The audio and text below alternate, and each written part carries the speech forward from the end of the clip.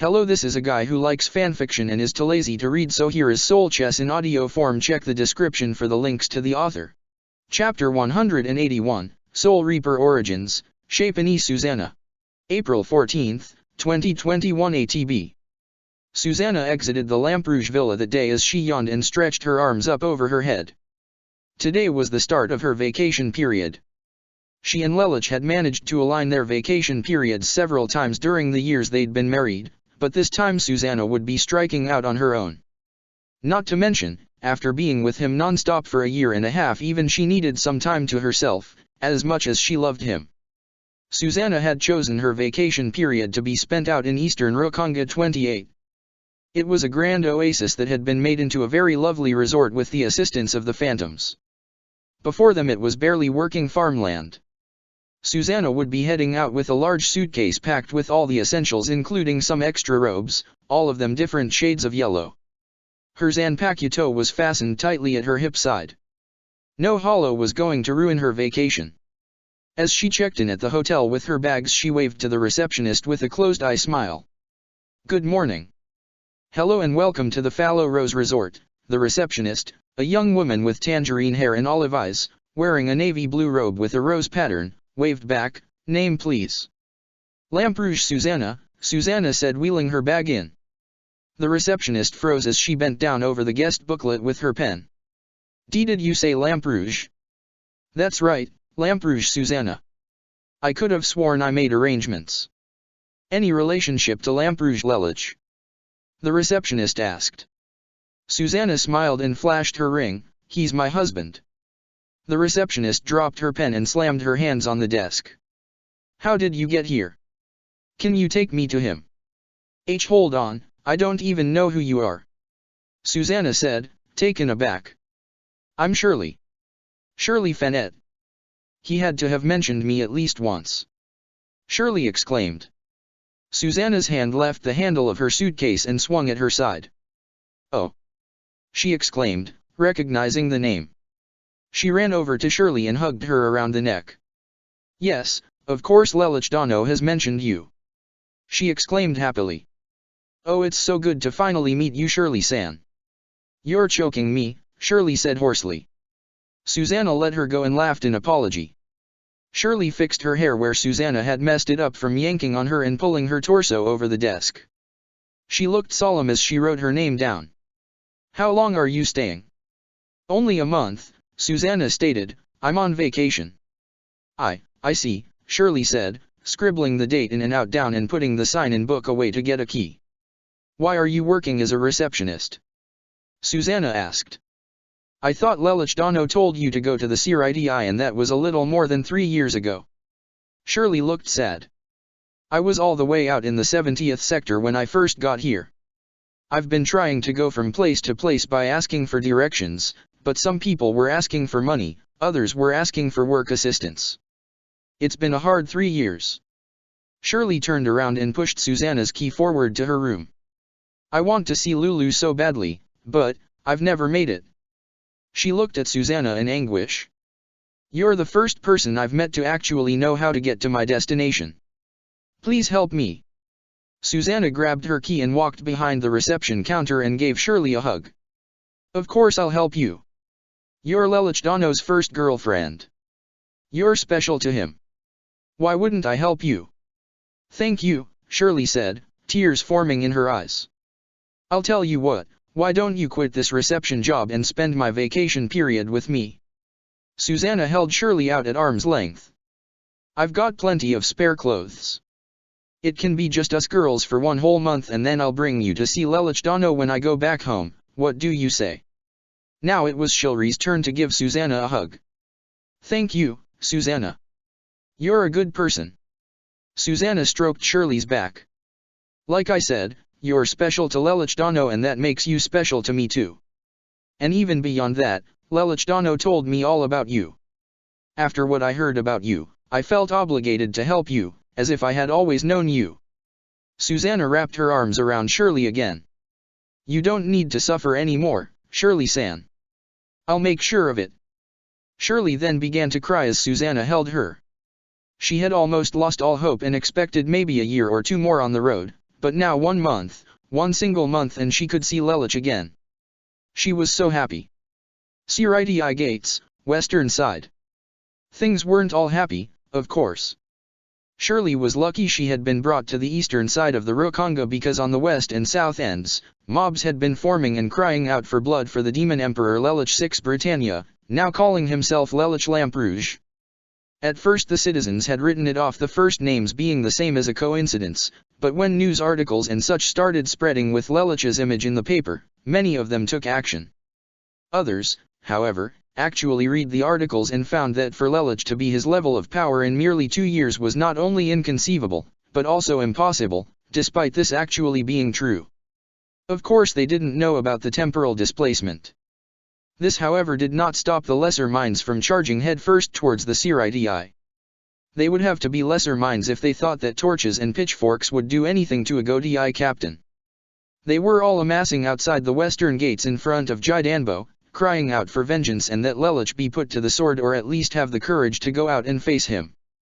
Jidanbo, meanwhile, was peacefully telling everyone to vacate the premises. He was showing remarkable restraint, considering he would have liked nothing more than to carve up a bunch of them with his axe or squish their heads like lemons. Unfortunately for him, the protesters were far too pig-headed to quit. Just as Jidanbo was reaching the end of his patience though, backup arrived to help remedy the situation. "Are you having trouble again, Jidanbo?" Hearing the soft, motherly voice from above and behind him, Jidanbo and the entire mob froze and glanced up at the top of the Siriti's gate walls, where Anohana stood precariously perched on top, glancing down at the rebellion as her long black hair flapped in the low-speed breeze. "It's head Captain Anohana. Oh man, we're all going to die. I understand your dissatisfaction with Captain Lamperouge Lelich for his transgressions in the world of the living, but understand that if he was truly as bad as you say, he would not be on this side of the wall or anywhere in the Soul Society. So I ask you kindly to please disband your mob and go back to your families." Like hell we're going to do that," one of the mobsters shouted. "Let the captain fight his own battles instead of having you defend him." Many of the other angry civilians gave a cheer of support. "I said," Anohana repeated, her dark vibes exuding as a result, "disband your group and go back to your families." Everyone turned blue with terror. Then they all ran away instantaneously like cockroaches under a lighting fixture that was just switched on. They dropped their torches and pitchforks on the ground. Anohana clapped her hands twice and the gate opened on its own. Vera exited with a broom about 3 times her size, along with a box almost half Jidanbo's size. She set the box on one side of Jidanbo and began sweeping everything into the box with the large broom. Anohana sighed. She used Shunpo to reach the ground and then waited a few minutes as Vera walked back into the Siriti with a bunch of rope tied around the large box as she dragged it behind her with the broom on top of it. "Go and dump that in one of the pits, Vera-chan, and then go to your scheduled vice-captain meeting. They can't start the meeting without you, N.E." Vera saluted and dragged the box off towards a pit to the south. Anohana sighed again and made her way to Squad 1, where a captain's meeting would be starting in about an hour. A few of the captains had arrived already, meeting around in the garden area. Shunsui was lounged under a tree and Hisuna and Byakuya were playing a card game. Lelich was also around, leaned against a wall, fiddling with a handheld electronic device, most likely his organizer. He saw the tired look on Anohana's face as she neared and understood where she had been. "Another riot?" he asked, putting the device in his pocket to give his superior his undivided attention. "Third one this month. I'm starting to get concerned. It'll pan out eventually. With my luck some great monster will attack the Rukonga and I'll be called to take it out." Lelich took a jab at how fate couldn't let him rest. "That's an awfully sour attitude. I thought you'd be happier with all the weight off your shoulders." Lelich pushed off the wall and stood in front of the head captain. "I feel liberated, but that doesn't exactly make what's been going on in recent months, and I suspect will continue for another couple years, less harrowing. My support in the Rukonga as Zero was to mask my identity to the Siriti as it was to mask my identity to Britannia when I was alive." Lelich sighed and folded his arms. "I can take it though. It's nothing I can't handle, and don't feel as if you alone need to protect me.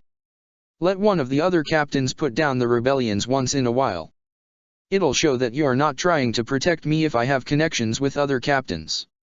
I'm concerned more about the outcome of such a captain standing up for you than I am about the opinions of the denizens of the Rukanga. We don't need an outbreak of violence or it'll undo everything you've done as Zero, Anohana rationalized. If only I could appear as Zero and preach my own innocence, Lelich sighed. After I had Zero cut me down though, it'll look hypocritical. The blind eye knows only the words of his sharp ear, Anohana said, spouting some rather appropriate words of wisdom. Lelich nodded in agreement to what she was saying about how ignorance was causing the riots. By this point more of the other captains were showing up. What time do you have? Lelich whipped out his organizer. We should be getting into formation if we want to start on time, and if everyone arrives we might be able to start a bit early. Anohana nodded in understanding and addressed the captains that had arrived.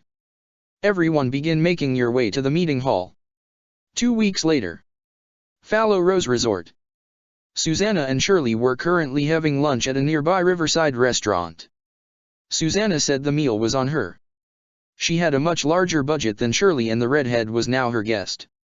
Order whatever you want, Susanna told her, it's my treat. Oh really? Shirley started salivating as she looked over some of the more expensive items on the menu. They were far outside her budget, but last week Susanna had already shown that she had more than 10 times Shirley's income. The two women had gotten to know each other plenty in the last 2 weeks, finding out all they could about each other with, surprisingly, very little discussion of Lelich after the first couple of days. At one point they'd even gone skinny dipping in a nearby lake in the middle of the night. What started out as a relaxing venture though soon turned into girlishly splashing each other. It started after Shirley had emerged from under the water and splashed Susanna as she threw her hair back. Susanna had been really good to Shirley in the last 2 weeks. She'd been a good friend to replace the ones the younger woman had been separated from. The only thing that ever bothered Shirley about Susanna was every time she spied the ring on her finger and was reminded where she stood. This was the woman Lelich had married. Of course, she hid it well and Susanna never suspected a thing. The waitress took Susanna and Shirley's orders and came back 15 minutes later with their food. Susanna had taken a moderate meal of some steamed clams and fried potatoes with a side of shrimp ramen. Shirley meanwhile had taken Susanna's words to heart and ordered the most expensive thing she could find that she would eat, gravied beef and chicken steak along with a sautéed lobster tail with a baked potato and green beans all covered with 3 kinds of cheeses. Shirley took one bite and was in heaven. I'm glad you're happy, Susanna told her as slurped a noodle of her ramen. After their delicious meal, Shirley was patting her stomach and smiling all the while. Shirley, you have gravy on your face. What? Ah. Shirley grabbed a napkin. She wiped her mouth. Did I get it? Yeah, you're good. Check please. Department of Research and Development. Meanwhile, Lelich, after badgering Akon about it since last July, finally was given the news that Marianne was ready to be revived. He had entered the department and Akon escorted him to a private lab sector where work had been done as Lelich had asked. Lelich walked into the center of the room. At the far end was Marianne, floating in a tank surrounded by green liquid, though that could have just been caused by the glow of machine's internal lights. Her eyes were closed and she was nude. Her hair was flowing out behind her and her mouth was open slightly. Lelich intended to wake her up within this very tank. Thankfully, despite her whole body being submerged, the liquid was a special solution filled that made it possible to breathe in the liquid and not have your lungs flood from the fluid entering the respiratory system. Lelich put his hand up on the glass. This is her soul body. Yes sir, her Jigai body has been stored away like you asked, Akon told him. I see, and her soul itself. Akon brought over a small canister shaped like an old-fashioned lantern without the handle or the base. Inside Lelich could see a floating, blue, swirling mass. Lelich held it in his hands and looked at it. You're sure this is hers and not my father's? Lelich would hate to think the R&D department had grabbed the wrong soul.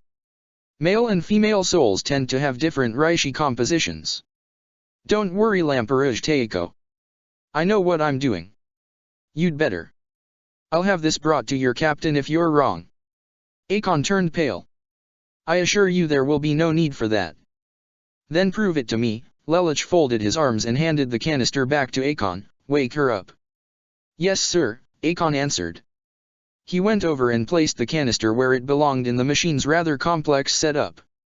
A whirring sound, like the turning on of a jet turbine, resounded through the air and Lelich stood in wonder as the whole place lit up and Mary Ann's tank began to bubble. Akon did things with the machine to complete a process of which Lelich had no idea as to how it worked. He just wanted to be able to hear his mother's voice and see her breathe. From the bottom of the tank, a porthole opened and the soul within the canister from earlier entered into the tank. The soul was more solidified now into a regular sphere, orange in color though that was hard to tell from the green tint inside the tank. The soul had been in stasis, or otherwise asleep, until it was released into the tank. The floating orb darted around in panic, only having this strange floating sensation and a feeling so raw of being in dire pain, but after it calmed down it could sense resonance between it and the body in the tank. It entered the body and merged with it. Mary Ann's eyes shot open and the liquid entered her lungs. She clawed around in the tank for a little while before realizing she could breathe this odd liquid.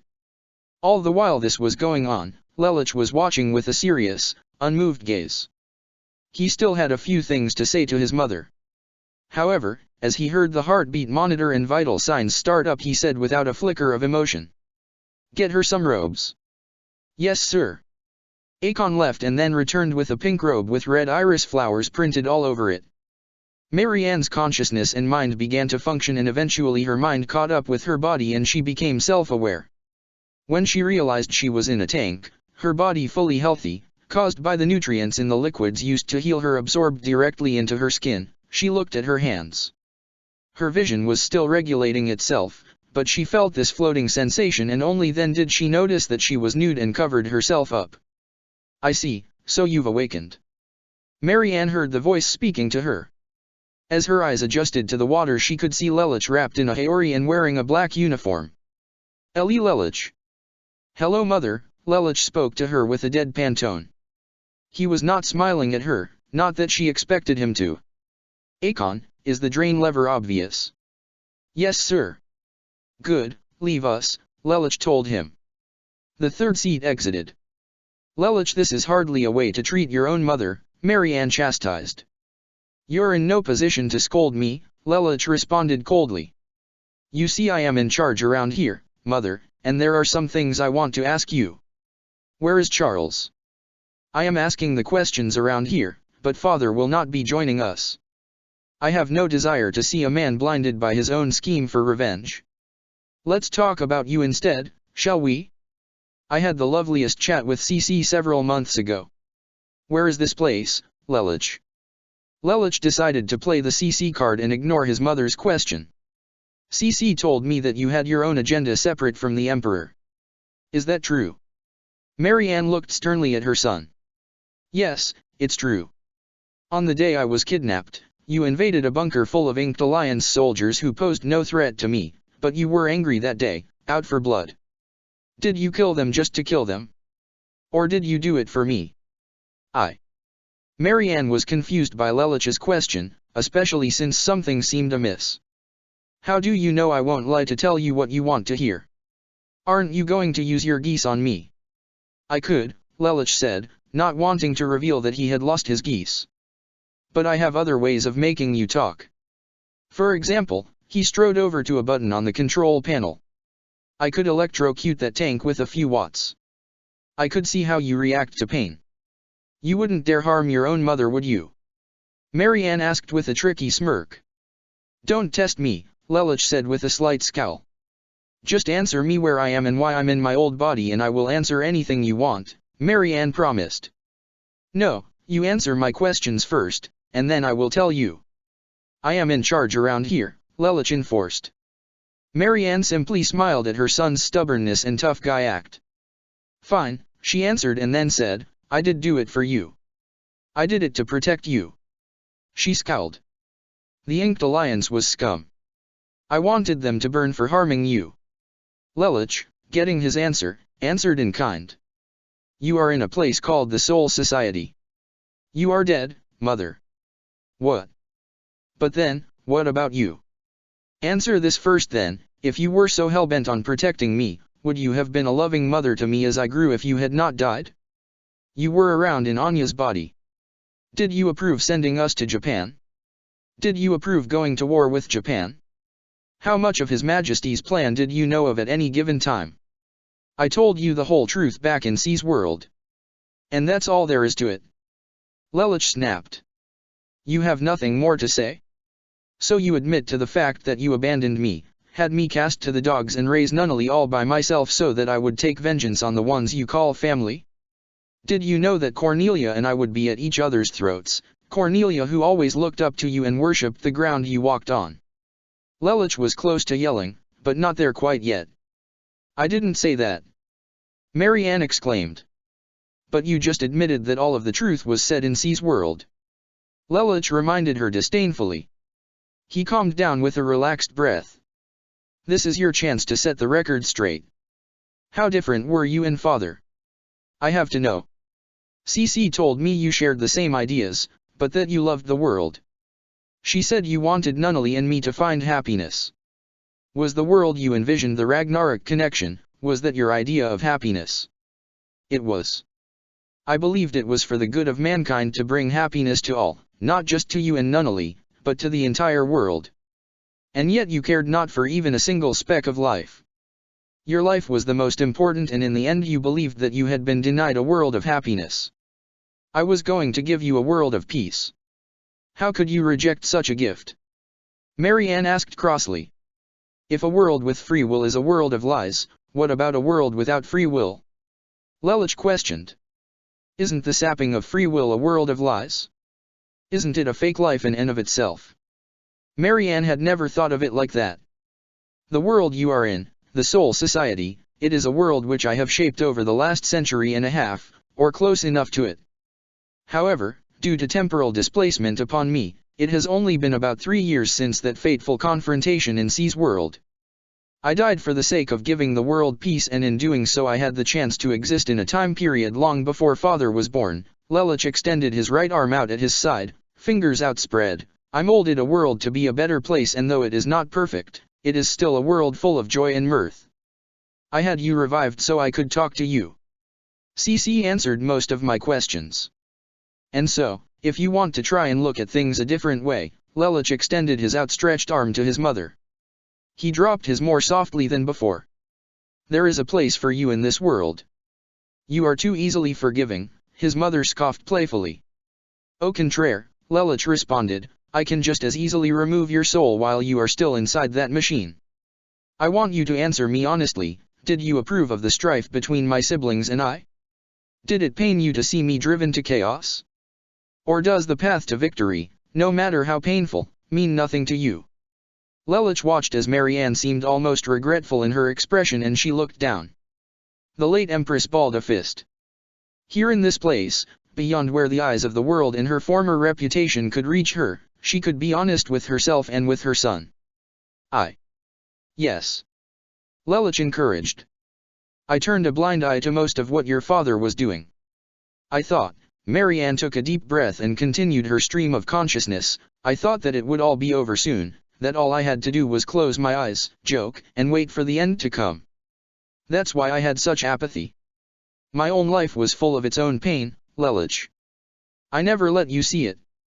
You don't know how lucky we are that your father asked me to marry him. Although he loved me, for me it was a chance to raise a family that could have everything. Marianne smiled in a way that made Lelouch feel uncomfortable. It was downright demonic. In truth, I couldn't wait for him to die. I followed him loyally, but I always looked for other options. A solemn look crossed her face. Ever since I was young, CC was always my moral support. I met Charles when I was a teenager and became a knight of the round through relentless training. I thought that I should spare you from this pain. I wanted to raise you and Nunnally to be good little children. I wanted you to become successors to a world free of lies and live in a world full of peace. I could not stop myself from being embittered by the world, but whenever you were involved, Marianne smiled, I put a smile on. I'm not buying it. Lelouch dropped his arm at his side, scowling. CC said you wanted to have Nunnally impregnated by me in order to create a perfect holder of the code. Did you have to bring that up? Marianne smiled. As part of the royal family I didn't think it was that outlandish. Besides, I didn't want you to be afflicted by the harshness of seeking love. The world is a cruel, cruel place.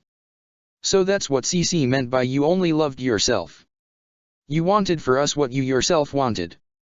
Like Dolores, you wanted Nunnally and me to be how you wanted us to be even if we didn't want to be that way. Mother, Lelich stepped forward, there's something I must show you. Lelich walked towards the glass and removed something from his finger. He showed it to Marianne. Do you see what this is? That's, Marianne's eyes trembled at the sight of the metallic ring in Lelich's hand, that's a wedding ring. Lelich, she gasped, where did you get that? How does anyone obtain such a thing? Lelich said, putting it back on his finger. Marianne just blinked. He found someone to fall in love with? Her name is Susanna, Mother, Lelich smiled, I can tell you all about the adventures I've been on. You don't have to try so hard anymore. I've found my happiness. Nunnally and I have found a life to live. Lelich stepped back and went back to extending his arm to Marianne. If everything you've said is true, then say you want to be a part of this world. Tell me that you want to live in a world that I have helped shape. Live as a mother who doesn't have to protect her little boy from every shadow that goes bump in the night. I'm a captain, Mother. You're not even a soul reaper. Lelich smiled at her. You don't need to protect me anymore. Marianne put her hand on the glass. She might be crying, but Lelich couldn't see through the glass. She smiled at him. Please let me out. Of course, Lelich said to her. He drained the tank and turned around as Marianne put the kimono on Lelich had laid out for her. When she was done, Lelich walked up to her and she gave him a big hug, his head inadvertently landing in her large bosom. Oh Lelich, she smiled as she held him, my little boy. I'm not so little anymore, Lelich chuckled. Marianne kissed his forehead, stroked his hair and smiled. No, that's certainly true. You've grown up so much. She stopped smothering him and held him out at partial arm's length with her hands on his shoulders. Show me this world you claim to have shaped, Lelich. Prove to me that a world of lies can still be harmonious.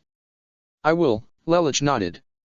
He turned around, leaving his mother's grip and held Marianne by the hand, guiding her in the direction he intended to walk. Follow me. I will show you the Soul Society. Marianne smiled and followed Lelich out of the R&D department to greet the sun outside in order for Lelich to give her the world tour. Hell. Circle 4. Kazumi stood in the middle of Hell practicing a spell from the Book of Volcarona called Dream Maker. It was a spell that could make the spell's target have very real dreams. However, the book offered no way to control it. However, there was another spell called Component Calibration that allowed a spell to have components added to it to modify it into something greater. Kazumi had carefully been working with these two spells, amongst others within the spell book to shape her ultimate plan, a plan of revenge upon the world she lived in, and especially Rita. Speaking of the squirrely warden, she approached Kazumi from behind, where the number 1 Togabito currently stood with her arm outstretched, an oval-shaped bubbling mass of white energy, with pale rainbow colors making up about 10% of the area. She was holding the book with one hand and outstretching her arm with the other. Kazumi, Rita spoke to her. Kazumi snapped the book shut and dispelled the mass in front of her before making the book vanish into thin air. She turned around to face the warden, arms folded. Rita. Kazumi, please don't commit to this. You only have 5 years left. One more job and you could be free. Kazumi walked forward and got within Rita's personal space. It has to be now. If I wait those 5 years or take one more job you will reincarnate me, but what if that isn't what I want? What if I've found a better solution to my dilemma? I don't understand, what are you talking about? Simple-minded as always Rita. You lived such a lavish lifestyle before you came here that you don't understand the suffering of others. All you know how to do is how to try and comfort it and how to sympathize to it. You can't understand my suffering, can't understand anyone's suffering around here. You simply do your job and act like we're all just inmates in some prison. I'd prefer a prison to this place, but you already know that. You don't have to do this, Kazumi. You've worked so hard. Fooled you, didn't I? That was so you would be lenient on me. If I pretended to be a good little girl you would let me get away with more. You're so sorry for what you did to me that you've done your best to help me along, but I've changed my mind and I have to act now while the timing is perfect. You cannot stop me from trying. You can only punish me after I fail. That's how the system works. And you intend to beat the system. Rita scowled. Beat? That depends how you interpret things to come. But know this, Rita, Kazumi said pointing at her, I will never forgive you.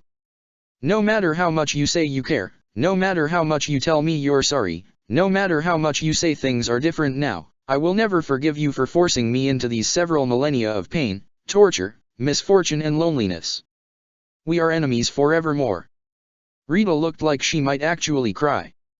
Why can't you just understand that I really want to be your friend? If you wanted to befriend me, you would have fought the system and let me go a long time ago, Kazumi said and walked past her. Now if you'll excuse me, I need a quiet place to finish preparations and when I strike, Kazumi prepared one of her claws and drew the blade close to her neck, you won't even see me coming. She then took off using a movement similar to Shunpo, Sonito, Hiran Kyoku and Bringer Light, but was none of the above at all. Rita gripped her staff in regret and frustration. Kazumi, why can't you just let it go already? I've already forgiven those that have wronged me in the past.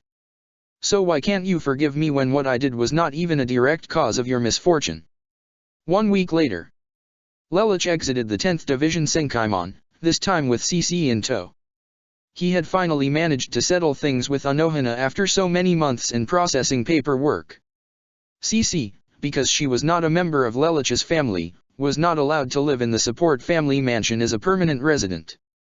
However, the Tremere family shelter had more than enough room and Senna also knew how to bend the rules to let CC stay in both the Tremere guest rooms, the Lamperouge guest rooms and the shelter to rotate things well enough that CC's stay would be comfortable enough for her so long as she moved from bedroom to bedroom. However, rather than take up the only other available room in the house, since CC and Marianne were friends, with the matriarch of Six Britannia family now living in the Lamperouge manor, Marianne let CC share her luxurious queen-sized bed. In the last week, Lelouch's mother had been working her best to control her captain class Ryotsu under the tutelage of Kukaki Hisano with assistance from the research department and daily checkups to medical, in Division 4, to make sure that she would be okay. Given her strong power and vast knowledge that she had directly absorbed into her body and soul from reading books in the Library of Infinite Knowledge, it was a simple matter of Marianne becoming tempered in these abilities. Just because she knew how to use them, did not mean she had mastered them by any means. Within a few short weeks, Marianne could easily become a captain in her own right due to this phenomenon. Because of the bizarre nature of this, Anohana sent a letter of concern to the Royal Dimension to see what the Soul King would like to do. This, of course, Lelouch was oblivious to. What he was made aware of, just as he stepped foot back into the Soul Society, was Naomi waiting by the Senkaimon. Something I can help you with, Fukutaiko. As a matter of fact you can help both of us. Lelouch looked over to the other side and saw Yuna standing directly across from the 2nd Division Vice Captain. What's going on? Lelouch asked. Apparently Mao didn't wind up in hell, Yuna stated. What? Lelouch said with the utmost contempt. I was out on a regular patrol. He saw me and began stalking me, mistaking me for your friend there, Yuna said, referring to CC. I let him follow me for a little while after sending out a hell butterfly to Naomi. She put him in the maggot's nest. I thought he might cause trouble. You locked him up. CC was not happy. I had Akon run a test on his brain. Mao's geese is gone, just like yours Lamperouge Teiko. However, when I mentioned you after bringing him to the next he went crazy so he's now in solitary confinement in there for rather unruly prisoners. You can't lock him up. CC exclaimed in anguish. Mao won't survive in prison. He doesn't have the mental capacity to understand it. The maggot's nest is not prison CC, Lelouch told her, it's a special facility for potential criminals in the Soul Society for fear they might break the law. It used to be a horrible place, but we've started fixing it lately. Naomi nodded. Onisama went out and made some interviews. Apparently Mao did a little song and dance upon arriving in the Soul Society before scurrying off like a mouse. Someone of his mental state, we can't leave him wandering about the Soul Society on his own without proof that he's not a danger to himself and others. There's no telling what he might have tried to do to Homura Teiko. Kill him, Lelich scowled. Lelich. CC was appalled. I went through a lot of trouble to put that bastard down. Put in the papers to have him executed on the... Thwack. CC harshly slapped Lelich across the face. CC.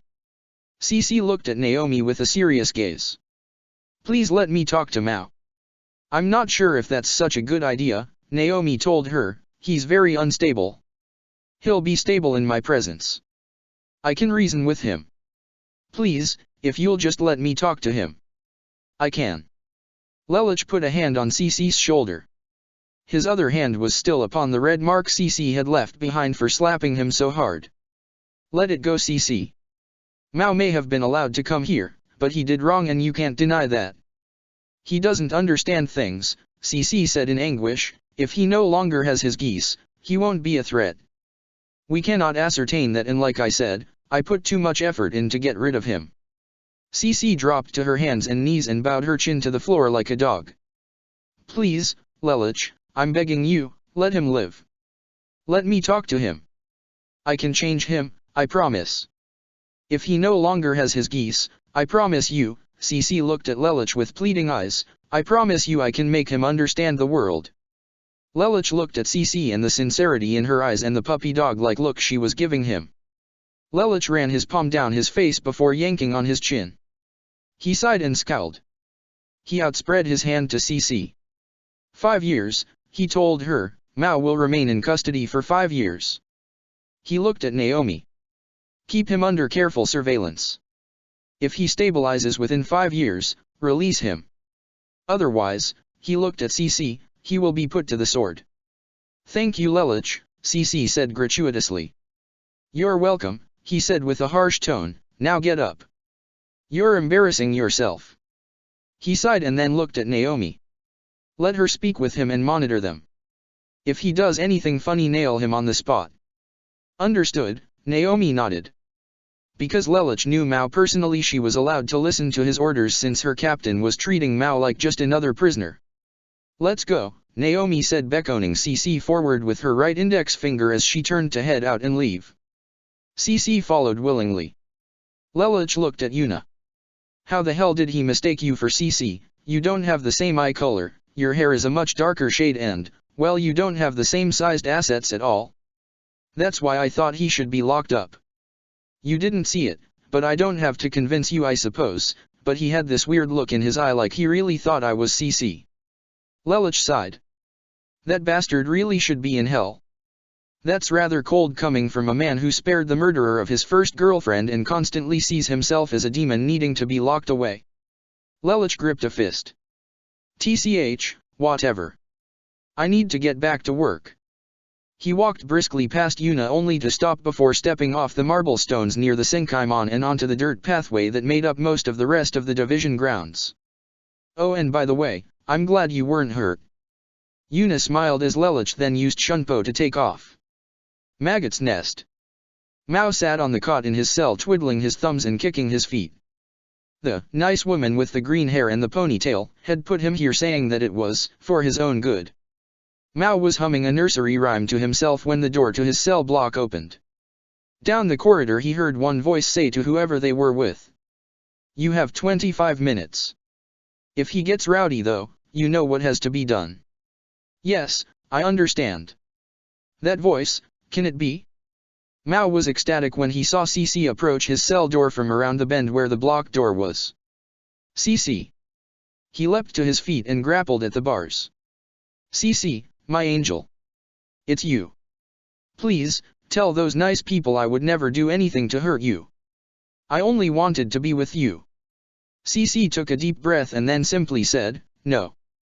Mao was crushed. And no. Mao, what you did was wrong, CC said, scolding him like a mother would a child, but keeping a calm tone in her voice. You need to be punished for the bad things you did, Mao, understand? Bad things? What bad things? Mao, CC's voice remained soft. All those things you did for my sake, murdering villages, opening the deepest subconscious of other human beings. It is wrong. But I can't read minds anymore. I'll be fine now. That does not excuse the things you have already done, Mao. You have to suffer the consequences of your actions, and you will do so in this tiny room. Oh, I get it. This is about that bastard Lelich, isn't it? He asked you to keep me locked up in here, didn't he? Didn't he? Lelich has nothing to do with this, Mao, CC told him. In fact, if Lelich had his way, the nice woman who brought you here would have come in here to kill you. So then what's going to happen instead? Mao asked. CC put her hands on Mao's. Mao, I want you to be a good boy for me in this place. I want you to behave, and I want you to show the nice people who put you in here that you don't belong in here. You have 5 years to show them. 5 years? Why must I stay in here for 5 years? Mao asked frantically. CC shook her head. That is the time you have to prove to them you have changed. Once you do, you will be released, but if you can't show that you're docile within 5 years, they will come back in here and they will kill you. That is the arrangement I was able to make. CC stroked the side of Mao's face with the back of her hand. You brought this on yourself, Mao, though I suppose part of it is my fault for being so selfish with you and never teaching you right from wrong. Mao, please do as I have asked, and when you are finally released, I will be waiting for you. You promise? You really promise? Mao asked, ecstatic. It's a promise, CC said, and then kissed Mao's cheek, invigorating him. CC, Mao said her name with a smile. I need to be going now, Mao. My new life has begun, and when you have been released you may join me. Really, CC? I can be with you forever and ever. Forever and ever and always, CC said calmly. Mao was crying as he cupped one of CC's hands with both of his. Thank you, CC. I'll do whatever it takes. I'll be a good boy for you, I promise. CC nodded. Words are empty though unless you put them into action, and it is not me you have to convince. Mao let go of CC's hand and sat back down on his cot. I suppose then, that you'll be living with Lelich until then. CC shook her head. Lelich's home has special rules within it placed upon by this society. I am unable to take up permanent residence there. What? But I thought for sure you two were. He has married another. CC said and forced a smile as she folded her hands in an X pattern over her chest. I am yours when you get out, Mao. It can be like old times. Mao smiled. Then that's something for me to work towards. CC ceased her smile and turned around. I have to be going now, Mao. I hope to see you before those 5 years of yours are up. She began to walk away, her footsteps echoing as she walked. CC, please, before you go, let me hear you say it. Tell me that you love me. Mao said, going back up to the bars and reaching towards her. She said it, but she said it so softly that Mao barely heard it and only saw the movement of her lips as she formed the words. It was enough though to pacify him, and then CC left to go where it was she now belonged. East Rukonga 14. Since Shirley couldn't use Shunpo, Susanna had to cut her vacation early in order to hike back at a steady pace to the Siri. They were currently camping out under the stars, huddled into the same emergency sleeping bag. Susanna only had the one, and Shirley wouldn't feel right if she borrowed Susanna's property, leaving the poor woman to sleep on the ground. So here they were, rather close together in the same bag, stargazing. Susanna was looking up at the stars with her hands behind her head. Shirley having her body turned towards the silver-haired woman, hand on her stomach, other hand down at her side. Not tired, Shirley asked her bedmate, Susanna, why are you helping me? Is it really just for Lulu's sake? Well, that's part of it, Susanna said, but there's more to it than that. What do you mean? Well, Lelich Dono told me all about you, remember? After all of what you were put through, I sympathized with you. I felt like I could understand a little bit of what you went through. Sympathized? Why? I haven't had an easy life either, Susanna told her. I was born into a world constantly at war. It was a world of 10 nations, clans as they were called, always fighting, trying to wrestle control from each other. My parents died when I was really little, I hardly remember them. So for the most part, my brother, Kokuto, raised me. Where is your brother now? He's in hell. What? Why? Shirley sat up, disturbed. If he raised you and you're so nice. I'll get there, Susanna told Shirley. My brother and I were thieves. We were a guild whose symbols were light and shadow, but my magic abilities, growing up, was more synonymous with the Fire and Lightning Guild. Powers? Magic? Shirley was confused. Susanna smirked. Did you think the Soul Society only encompassed Earth? Well, no, but... Susanna chuckled, it's all right. I wouldn't expect someone from your world to understand, so long as you can envision it. I can try. I've read fantasy novels. Susanna nodded to her and continued her story. Well, you see, my brother loved me a lot. I was the only thing he had in the world. We traveled all over the different clans. One of them in particular wanted to get their hands on my power because I was developing from such a young age. Susanna sighed. We were inconspicuously traveling in the market when we were set upon by a vampire from an enemy clan. He attacked my brother with those silver handguns of his and delivered some serious injuries. However, I, loving my brother back, simply couldn't stand to watch him die. The sound of gunfire resonated in Susanna's head as she recalled the memory. I threw myself in between the vampire and my brother, and Kokuto ultimately watched me die. That's horrible, Shirley said, her fingers gripping the cloth on Susanna's robe. It hurt a lot, but it was so long ago that I hardly remember the pain anymore. When I woke up I was here in the Rukanga, but I was in the southern region. Because of my unusual hair and eye color, people treated me like I was some sort of monster. All my life I'd never known anything other than my brother's kindness, and that if you didn't bother people they didn't bother you back. So to be persecuted because I looked odd forced me into solitude. Shirley's grip tightened further. That's horrible. Susanna nodded in agreement. I hid myself away in an abandoned barn to sleep. I stole food when I was hungry because no one trusted me enough to give me a proper job. I would eat like an animal because usually I was starving. When winter would come, there were times when I thought I would die for sure, but I persevered because I believed that because I was a good person in life, that, in death, my happiness would come. And sure enough, after who knows how many years, I met a woman named Homura Yuna. Who's she? Shirley thought for sure it would be Lelich that Susanna was about to mention. She's the captain of Squad 7. You'll meet her one day, I'm sure. She's a very nice person. She was looking for someone herself. She was hunting down the killer of her fallen captain and saw the barn I was in and thought of it as the perfect hiding spot. She stumbled upon me inadvertently, but when she did, my life changed forever. I was so hungry when she found me and running a bit of a fever. She nursed me back to health with healing keto and gave me food to eat from her bag. I wolfed it down. This is not the place for you, she had said to me as she rubbed my head, smiling at me. Go to the Siridii, little one. There you are sure to find happiness. If you become a Soul Reaper, you won't have to live like this anymore. It was the first time someone didn't judge me based on my appearance. Yuna sent me on my way, giving me detailed direction to follow. She even wrote them down for me. From there I entered the Shino Academy, and that's when I met Lelich Dano. You two were classmates. Shirley felt a parallel coming on, but she was wrong. Actually, Lelich Dano had already graduated from the academy by the time I got there. Lelich Dano was my Keto teacher. Shirley sat up, flabbergasted, and blushing. Lulu was your teacher and he married you. Susanna laughed.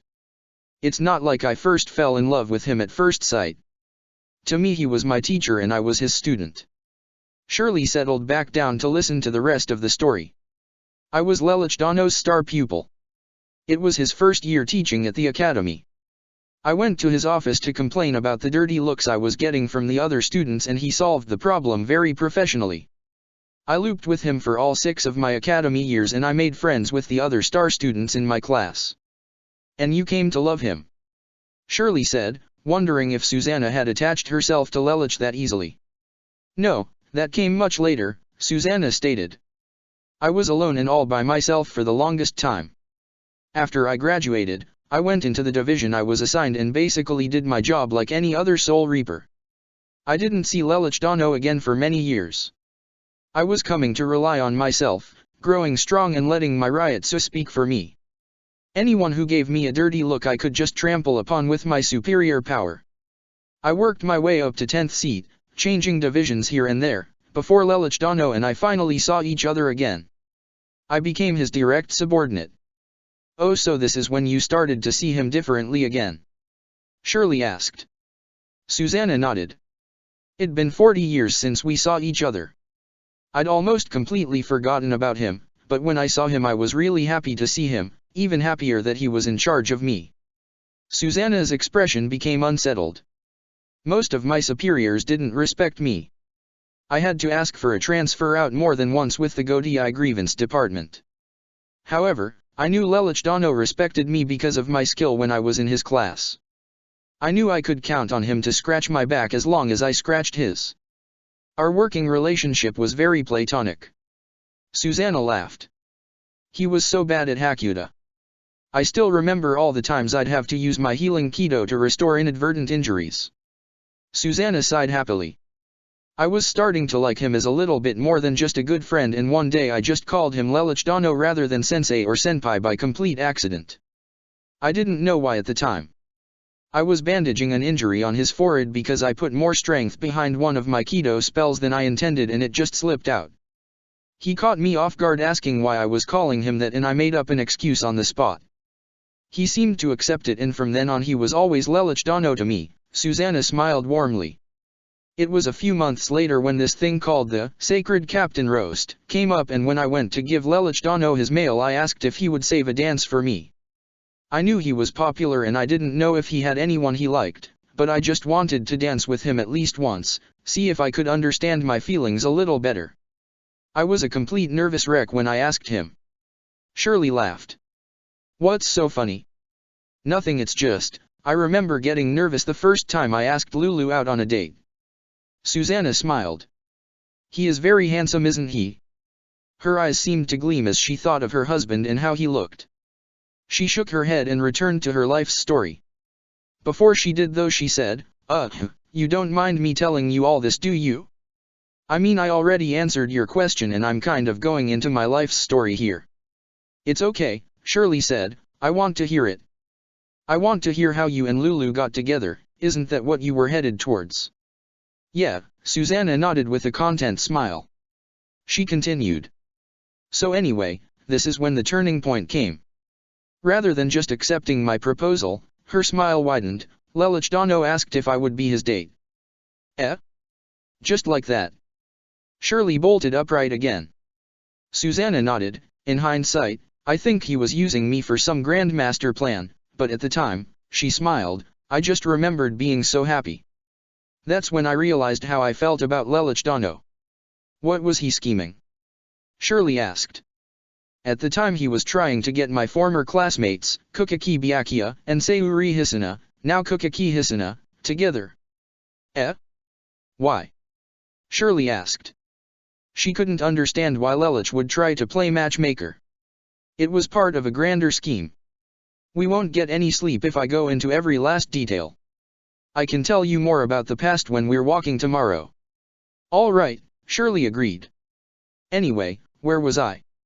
Susanna said with a puzzled look, yes, pushing Byakuya Teiko and Hisuna Teiko together.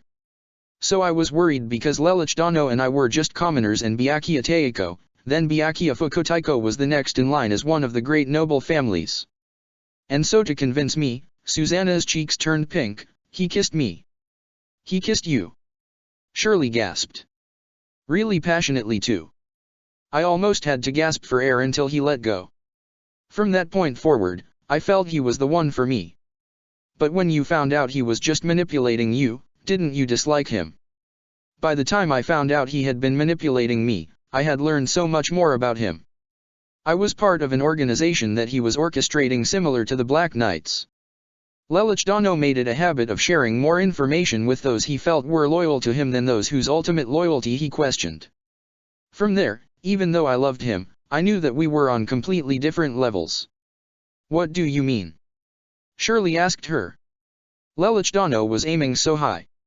I was such a plain Jane. If I attached him to me, I felt like I would have held him back. I didn't think it was fair to cage him. He deserved to soar above the clouds where he belonged. You wanted him to be happy, Shirley said, turning over onto her back and smiling. Yeah, Susanna nodded in agreement. I even acted that way when he got me pregnant. Shirley nearly popped out of the sleeping bag. You're a mom. Susanna sadly shook her head. She almost started to cry. I lost the baby. Oh, Shirley said, feeling really sad for Susanna. Now Susanna was crying. It was my first and only time with Lelich Dano. He was on trial for some misdeeds he had caused, but I still believed in him. I visited him in his cell and I let him take my virginity. I found out I was pregnant and told him he shouldn't have to worry about me and that I couldn't take his future away from him. Do you know what he said to me? I don't think I can imagine. Shirley could barely process the fact that Lelich had gotten a girl pregnant. She didn't even know what he might say to that. He said to me, Susanna sniffed in hard, he said to me, she repeated, the baby is my future, Susanna. Lulu said that. Shirley knew Lelich was a good person deep down, but to think he'd give up his ambition for a woman he'd accidentally gotten pregnant. Shirley was moved. Whatever change had become of Lelich, a change Susanna herself hadn't even facilitated from the sound of it, he had become a better person and that just made Shirley admire him all the more. Susanna sat up and rubbed her eyes with her sleeve, but I lost the child in a miscarriage. I was so upset, but Lelich Dano was there when I needed him. He didn't leave my side until I was calm after the hospital visit. His kindness, it was like my brother's kindness again, but it was a kindness from a person not even remotely related to me. He wasn't even my direct superior when this happened. He was a captain of another division and I was a seated officer. He was so good to me. Shirley sat up and gave Susanna a hug. Lulu really is a good person, isn't he? Susanna nodded. The more time I spent around him, the harder it was not to view him as some form of personal messiah. From the moment I left that rundown barn, I could only remember one thing: he made my life better. And so, eventually I never wanted to be separated from him, but at the same time, I didn't want to be selfish. Susanna rubbed her eye as she stopped crying and sniffed. I wanted Lelich Dano to be happy no matter what he did, that was all that mattered to me. But you changed your mind? Shirley asked. Susanna breathed deep. I wouldn't necessarily say I changed my mind, but I decided to be honest with him once. Stay with me, Lelich Dano. Please. I've always wanted to tell you that I need you, but I'd bail on it, always.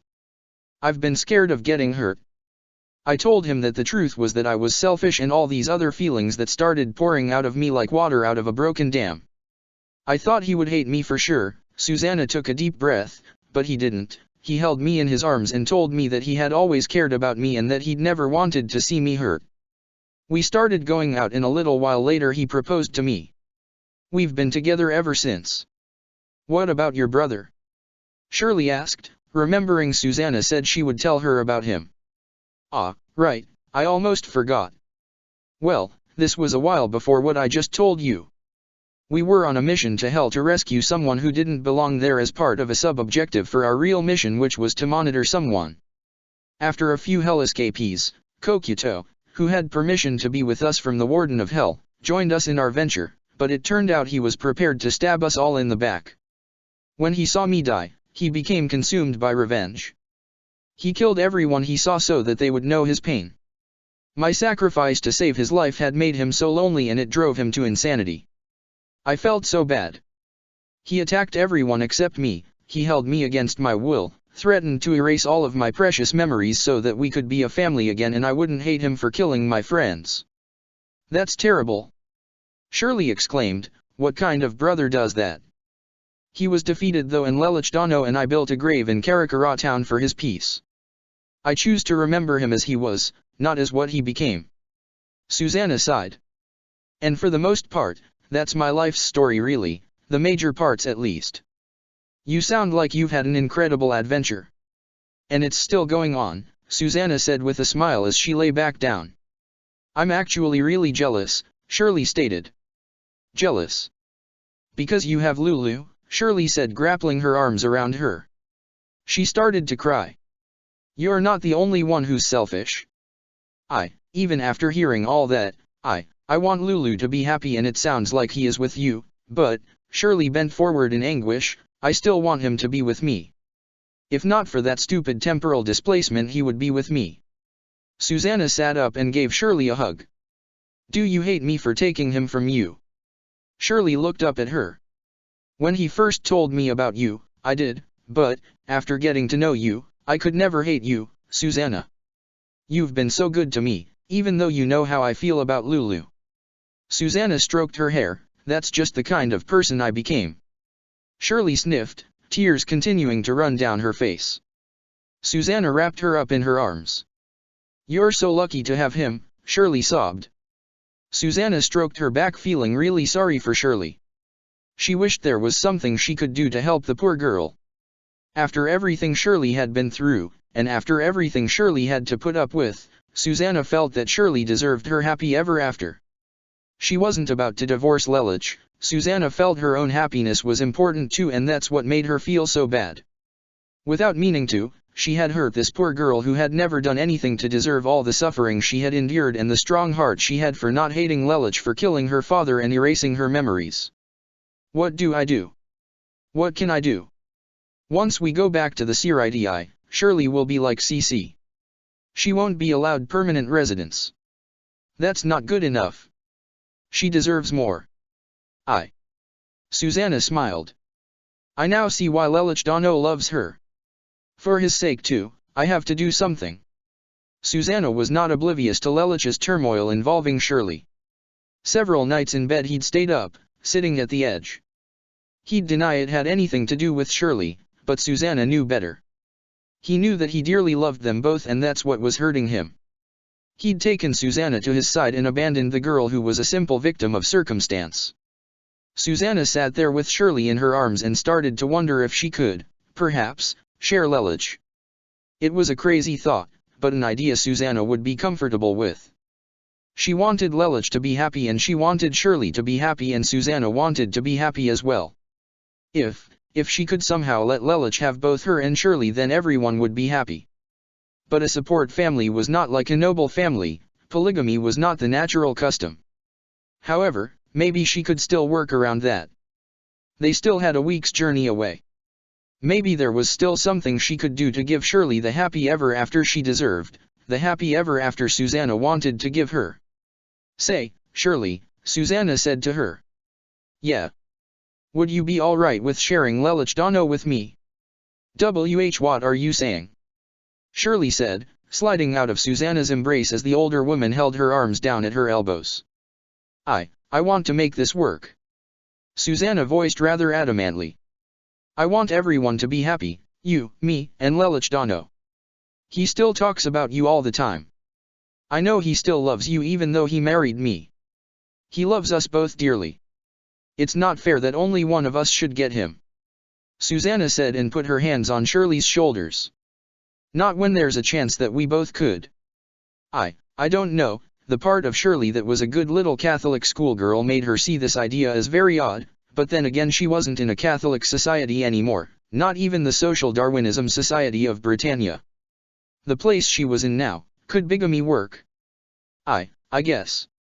I mean, if you're okay with it. Nothing would make me happier, Susanna smiled, than to let you have Lelich Dano and for me to be at his side as well. And also, we can still be close to each other as well. Close? What do you mean close? Shirley asked, flushing. Like this. Susanna said, lunging forward and tickling Shirley. The redhead laughed as things went from simple tickling to rolling around on the grass and being generally silly until the both of them were exhausted with Shirley resting on top of Susanna.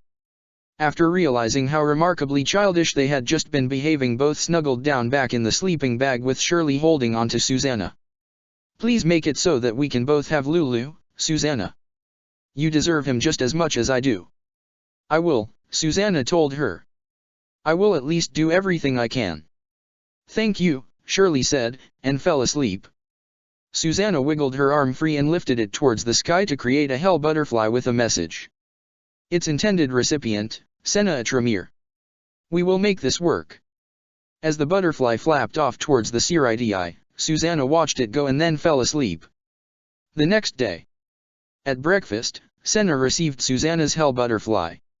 She heard Susanna's message to her and sent another one out in response. She received another one later that evening while she was wrapping up her work. The message was much shorter this time. Senna didn't send a response out this time and instead finished her work and headed home. Before she entered her own estate though, she marched up to the front door of Lelich's home. "Hey," she said to the guardsman, "I need to speak with Clovis." "You can go inside, Senna-sama, but I do warn you, there's a bit of an issue going on." All right," Senna said and entered. In the grand foyer there was an incident going on.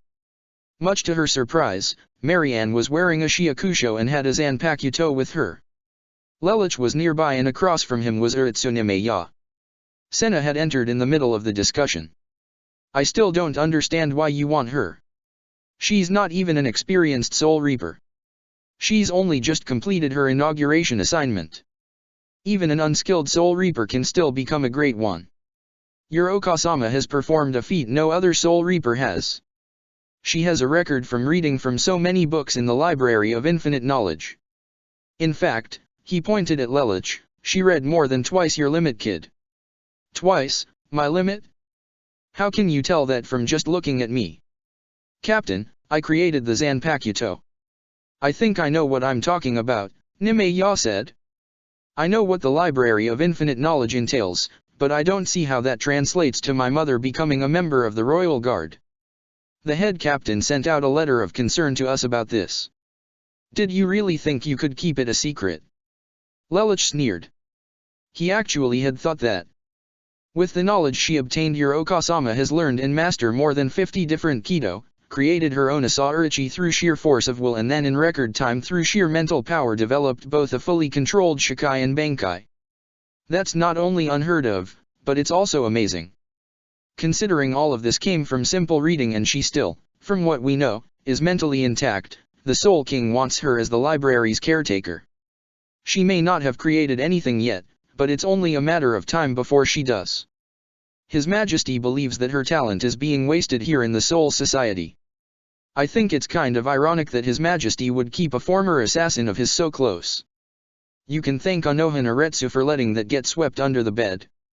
In Nimeya's rather odd way of speaking, he was basically saying that Anohana had spoken on Marianne's behalf, that she was now the Soul Society's ally. Marianne stepped forward and put a hand on Lelich's shoulder. "Lelich, I think it's a wonderful thing for me to do. I can protect this world which you have created from an even higher plane of existence. I can make up for all the mistakes I made. But you haven't met Susanna yet. Cornelia hasn't seen you again yet. There's so much I haven't shown you. I don't want you to go now," Lelich exclaimed, stomping his foot and staring at the ground.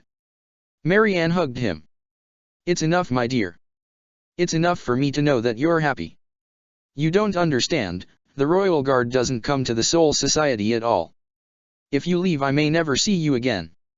I don't want to lose you again." Lelich was starting to cry. "After I found out that you weren't as bad as I thought, even though you were not as gentle as I used to think you were, you've been my mother, a good mother for this entire week. I don't want to see you go when we're only just starting to bond." Marianne ruffled his head. "If I can't see you, then I will write to you. I thought you said you didn't need me to protect you from everything that went bump in the night," she teased. "It's not the same." Lelich looked down again. "I brought you back into this world and now you won't even be at my side anymore. All things in life are fleeting, Lelich, my son.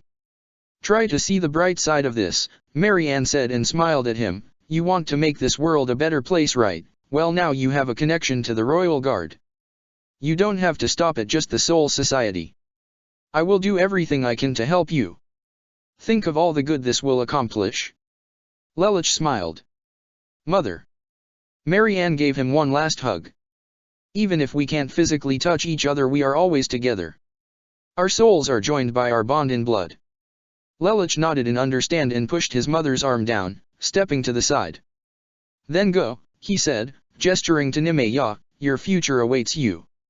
Without another word after that, Nimeya took Marianne with him to Division 1 and the two headed to the Royal Dimension together. Lelich, of course, only saw them leave since he hadn't expected to see Senna in his doorway. "Did you need something?" he asked. He wasn't going to snap at her for intruding on his conversation. As house head of the Tremere family, the entire estate was hers to go as she pleased. "Yes, is Clovis around?" Lelich sighed. He jerked his thumb backwards towards the second floor. "Upstairs, in the library." "Great, thanks." Senna headed up the stairs and entered the music room to speak with Clovis. He was listening to a classical arrangement, in the lair of the Mountain King. "Clovis." Clovis turned off the music and stood up, bowing to Senna. "Well, if it isn't Lady Senna. How do you do?" "Clovis, there's something we need to talk about," Senna said, shutting the door behind her. "Important business stuff." "Oh my, whatever can I do?" Senna explained to him about Susanna's hell butterfly and what it had said. "I see." Clovis, despite not being a house head himself, knew more about noble politics than Senna, who, despite being a house head, was a greenhorn, often having to talk to Byakhia and Kian for pointers, but now came to Clovis as her go-to person for advice. To do that, he pondered trying to figure out what to do. To do that, you'd have to have things ratified for a law change within the clan by law enforcement. Around here that would mean you'd have to get Luska Stefan and Anohan Aretsu to sign off on it. And, of course, Lelich would have to agree to the details as well. Senna sighed. "Great, Luska Teiko is in no mood to be doing Lelich any favors. We're sunk." Clovis put his hands on Senna's shoulders. "No, you told me we had to do absolutely everything we could. We're going to convince both him and the Suteiko one way or the other to accept this." Clovis put a hand on his chest and outstretched the other. "For nothing should stand in the way of love." A red rose would not have looked out of place in Clovis' outstretched hand. "That is so corny," Senna said flatly. Clovis laughed. "Well, not all of my fabulousness can be movie material. Now, let's say you and I sort this out together, shall we?" Senna nodded in agreement. 6 days later, Susanna returned to the eastern gates of the Siriti with Shirley in tow. The gate guardian let her in and both women entered into the grand city near the 13th Division grounds. "This place is so amazing, how do you keep from getting lost?" Shirley asked. "Trial and error, unfortunately, unless you have a map," Susanna replied with a deep, exasperated sigh, only to grab Shirley's arm and yank her forward. "But hey, no use in waiting around, come on." "Wah." Back home, Lelich was sitting down to breakfast before Clovis approached him from behind and stuck a piece of parchment in his face. Lelich grabbed it. "What's this?" "Read it, Senna and I spent all week getting it together." Lelich sat up straight and scanned it over, mumbling the words as he read it. "Officially ratified, party listed, that's me, entitlement of." Lelich paused as he read the document. "Bigamy." "Keep reading," Clovis said with a smile. "Approval by party listed." He saw Susanna's name printed electronically. Well, no surprise there. He continued to read. "Named party." His eyes widened when he saw the name printed in the space provided, S.H. Shirley. Clovis began to explain to Lelich about Susanna's hell butterfly. As he listened, Lelich just tightly gripped the parchment in front of him, eyes widened with shock while he had a smile on his face. He didn't know how to feel. Not only had Susanna found Shirley out in the Rukanga, which he had been trying to do on his own, but with no luck, but the two had become so close, and now Susanna had asked Senna to permit Lelich to take Shirley as a second bride. "She's so selfless," Lelich uttered. "Isn't that one of the reasons you married her?" "A pen!" Lelich exclaimed. "Get me a pen. Or a calligraphy brush. Goddamn, just get me something to write with." Lelich became jittery as he read the rest of the document while Clovis brought him a quill to sign his name where appropriate. "Shirley, I can keep my promise to you, in a way I never thought possible. I'm home," Susanna declared as the door was pushed open. "Lulu," Shirley called. "I think they're looking for you," Clovis said, teasingly. Lelich lightly pushed him in the shoulder and ran out into the foyer, standing with his arms at his sides with a smile on his face. "Lulu!" Shirley tearfully cried as she ran towards him with open arms. Lelich hugged her. "Did it work?" Susanna asked. She had hoped Lelich would know about the situation by now. Yeah, it worked. Susanna, I'll never be able to thank you enough. No thanks are necessary, Susanna said with a smile as she flapped her hand up and down. She smiled as she folded her arms. I just did the right thing. Lelich went back to holding on to Shirley as Susanna walked over to them and put her arms around both of them. My life, is just about everything I could need now, Lelich thought to himself. Hell. Circle 6. Sorry, I'm a little late. I know I had told you this would be implemented a year ago, but when you live here for so long you tend to misjudge time. That's all right, what's the plan you intend for? Kazumi was meeting with both Talbumasuk and Mia, making good on her request for them to join her in her grand master plan. They were meeting in a cave in Circle 6 where Talbumasuk and Mia made their home. Mia had her arms lovingly wrapped around the number 3 and Talbumasuk was sitting with his legs outstretched while Kazumi spoke to him, standing up, arms folded. We're going to break free from this place, Kazumi said and glared with a grin, and this time we're going to do it right. Right? Talbumasuk asked. When Aizen attacked the Siridi, he made a mistake. He believed that by having the most ruthless team he could overtake the Siridi, but that's not my strategy. Kazumi grinned, I intend to destroy everything and start the world anew. I will form a team who can coordinate well with each other and whose skills befit the components of my plan. And if you restart the world, how does that help us? I only intend to deface the royal dimension, Kazumi smiled to show her teeth, in other words I will become a god and I will be able to grant any desire for anyone. Knowing that he benefited from this contract, Talbumasuk stood up and walked over to Kazumi. All right, you have yourself a partner. He told her and extended his hand to her. Kazumi shook his hand and her smirk grew even wider. 1 down, 2 to go. To be continued. Chapter 182, Kazumi Attacks, The End. June 22, 2021 ATB. Karakura Town. Ichigo, age 35, 36 in July, chief of the Karakura Police Department, woke up that morning to the sweet smell of homemade cooking. Orium was busy frying a large omelette caked with fried potatoes and filled with 4 types of cheeses, sausage, eggs and some tomato bits. It was Ichigo's go-to breakfast in the morning and Orium was more than happy to make it almost every morning since even Ichigo got bored of the same thing every day. As he sat down to eat, all dressed up in uniform, there was a call from the door of, Hello? Kurosaki Ichigo-san? Kurosaki Inu-san. What the hell, Ichigo grumbled with a scowl. We don't open for another hour and who just waltzes into someone's house? Ichigo noticed that Orium was already headed for the front door. Ah. Ichigo. Come quick. He heard her cheer in delight. Ichigo sighed and got up from the table to go see who had come to visit. He was surprised to see Urahara Kisuke dressed rather differently than Ichigo remembered. Urahara was wearing, in place of his bucket hat, a green and white striped headband with Japan's rising sun on the front. He was wearing a green button-down shirt and black dress slacks with properly adorned shoes. Urahara-san? Ichigo asked, furrowing his brow, not sure. He had rarely seen Urahara without his trademark bucket hat and clogs, but only Urahara would wear a goofy headband with an otherwise perfectly normal formal wear. The one and only, Urahara signaled, sticking his hands in his pockets.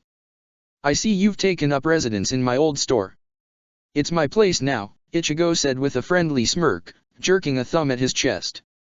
Oh, I'm not here to evict you, Urahara said rocking back on his shoes, far from it. In fact, I just opened up shop across the street. He opened the door and pointed to a shop across the sand lot on the other side of the street.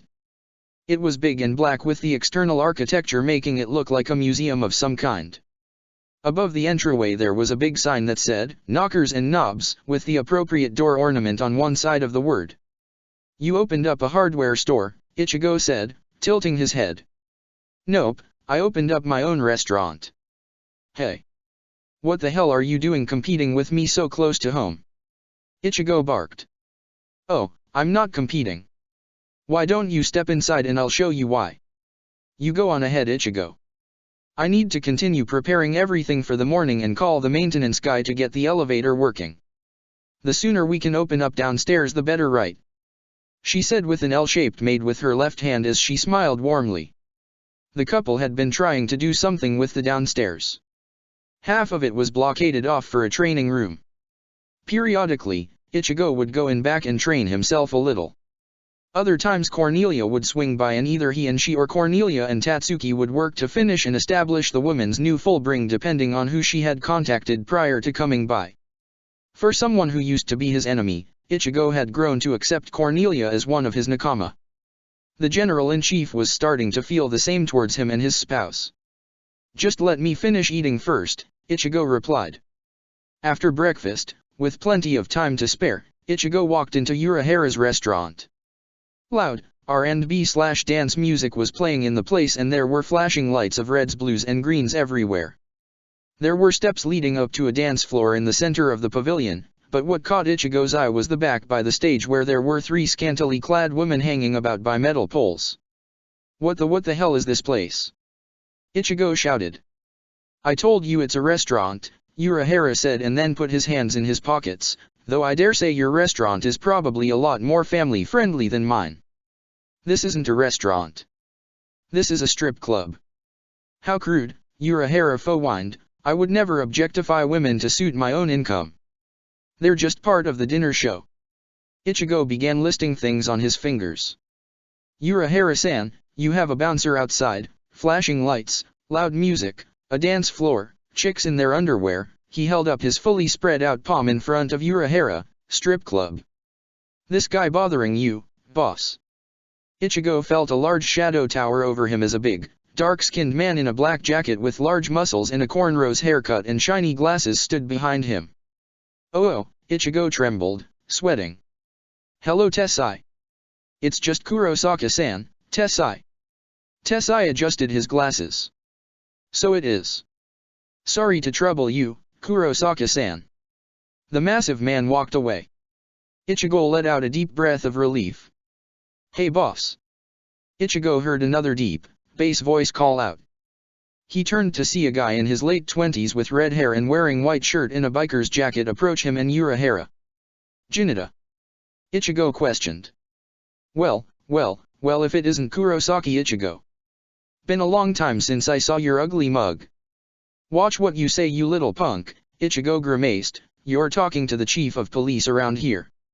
Which reminds me, Ichigo said, whipping out his notepad, is this place sanctioned with the government or do I need to write you up? Oh that hurts, Ichigo. I'm fully aware of the law, Urahara said. You can send someone down here to check my papers if you're that distrusting. Forget it, Ichigo grumbled, putting away his notepad, it's not worth my time. But if you violate the noise ordinance around here I am hauling your ass in jail, even if we are friends. I have to set an example. Of course, but don't worry I won't cause any trouble, I promise. Kisuke-san, Ichigo turned around to see a young woman in her late 20s with pigtails, dressed in an uncomfortably small mini-skirt and a shirt that had the company's logo on it, looking at him and Urahara, I think I have the wrong size. Ichigo started sputtering incoherently. Nonsense Ururu, Urahara said, whipping out a fan from out of nowhere and fanning it, you look fine. Ichigo extended an arm towards Ururu as he looked at Urahara. What the hell is wrong with you? Hey, she's more than legal. Besides she's just the receptionist, Urahara said, pointing to the podium where Ururu walked over to. You're not helping your case, Ichigo growled. Relax, everything's fine, Urahara beamed. Oi. Kisuke. Ichigo knew that voice and watched as Yoriyuki and, much to his surprise, iPhone, walked towards him, from the dance floor, and Urahara wearing a t-shirt with the company's logo on it, but, thankfully jeans rather than skirts. Yoriyuki stood at the top of the stairs at the edge of the dance floor with a hand on her hip. How do I look? Ravishing, Yoriyuki-san, simply ravishing. Ichigo noticed how uncomfortable iPhone looked. Sensei, what are you even doing here? I figured you'd go join the military. Background checks are heavier these days than they used to be, Yoriyuki explained. She needs some work experience before she can go back to a real job. So we're sticking with Kisuke for a few years, plus free room and board. That's how we started first time we came here, anyway. Well, this place isn't exactly ethical, Ichigo mused. Oh come now, Urahara stated, where's your sense of fun and adventure? See this. Ichigo held up his hand, pointing to his wedding ring. This shows I'm done with fun and adventure. I have to support my family and my future. I can kiss my reputation goodbye if anyone found out I was supporting what you're pulling here. Speaking of which, Ichigo pulled out his badge from his wallet. This here also means that you step one cell out of line and I shut this place down for the good of town until you clean it up. Way-ay-ay-ay-ay. A voice whined as the source of it rushed towards Ichigo and the group. You wouldn't do that, Mr. Officer. Urahara Kisuke's a great guy and Ichigo. Ichigo looked at the brown-haired, shades-wearing, guitar player standing in front of him. Kigo, what the hell are you doing here? Oh, having breakfast. I'm on tour and Karakura Town's one of my stops. He jerked his thumb back. My band's all having pancakes. Ichigo looked over Kigo's shoulder, only noticing the lack of presence of a particular large, ethnic giant. Where's Chad? In the back, Urahara answered promptly. Dare I ask, doing what? Ichigo said, grinding his teeth. He's, Urahara made air quotes, in the back. Ichigo tensed up and then reached for the handcuffs behind his back. Okay, that's it. Whoa. Whoa. Whoa. What did I do? Urahara asked. The whole place foyer turned into a bit of chaos as Ichigo tried to arrest Urahara for prostitution. It took some doing to calm the chief of police down, but Ichigo soon found out that Urahara was abusing a loophole since his dancers and strippers weren't paid, by him, to have customer-employee relations, and that the backroom was for anyone, couple or otherwise, who needed a private release. Ichigo was not happy about the idea, but the fact remained that he couldn't legally arrest Urahara, but he still decked him one for being a tool before heading to work. He needs to cool off, Urahara said with an ice pack on his cheek long after Ichigo was gone. Really? I'd say that's about normal for him, Kigo stated. Hell. Circle 2. After waiting around for a while with her cohorts in tow, Kazumi waited in the lobby for a particular pair of individuals she knew had been cleaning the Coliseum lately, number 205 Kyujo Jinjo and number 182 Tsukishima Shukuro. On the monitors, giving the show, Jinjo was locked in combat with the number 204, intending to increase his rank to match his partners. The only reason Tsukishima was ranked higher than Jinjo was because his Book of the End gave him a significant advantage over individuals stronger than him as he inserted himself into their past, which let him stay on par with stronger opponents. Raw power wasn't what made Tsukishima dangerous, it was his strategy and ability. And, of course, he could cut through anything with the other mode of his full bring. Jinjo, meanwhile, just had a lot of raw power that he'd been swinging about and tempering since he got here. While Jinjo fought, Kazumi sat down on the couch across from Tsukishima, the coffee table separating them, and started her business proposal with him. So let me get this straight, Tsukishima said with a crafty smile, leaning back on the couch. You want me to throw in my amazing Book of the End powers to help you get revenge on the Soul Reaper who wronged you? That's correct, Kazumi said, leaning forward, fingertips pressed together. Someone with your abilities is essential to my plan. You may not be one of the strongest Togabito, but you are someone that would understand the position I am in. And who is this Soul Reaper? Tsukishima asked. The Warden, Jinin Garita, Kazumi answered. Tsukishima was skeptical. You want out of here? That's part of the plan, Kazumi responded. You wanna come with? Just need a few things clarified, Tsukishima stated. First off, what number are you?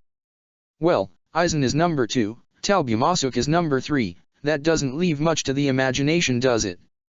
I see, so you're the real then, Tsukishima closed his eyes. Yes, I can sense it deep within you. You are very strong, stronger than any soul I've ever sensed before in my entire life. I would love to say I'll help in any way I can, but I have a condition. Kazumi leaned back folding her arms. Is it reasonable? I simply want Jinjo to come with us, and when we get out of here we kill Yuka Jushiro if possible. I don't see why not, Kazumi said with a wide smirk. She had done her research. As the number 1, like any who held the title, she was privy to all sorts of information most others were not by simply being able to enter Rita's abode and read the information in a spare bulletin board-like apparatus. Most of Kazumi's predecessors, much like herself, by the time they reached her rank had worked hard to atone for their sins, and their rank was a sign of their temperament and willingness to change, their strength gained from helping Rita and turning over a new leaf.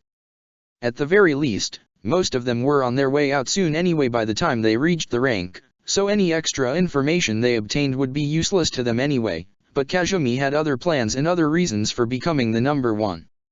If her hatred towards Rita was any indication, she was not about to play nice. Kazumi had researched where it was she was going and what she would be getting herself into. She was confident in her skills to slay anything in her path. When Ichigo, in his secret guise as a mysterious Soul Reaper, had saved her, Kazumi still had her trump card to play, her Zanpakuto. Even without his help, she would have won that fight. Kazumi attracted a lot of unwanted attention due to both her rank and her beauty, but because of the former she could destroy anyone who approached her due to the latter, though some did to simply rob her of the former. They all learned their lesson the hard way. Then I look forward to working with you, Tsukishima said as the crowd cheered from the monitor.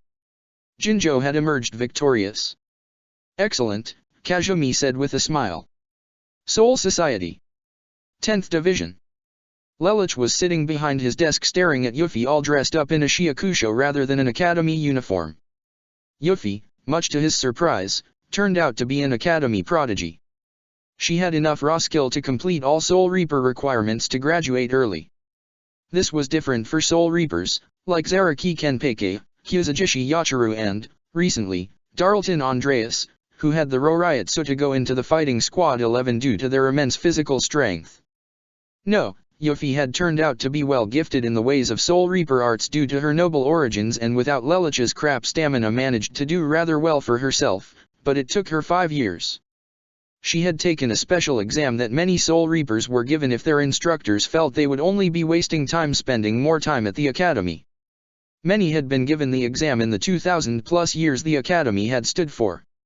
Lelouch only knew 7 that had succeeded: a Tremere Senna, Shihoin Yoriyuki, Akari Mari, Shibukayan, Ichimaru Jin, Hichuga Yatashiro, and now Yuffie had become the 7th. As Lelouch promised, Yuffie was now in his squad. She was an 18th seat. Lelouch, however, though he'd been longing for this day, was concerned, wondering if the exam had been eased up. He wasn't sure that Yuffie was as good as her instructors had been saying. Is something the matter, Lelouch? Yuffie asked. I am just wondering how it is you got that recommendation. The Soul Reapers that take the special exam have to have a recommendation. The paperwork hasn't reached my desk yet, so I need to ask, who recommended you? Rox Sensei did, my Hakuta teacher, and Genjin Sensei orchestrated my exam. I worked really hard to be useful to you, Lelouch. I want to help you. That's always been my goal. Did I do something bad? No. No, of course not.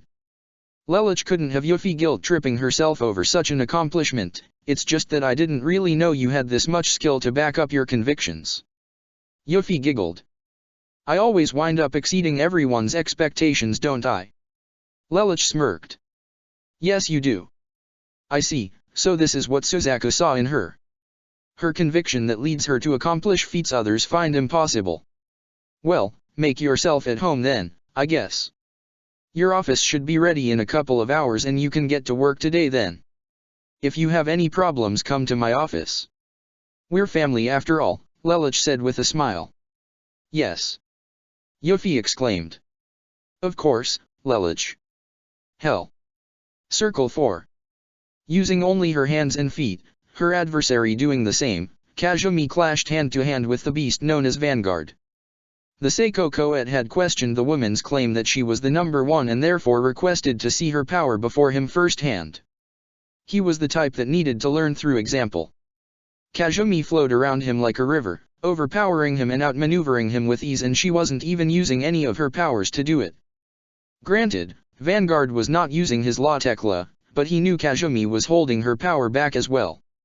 His last opponent, Zaraki Kenpei, had just barely managed to defeat him, and Vanguard had grown even stronger since then, absorbing other Togabito that used to be hollows. His former master, Aizen Sosuke was significantly more powerful than Vanguard even now, and Talbumasuk, another man whose abilities exceeded Vanguard's own, was nearby, but Talbumasuk required his full power to stand on par where he stood. Rita's scaling put Togabito in order of their absolute strongest levels. If base forms, I.e. no excess abilities or transformations used, then it would be Naira, not Kazumi, that would be the number one. However, the gap was much smaller between Naira's raw power and Kazumi's raw power than between Kazumi and Aizen's, or even Naira and Aizen's. Vanguard, who had met Naira and knew of her vast strength, measured what Kazumi was using now as only 75% of Naira's full power, and this wasn't even Kazumi's real power. Kazumi herself knew she wasn't even outputting more than 10% her full Ryutsu. After smashing Vanguard in the face hard enough to crack his mask, but not destroy it, the number 8 was convinced that Kazumi was who she said she was. "Very well, I will join you," Vanguard said, repairing the damage. "Good, now we need to track down Naira." "You," Talbumasuk swallowed, "intend to use the number 4? Kazumi nodded. "She's a skittish individual, but nonetheless someone who understands alliances and friendships, or rather believes she does. Vanguard has a recognizable scent to her. We need him to find her, and we need her to reach Aizen." "Aizen-sensei." Talbumasuk had no idea Kazumi was planning on releasing him. "But to free him you'd have to." "Yes," Kazumi said with a smile, "I will have to venture to Circle 9. Evening. Soul Society. Lamp-Rouge Manor. Lelouch was already home, finished with work early. Susanna was still playing catch-up from her month off, so she wasn't home yet. Lelouch, after a stressful day like today, was thankful that Shirley was more than willing to take some of that stress away herself. As customary of marriage, Shirley had already given herself up to Lelouch, and she enjoyed every minute of it. Afterwards, many of the captain's evenings involved a threesome between him and his wives, though there were just him and only one of them, like now, for instance. "Lulu." Shirley gasped, feeling herself building towards orgasm. Surely, Lelouch felt himself building there as well, and it wasn't long before both climaxed and Lelouch lay down upon his younger bride before rolling over to the side of her and pulling her close to him. Shirley turned over to face him and held him. "I'm so glad we can be like this," Shirley moaned. Lelouch kissed her briefly. "I am too, and I'm glad I don't have to choose between you or Susanna. I love you both equally." "Susanna is such a wonderful woman," Shirley told Lelouch. "That's why I married her." He grabbed the sheets and pulled them over him and Shirley. "And you as well?" "Ah!" Shirley exclaimed in surprise as things became dark. She and Lelouch fumbled around under the covers for a little while before just coming to rest in each other's arms. Meanwhile, in Division 7, Susanna was just exasperating her unfinished work. "Darn it, Captain, couldn't you have been a little lenient after I did something so righteous for Lelouch Dono?" Hell. Circle 5. Unable to find Naira on her own, Kazumi realized it would be quicker to find someone whose Ryutsu sensing abilities were superior to hers and Talbumasuk's, a Togabito who only had to meet with another once, or so it was said, and he never forgot a Ryutsu signature. Ulquiorra was that particular Togabito. He didn't need much convincing when he saw Talbumasuk. He only wanted to make it clear that he did not trust Kazumi and that this was for Talbumasuk and Aizen, not her. "I understand," Kazumi said with a smirk, arms folded under her bust. "I'm not the kind that instills trust in others. Still, I know we'll all work well together as a team as long as we know what we are all capable of." Ulquiorra said nothing in response. Instead he merely said, "Just follow me. I will help you locate the number 4. The next day. Division 1. Anohana was washing blood out of her hair as she showered. It was human blood. As the absolute authority of the Soul Society, ever since the Central 46 hadn't been bothered to be replaced, no one questioned the captain's methods unless she blatantly broke the law. However, she had been a little less than passive, putting down a recent rebellion made against the Godii for the desired death of Squad 10 Captain Lamp-Rouge Lelouch. As she kneaded her hands through her hair with shampoo to remove the iron stench of blood from it, she recalled how difficult the Northern Sector rebellion had been. At first it had only been the western and southern sides, but news was traveling and soon it would be difficult to keep Lelouch as a captain without soiling the Godii's name unless she thought up a plan. Lelich was worth it though, and most captains agreed with her at the last meeting. However, despite the fear she brought with her, somehow that had not been enough to quell that last rebellion, and further scare tactics were needed to send the message that if the citizens wanted Lelich, they had to realize he was not the only monster lurking within the Godii. She had been forced to leave no witnesses save the northern gate guard, asking him to be the fall for her if people questioned what had occurred. 200 men, women, and teenagers, probably with their own families, she had rescinded their lives, all for the sake of protecting one man that she knew was worth keeping around. What bothered her was not the necessity of being so violent. The problem was how violent she was. She had cut one particular man open in half, and as she looked down at her still blood-stained hands, she saw that something squishy had gotten under her fingernail, part of someone's liver. As she continued to wash, Anohana continued to cleanse her pores in the shower, looking sorrowfully at her palm.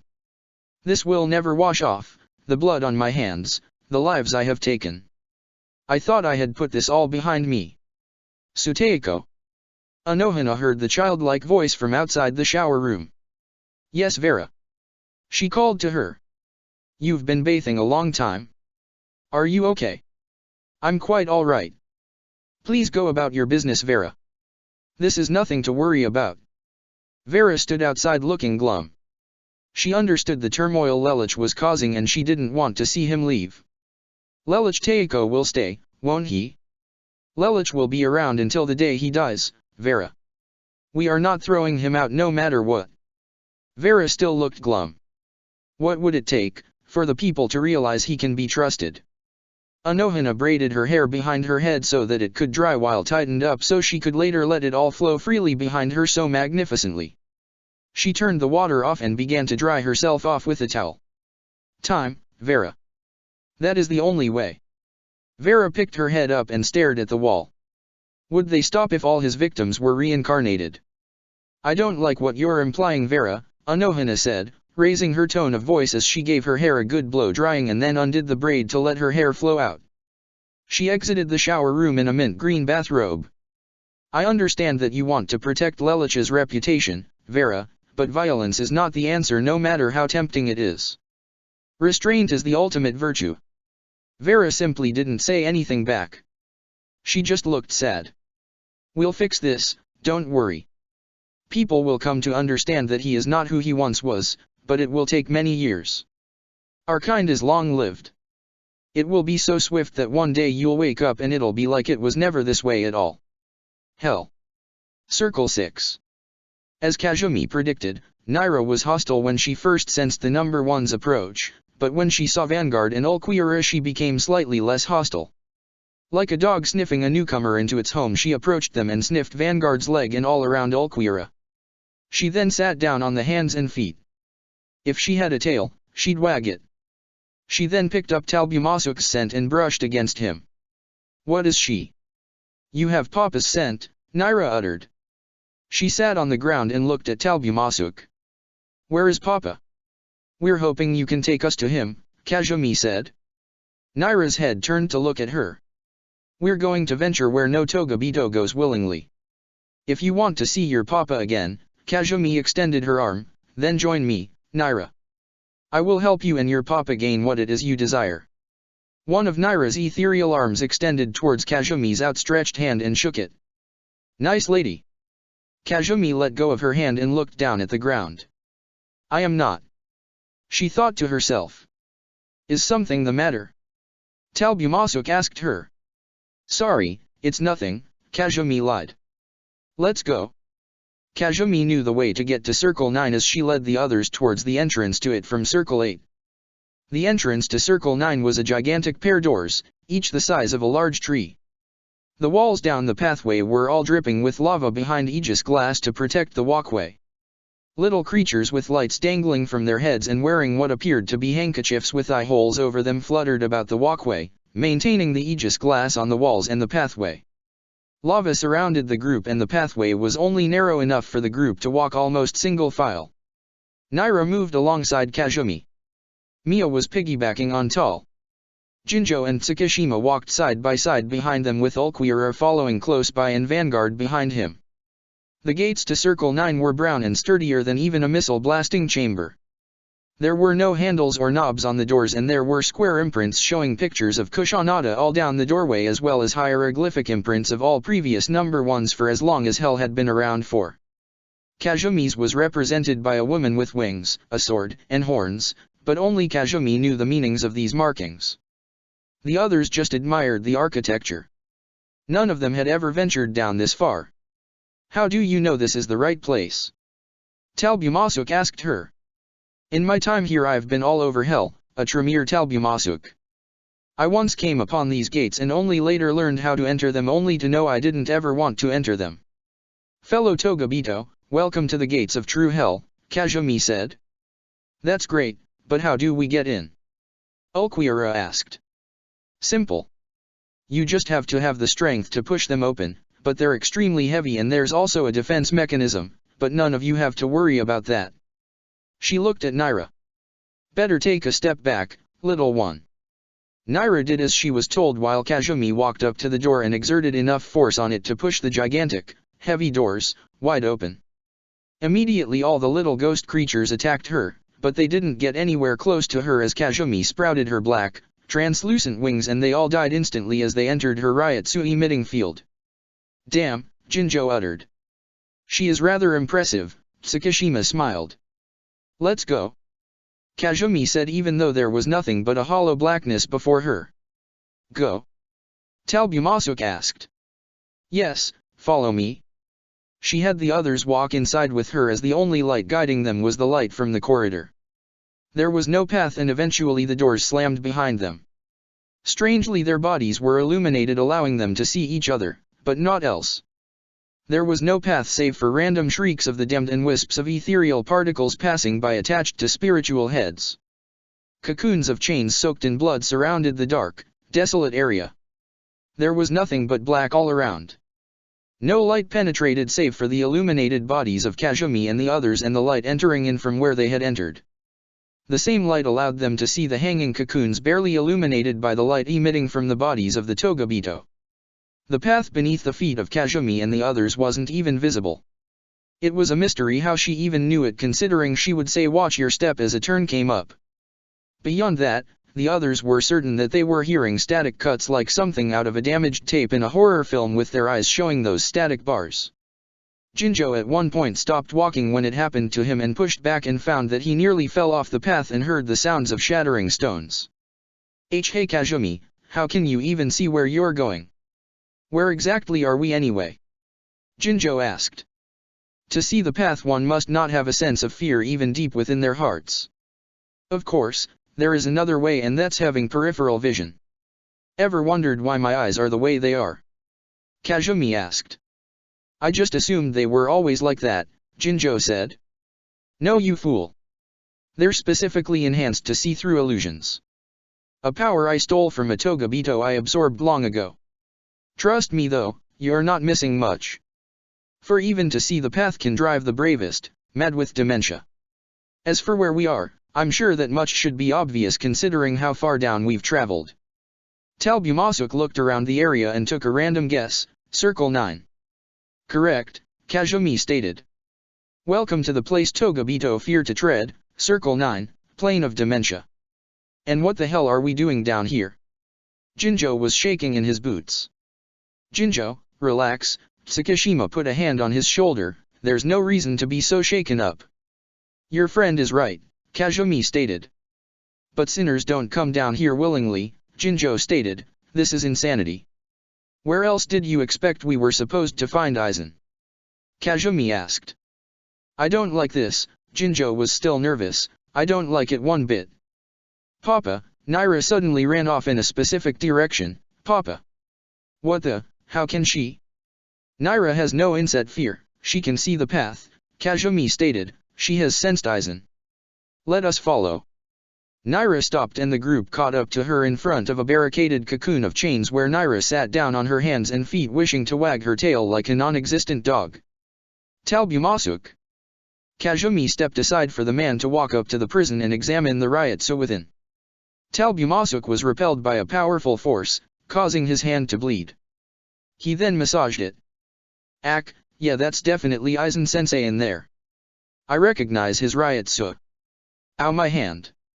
Show me. Mia approached her lover and saw the blood all over it. Oh, you poor thing, she said and sucked on his index finger. Mia, now's not the time, but I'll take you up on that offer later, Talbumasuk told her. Mia chuckled naughtily. So how do we break him out? Jinjo asked. Kazumi was about to answer, but she noticed Naira looking up at her with hopeful eyes. She sighed and used her magic to conjure up a flaky biscuit which she then fed to Naira, who ate it happily. Hey, what the hell? Where did you get that from? I learned magic long ago that lets me conjure up food. Yes, I'm well aware you more unfortunate souls have to scavenge for the little bits of food that are all around hell or compete in the Colosseum in order to earn it. I'm not the only Togabito that knows this magic though, so it shouldn't come as a complete surprise. At any rate, Tsukishima. Yes. Tsukishima stepped forward, ready to help.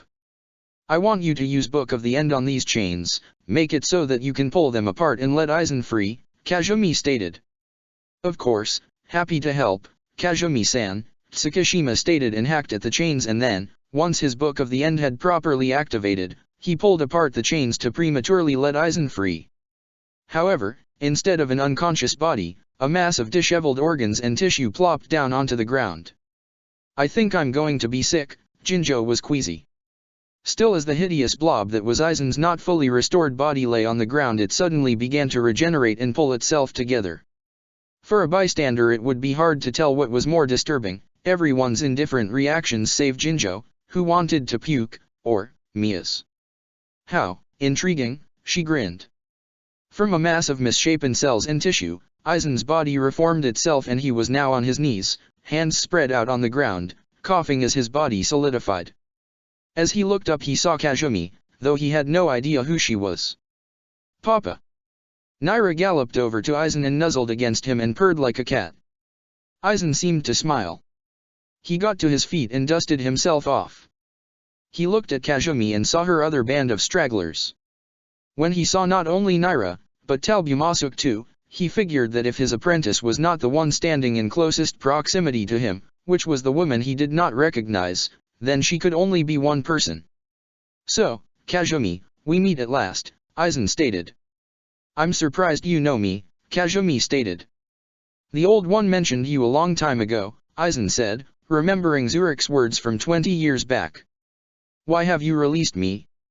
Simple, Kazumi stated, I need you. And the others?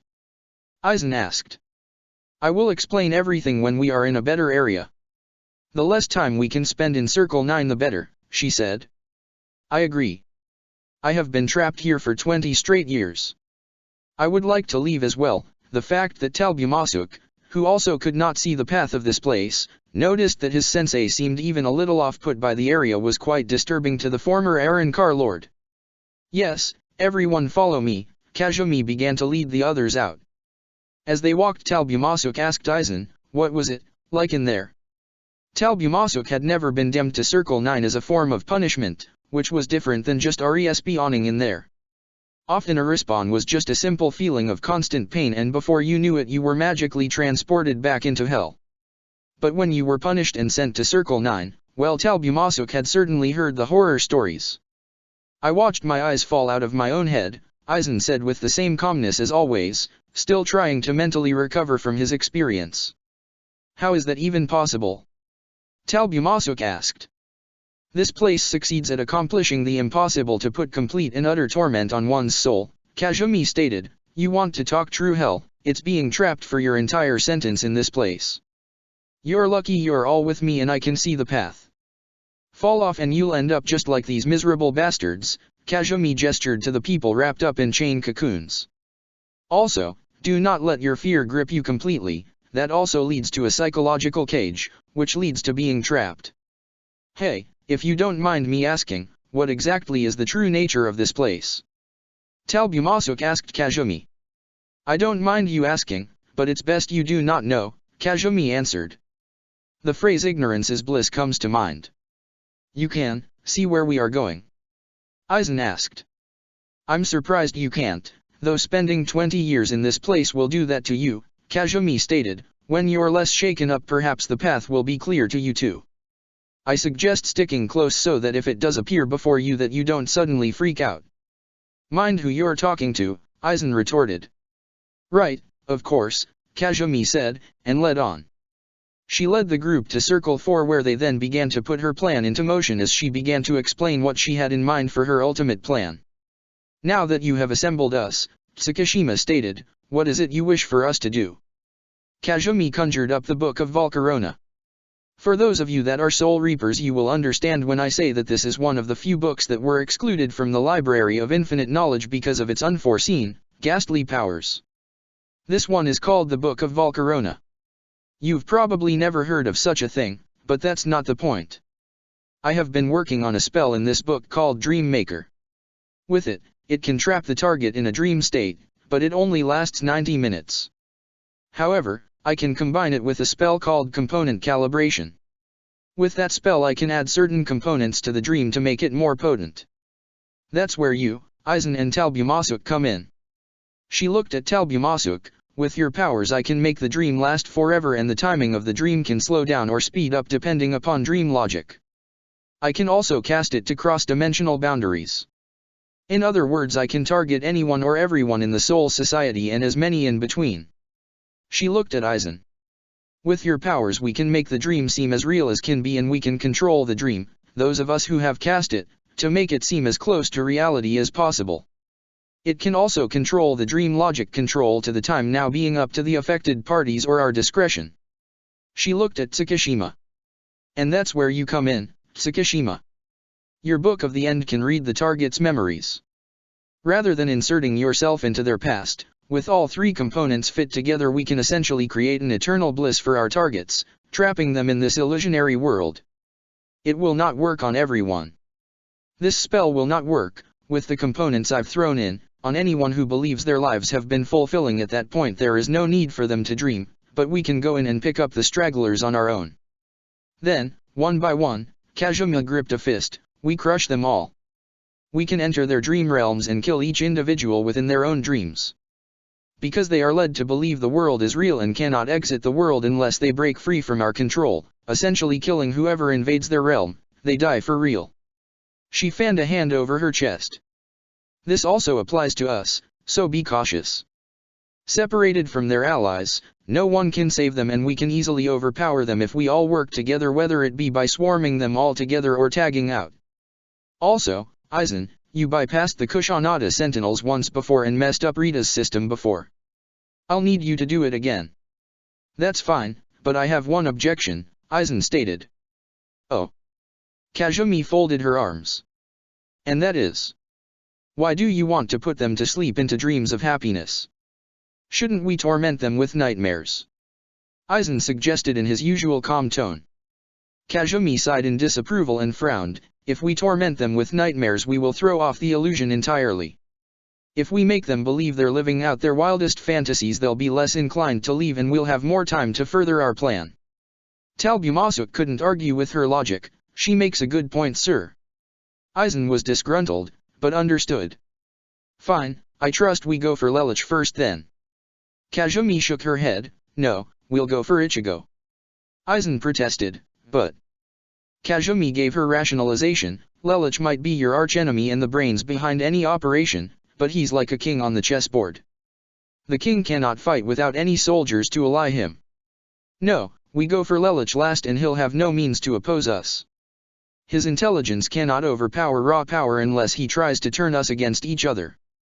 Also Kurosaki Ichigo is too much of an X-factor to leave to his own devices. If we leave him alone for too long, somehow, someway he'll end up defying all logic and expectations and break free and then rally the others. I do not want that happening. Mia tittered, careful what you say dearie or that could just wind up happening. Kazumi got that she was tempting fate, but she shrugged it off with, I said he would try, I never said he would succeed. I pick my words carefully. Aizen still had a problem. I still think it would work the other way. Which is why I am in charge, Sosuke, Kazumi said, insulting him by calling him by his given name, denoting a lack of respect. You may attempt to usurp power if you wish, but may I remind you, who is the number one here? Aizen said with a calm smooth smile and tone, you would say such a thing with the number 3, 4, and 8 loyal to me and standing before me. Sir, as much as I respect you, perhaps we should listen to Kazumi. You and I have both failed in our attempts. I've heard that the number 1 is privy to all sorts of information others are not. Perhaps she has read upon our conquests and intends to learn from our mistakes. Kazumi nodded to indicate he was right. I do not make mistakes. Aizen said at the audacity that such a thing could be possible. Oh really? Kazumi tapped a finger to her cheek. Then what do you call never thinking of Lamperouge Lelich as a proper threat the first time, not properly understanding the relationship between Rita and Anoha Naretsu and underestimating the tenacity of former head captain Yamamoto? Aizen simply glared. I thought so. Aizen did not make a comment. By your silence I take it there will be no further argument. Aizen continued to remain silent and continued to glare. Good, Kazumi said and turned the pages in the Book of Volcarona to the appropriate page. Let's get to work. Then, as night began to fall over the earth and the day came to a close, starting with Tokyo and continuing all the way towards Britannia, encompassing the Soul Society and Hell as well, Kazumi unleashed the Dream Maker spell. Her targets were Lelich, Ichigo, Rita and all of those acquainted with them that could be affected by the spell, excluding Togabito from the spell entirely. As she prepared to cast the spell, aiming it at the sky, she chanted, as night falls upon those who wake let them experience a realm that's fake. Let these shadows pierce their hearts and minds. Answer my call, true divines. A bright white light shot up towards the sky and then rippled across the sky. It ripped through the spatial dimensions between Hell, Earth, and the Soul Society, and even ripped into the royal dimension. A thunderous clap sounded all across Hell. In her abode, Rita felt sleepy and she went to take a nap. Amongst her companions, Kazumi lowered her arm. It is done, she stated, now we move on to Phase 2. Phase 2 was simple, on the off chance that somehow Kazumi's plan failed, and there was always that small probability, she needed an artificial dimension, which she would explain the scope of to the others if it became relevant, but, on the off chance retreat became necessary, they now had somewhere to retreat to. With another spell in Aizen and Talbumasuk's powers, the dimension was created and then phases 3 and 4 could follow. Phase 3 was, as Kazumi had requested, under the cloak of Kyoka Suijutsu, for Aizen to damage Rita's system, and allow Kazumi and the others to escape Hell. Phase 4 was for a Hell Gate to be opened in the Rokanga, just outside the Siriti, its gates currently open, and then Kazumi and her allies would begin their march. Why not just land right in the Siriti? Talbumasuk asked. Let's give our foes a calmness of serenity first. If we cause too much of a stir, they'll be on high alert. Let's give the chaos some time to sink in and then we can strike, Kazumi responded. Aizen, who had worked with this mechanism once already, made it so that the gate opened onto what Kazumi agreed was an optimal location, South Rokanga 1, right on the grasslands of it. One by one they all exited out onto the grassy land. As the last one to exit Hell, never having been so in all of her sentence, all of her sin being washed away of basically doing Rita's dirty work for her, Kazumi felt a great weight lift from her body and she realized that the chains of sin were no longer upon her. She uneasily groped at her chest to ascertain odd sensation she was feeling and she smiled. She walked forward and dropped her hands at her sides. This sensation of being in such clean air and peaceful calmness was all new to her. She walked forward and let her arms hang at her sides as she stretched them backwards, arching her back. She scrunched her toes into the mud beneath the grass, felt the tingling sensation of the plant life upon the solace of her feet. She saw the sun shining overhead and felt the cool, thin wind brushing upon her face. Most importantly, there was no scent of death invading her nostrils. It was very liberating to her. She really felt like she was in heaven. Arms folded and nodding, Vanguard mused, "Ah, fresh air, it's been a while." A chuckling laugh echoed within the group. Talbumasuk looked at Mia. She looked back at him and pointed to herself with surprise and shook her head. If the laughter wasn't coming from Mia then. Kazumi, Jinjo called to her in confusion and apprehension, "Are you okay?" Kazumi put her hand over her eyes, stared up and began giggling as if someone had just told her a joke, but it was so low in volume that it came across as rather creepy. As her head tilted farther and farther back, the volume of her laughter increased. Her laughter brought upon by a mixture of her newfound freedom and the marvel of her success, and soon it was not joyful giggling, but full-blown psychotic laughter emitted from her as she held her hands down by her waist and stared up at the sun with raised eyebrows and a crazed smile. Ha ha ha ha ha ha ha ha ha ha ha ha ha ha hey. I'm free. Free. Ah ha ha ha ha ha ha ha ha ha ha. The trees. The grass. The clear blue sky. A dark crimson bubble of energy formed around Kazumi, forcing her allies to back away from her as she disintegrated and decayed all life around her as her wings formed upon her back and she levitated into the air. I feel empowered. I feel extravagant. The bubble crackled with lightning and Kazumi laughed again, but this time it was much more controlled, like something was tickling her, but it was very dark, like she was laughing cruelly at the misfortune of another. Red lightning flowed out from her hands, black lightning with red outline flowed from around her body.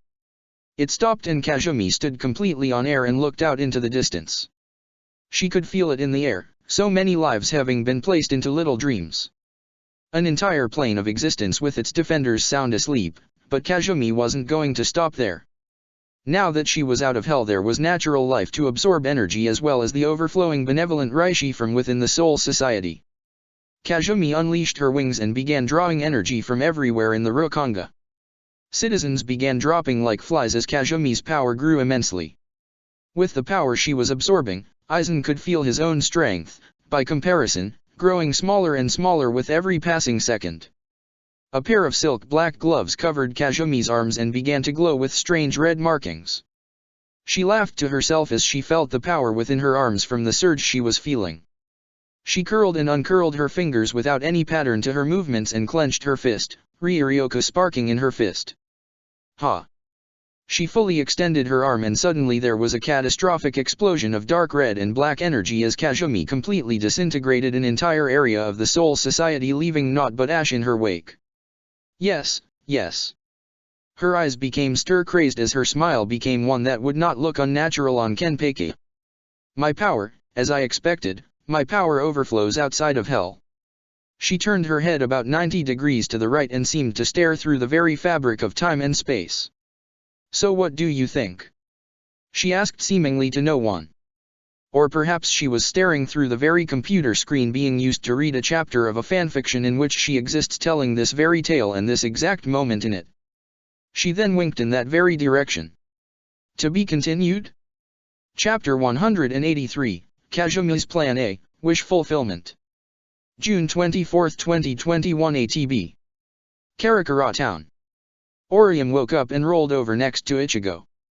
Good morning, she kissed Ichigo on the forehead, but was confused when he continued to lie on his back, fast asleep. Ichigo. There was something in the way he was resting that seemed off. Wake up, husband. Orium said. She rolled over on top of Ichigo and firmly pressed her chest into his. That always woke up him, and drove him crazy. Orium would laugh whenever Ichigo was embarrassed. However, her husband didn't stir. Worried, Orium pressed her ear to his heart. His heart rate was normal, so she changed the location of her ear to his mouth. Yes, there was definitely something odd about his breathing. Confused, Orium forcibly opened one of Ichigo's eyes. That was when she was able to tell what was wrong. When she looked into Ichigo's eye, he didn't look back. His other eye was the same way. Ichigo looked as if he was in some form of trance, but Orium couldn't tell what was wrong. As quick as she could, Orium dialed for Urahara across the street. It was faster than throwing on shoes and potentially darting in front of traffic. There were 4 landline phones in the building, all the same number. As they rang loudly, so iPhone woke up to the irritating ringing of the phone. Oi. Kisuk. Phone. She shouted, turning over to fall back asleep. But it kept ringing. Thankfully, Yoriyuki was already up and about and she answered it. Knockers and knobs, Yoriyuki speaking, how can I help you? Yoriyuki-san, it's me, Orium. Oh, hi Orium, how are you? There's a bit of problem, could you please have Urahara-san come over and check it out? I think something's wrong with Ichigo. Yoriyuki could hear Orium's distress in her tone of voice. Unfortunately, much unlike So iPhone, she'd already been awake enough to see the house. I'm afraid I have some bad news, Orium, or rather, let me take a guess, is Ichigo in a perpetual sleep-like trance? Yes. How did you? Kisuke, Hinta, Ururu, and Tessai all have the same condition. I don't know about iPhone, but I'll check. Don't know what about me? Came the aforementioned individual's voice from a little bit behind Yoriyuki. Scratch that last statement, she's fine. I'll send B over and I'll check on the others. Don't worry about a thing, Orium, we'll figure this out. Yoriyuki hung up the phone. What was that all about? iPhone asked, still in her night clothes. I'll explain it to you as you get dressed, we've got a problem. It seems a new enemy has risen up overnight. Ichigo's dream realm. Deep in his slumber, Ichigo was fantasizing about his heart's greatest desire. Kazumi's spell worked flawlessly. Ichigo's mind could not differentiate that what he was seeing was not reality, much thanks to the interference of Tsukishima's Book of the End and Aizen's Zanpakuto messing with his memories. Ichigo walked down a street across a lawn filled with crisp, green grass and walked into a very nice-looking house. It wasn't a mansion, but it was still a nice-looking place, 7 bedrooms, 6 bathrooms, and a whole bunch of rec rooms and a fully functioning kitchen. He and his entire immediate family lived in this house. Ichigo was just coming home from work. He was not chief of local police, but head of Japanese National Internal Security. Todokyo's hero was in charge of foreign affairs. I'm home. Ichigo declared. Welcome home, Ichigo. His mother smiled at him as he entered and hung up his jacket on the coat rack. Ichigo went over to his mother and they kissed each other on the cheek. You're the first one home, besides Orium. Oh? Yuzu and Karen aren't back yet. I'm afraid not, and your father's very busy tonight so he won't be home until late. That's like Dad, hard-working as ever. Just as Kazumi intended, the person who was dreaming could make whatever alterations they wanted to reality, even if that person was not as they were in the true reality. In Ichigo's little world, his mother was alive, Orium was his spouse, his dad was completely normal, Ichigo had never had the ability to see spirits, and he and his immediate family were all just one big happy family that lived under the same roof together. It was a nice life and one might call it boring, but Ichigo loved it. Anyone looking at it would call it a 1960s EU sitcom. Reality. In his trance, Ichigo let out a big snore and mumbled, I'll go check on dinner. Hi, how was work? He let out another big snore. Orium smiled. Whatever dream he's having, he's dreaming about me. Oh, Ichigo. Tatsuki's dream realm. Kazumi's spell could do more than just change reality as it was. With the power of the spell, one could even reboot their entire life, and for Arisawa Tatsuki, a reboot was what she needed to fulfill all of her deepest desires. She was 16 again, back in high school, sitting in class 2 to 3 with Fong Shaolin as her teacher. It was her junior year and the middle of spring. In this timeline, when Ichigo had gone to rescue Orium from needles on Paranoia alone, Tatsuki had gone with him. Her real mind knew what it had led to, and her dream self had changed history. She and Ichigo had rescued Orium together, and it had prevented Ichigo and Orium from sharing that kiss that, in Tatsuki's mind, was what had secured their relationship in the first place.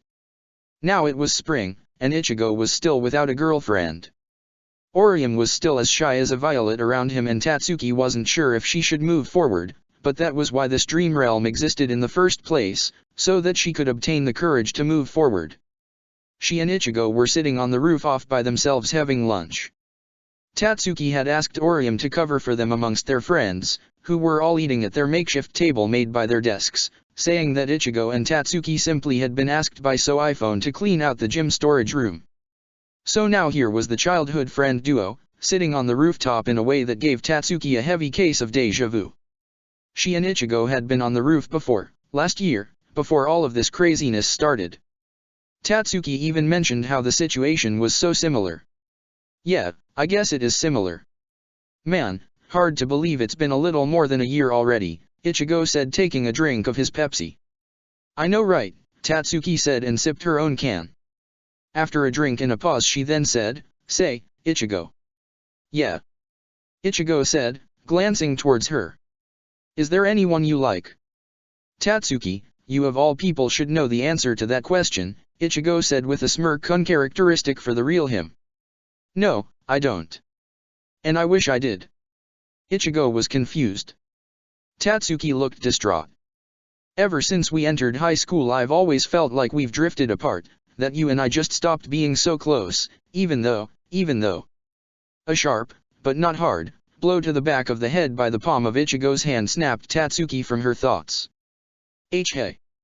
What was that for? I can't believe how silly you are, that's what it was for, Ichigo said and turned to face Tatsuki. Because, the only person I've ever liked, is you, Tatsuki. Tatsuki's face flushed. I idiot, what are you doing saying things like that? What? I thought you felt the same, Ichigo said, a little disoriented. Isn't that why you're always asking me out to lunch and hanging around me even though we so much older now than we once were? Ichigo got a little angry as he grabbed Tatsuki's arm. Why ask such a question if you weren't going to ask what I thought about you? Tatsuki flushed harder and a restless smile crept across her face, showing that Tatsuki could barely contain the joy in her heart right now. Do you really mean that? Have you always liked me? Do you think anyone could compare to the years you've been at my side? Ichigo asked and put his hands on Tatsuki's shoulders. He stared at her flushed, forlorn face. You're my best friend and you've always been in my corner. How could I betray everything you've given me since my mom died? Tatsuki avoided eye contact. I idiot, I get it. There was a brief pause before she said. So let go of me. Why? If you keep holding on to me, Tatsuki looked at Ichigo, I don't know if I can hold myself back. Do you want to? He asked, leaning closer. Not really, Tatsuki said, her lovesick face still burning red. Then don't, Ichigo told her and their lips met. Tatsuki's wish had been granted, the fulfillment of it had begun. Soul Society. 10th Division. When Yuffie woke up that morning she had not realized that something was wrong. She was too nice to tell her family that they needed to wake up and get their acts in gear, even if she would be very friendly about it. She thought she had simply risen early, but when she got to the division that morning, barely anyone was up and about. Everyone was asleep. The night staff was asleep. That was a huge red flag.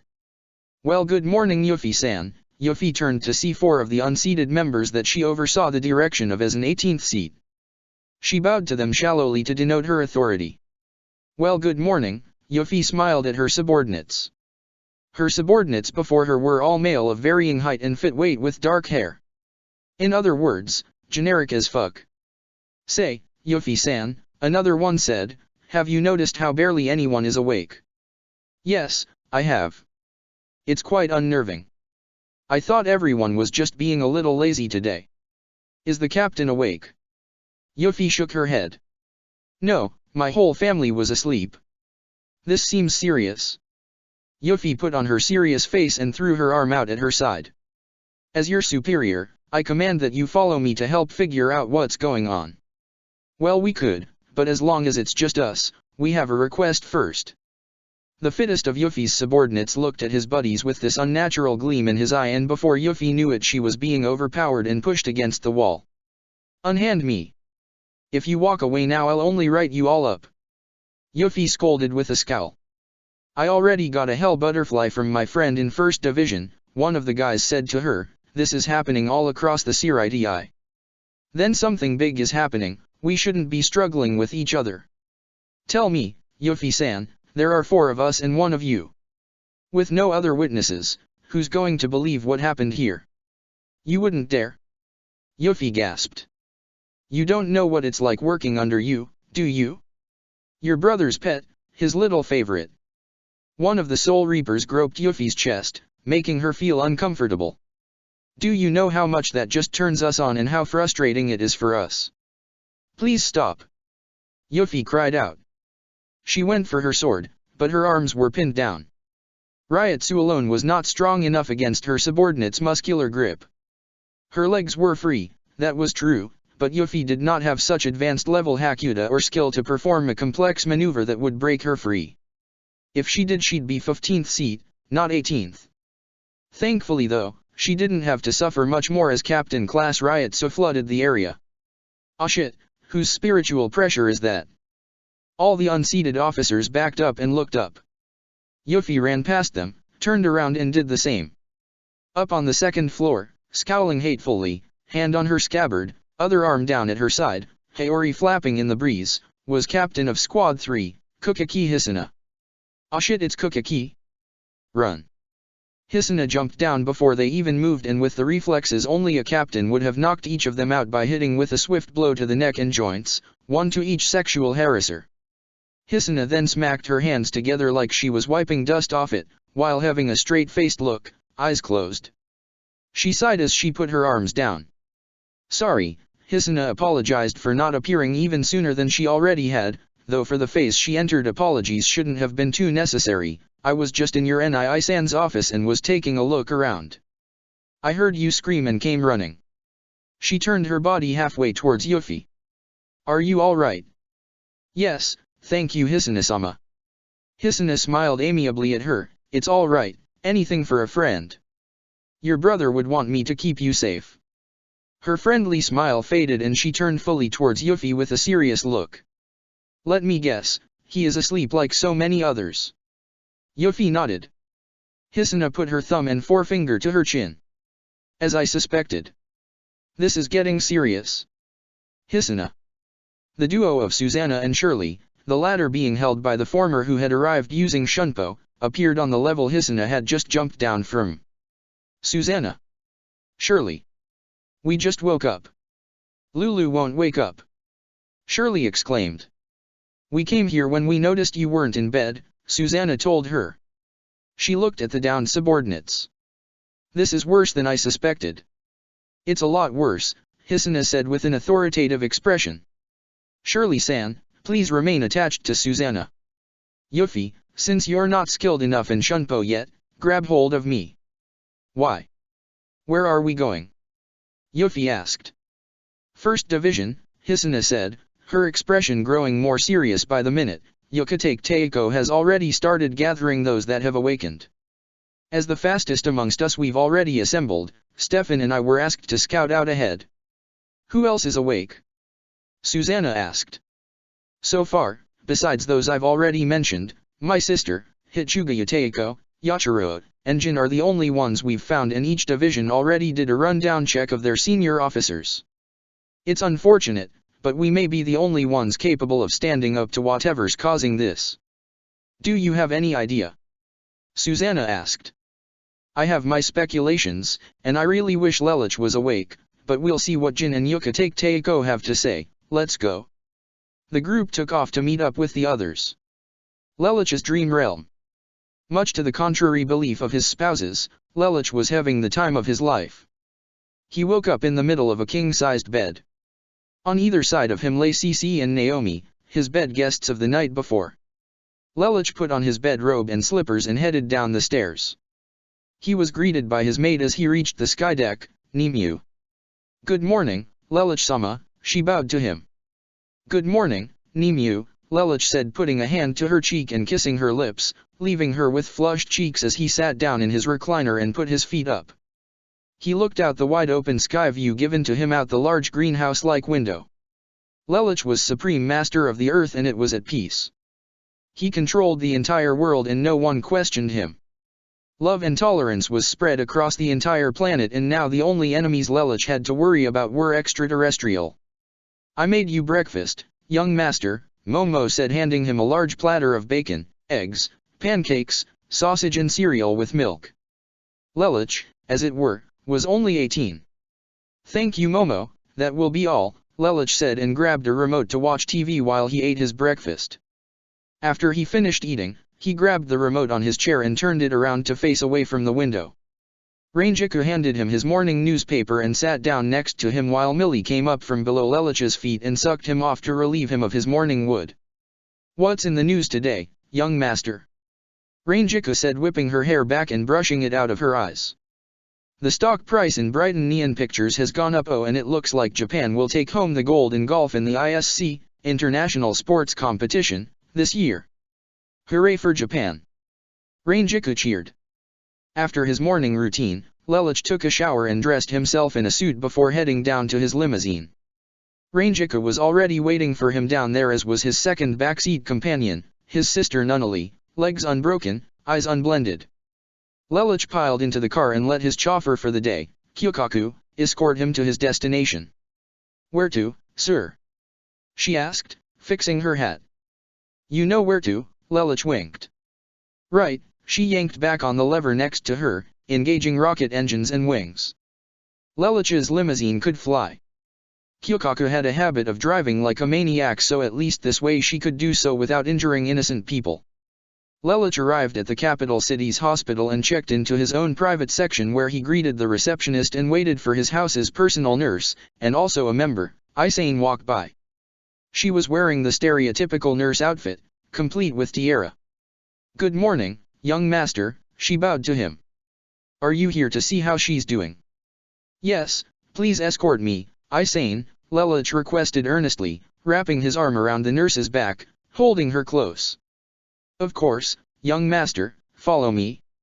Isane took Lelich to a specific hospital room and let him inside, then closed the door for privacy. Lelich sat down next to the patient, Susanna. "How are you?" he asked, taking his hand in hers. "Better now that you're here," Susanna told him, putting her other hand on top of his. She cramped up. "Oh, did she kick again?" Lelich asked, standing up. "I think so," Susanna groaned. Lelich put his hand on Susanna's stomach, which had bloated in recent months. She was pregnant and currently 7 months along. Lelich had had sex with all of his women at least once, and Susanna was the only one to get pregnant. After a little while he felt a small kick. "She recognizes her daddy," he told Susanna. "I'm so happy," Susanna sniffed, "I get to be the mother first." Lelich stroked her hair. "Yes, it's a special occasion indeed, Susanna. Please give my regards to the others." "Of course," Lelich smiled. He kissed her lips and then departed. Kyokaku drove him to work in his big, fancy, black-painted office building that was 25 floors by 10 windows. Lelich was at the top penthouse. His secretary greeted him. "Good morning, Lulu, doing well?" "Very well, Shirley. There's a phone call for you on line 6. "Thank you, Shirley," Lelich said as he sat down at his desk. He dialed the number Shirley had forwarded him for a video conference call. It was his head of security, Kurugi Suzaku. "Lelich. There's an alien on its way to attack the planet." Suzaku showed Lelich a picture of a giant space thulhu coming towards Earth. "Contact the orbital satellite. Let the crew take care of it." "Understood, sir, I'll make the call." In a satellite orbiting above the planet, a distress signal was received where Yuna was sitting. She was part of Lelich's ultimate defense system. Contact from Lelich. "We've got another mission, girls." Battle stations. The 6 women each left the command deck to the docking bay, jumping into their color-coordinated mechas and prepared to suit up. "Green Bat!" Yuna shouted. "White Rabbit!" Rukia exclaimed. "Black Cat!" cried Yoriyuki. "Yellow Bee!" screamed iPhone. "Violet Wolf!" Cornelia yelled. "Red Dragon!" Colin declared. Each mecha zoomed out of the docking bay and combined into one giant creature. Colin's mecha was the head, Yuna had the wings. iPhone was the body. Cornelia's mecha added the legs and tail. Yoriyuki had the arms and Rukia added some not-so-threatening ears. They were the makeup of Lelich's elite defense force. They were known as Hot Women with Attitude, but their code name was much simpler. They were known as the Zero Rangers. "Just who the hell do you think you're dealing with?" they all shouted together as the gigantic space alien raged forward. "Fire breath! Engage!" Colin shouted. The dragon head ignited the space thulhu on fire, pushing it back. Stinger missiles! The chest of the creature opened and fired upon the monster with its stinger-like projectiles. Cat scratch! The mecha charged forward and scraped the fearsome creature with its nails. Rabbit agility! Wolf pounce! With the mecha's fearsome speed, it charged forward and slammed into the beast from a multitude of directions. Wing attack! Yuna's massive wings beat hard and fast, and with a sonic pressure blast the giant creature was cleaved in half. The women cheered at their victory. The day was safe again thanks to the Zero Rangers. Reality. First Division. In the real world, almost every woman in Lelich's dream that was asleep was dreaming about him as well and wanting him all to herself. As Hisuna and the others reached the captain's meeting hall, she and the others piled into the large room.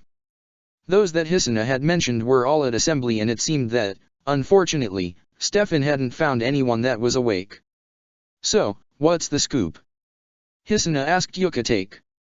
Worst case scenario, Aizen's back, Yuka-take replied. Again. Hisuna exasperated. I know right, wonder if this is gonna become a routine thing, Jin chuckled. Yuka-take put his hand up to indicate that this was not a laughing matter.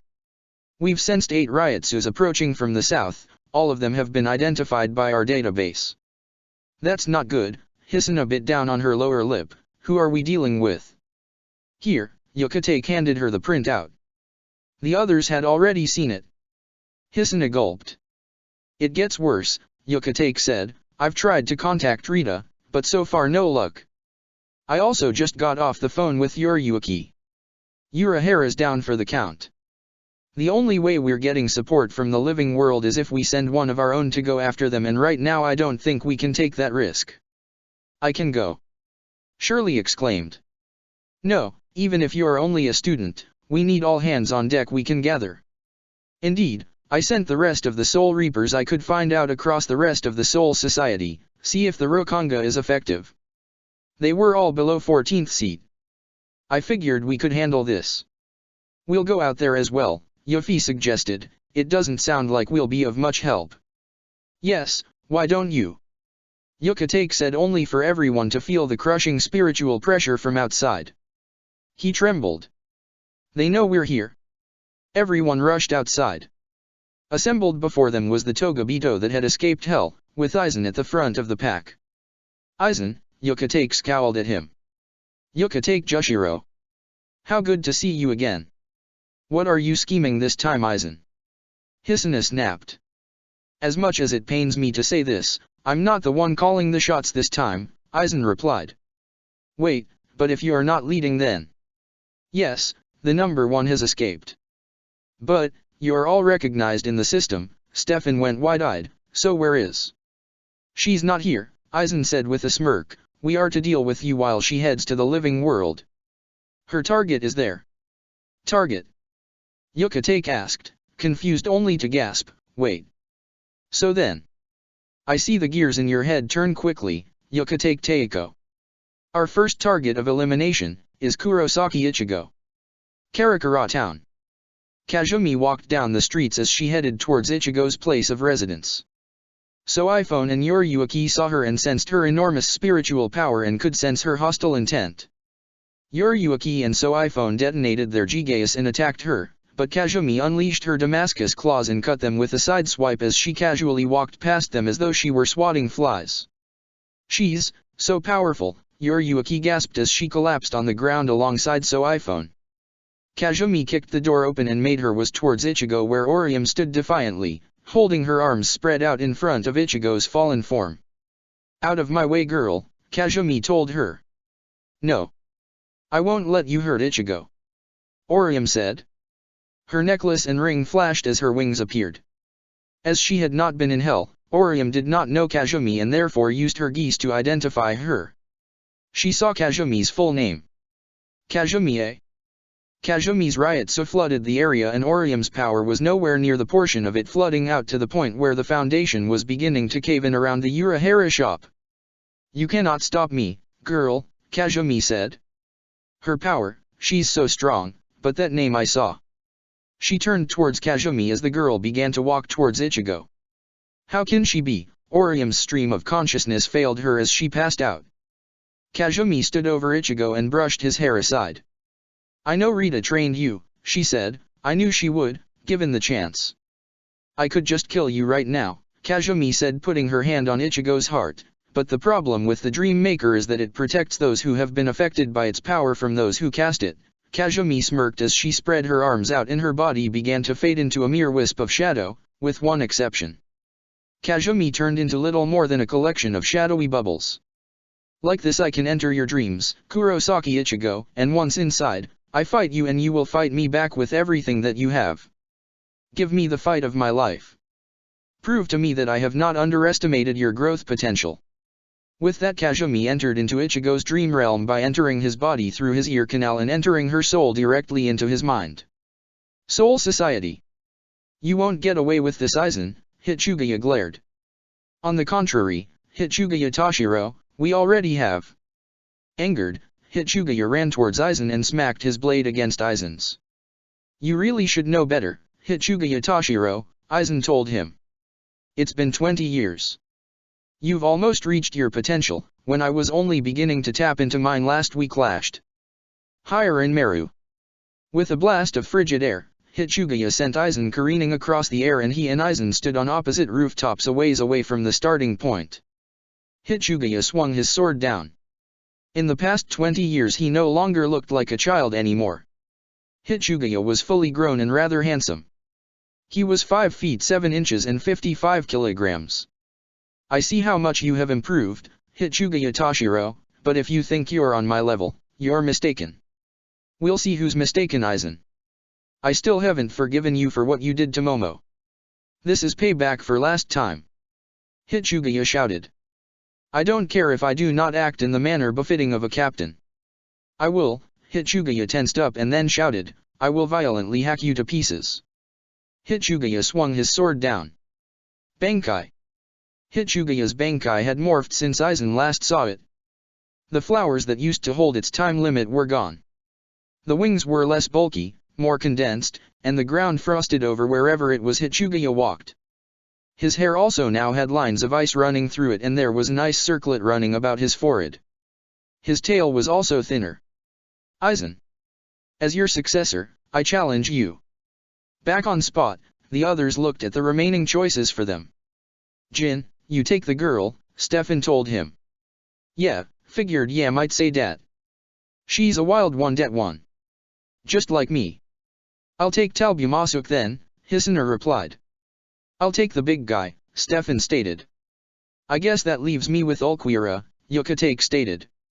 Oh hell no, Jinjo said, stepping forward, I'm not gonna let this opportunity pass me up.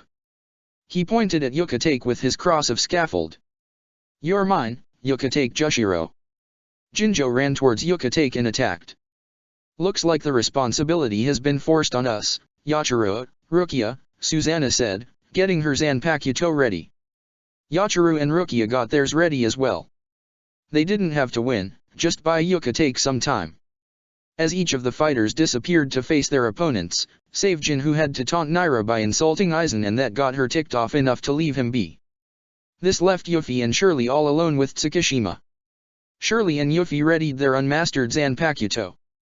That's cute, Tsukishima said with a glint in his eye, you two actually think you can fight me? Well, we have to try. Yuffie declared.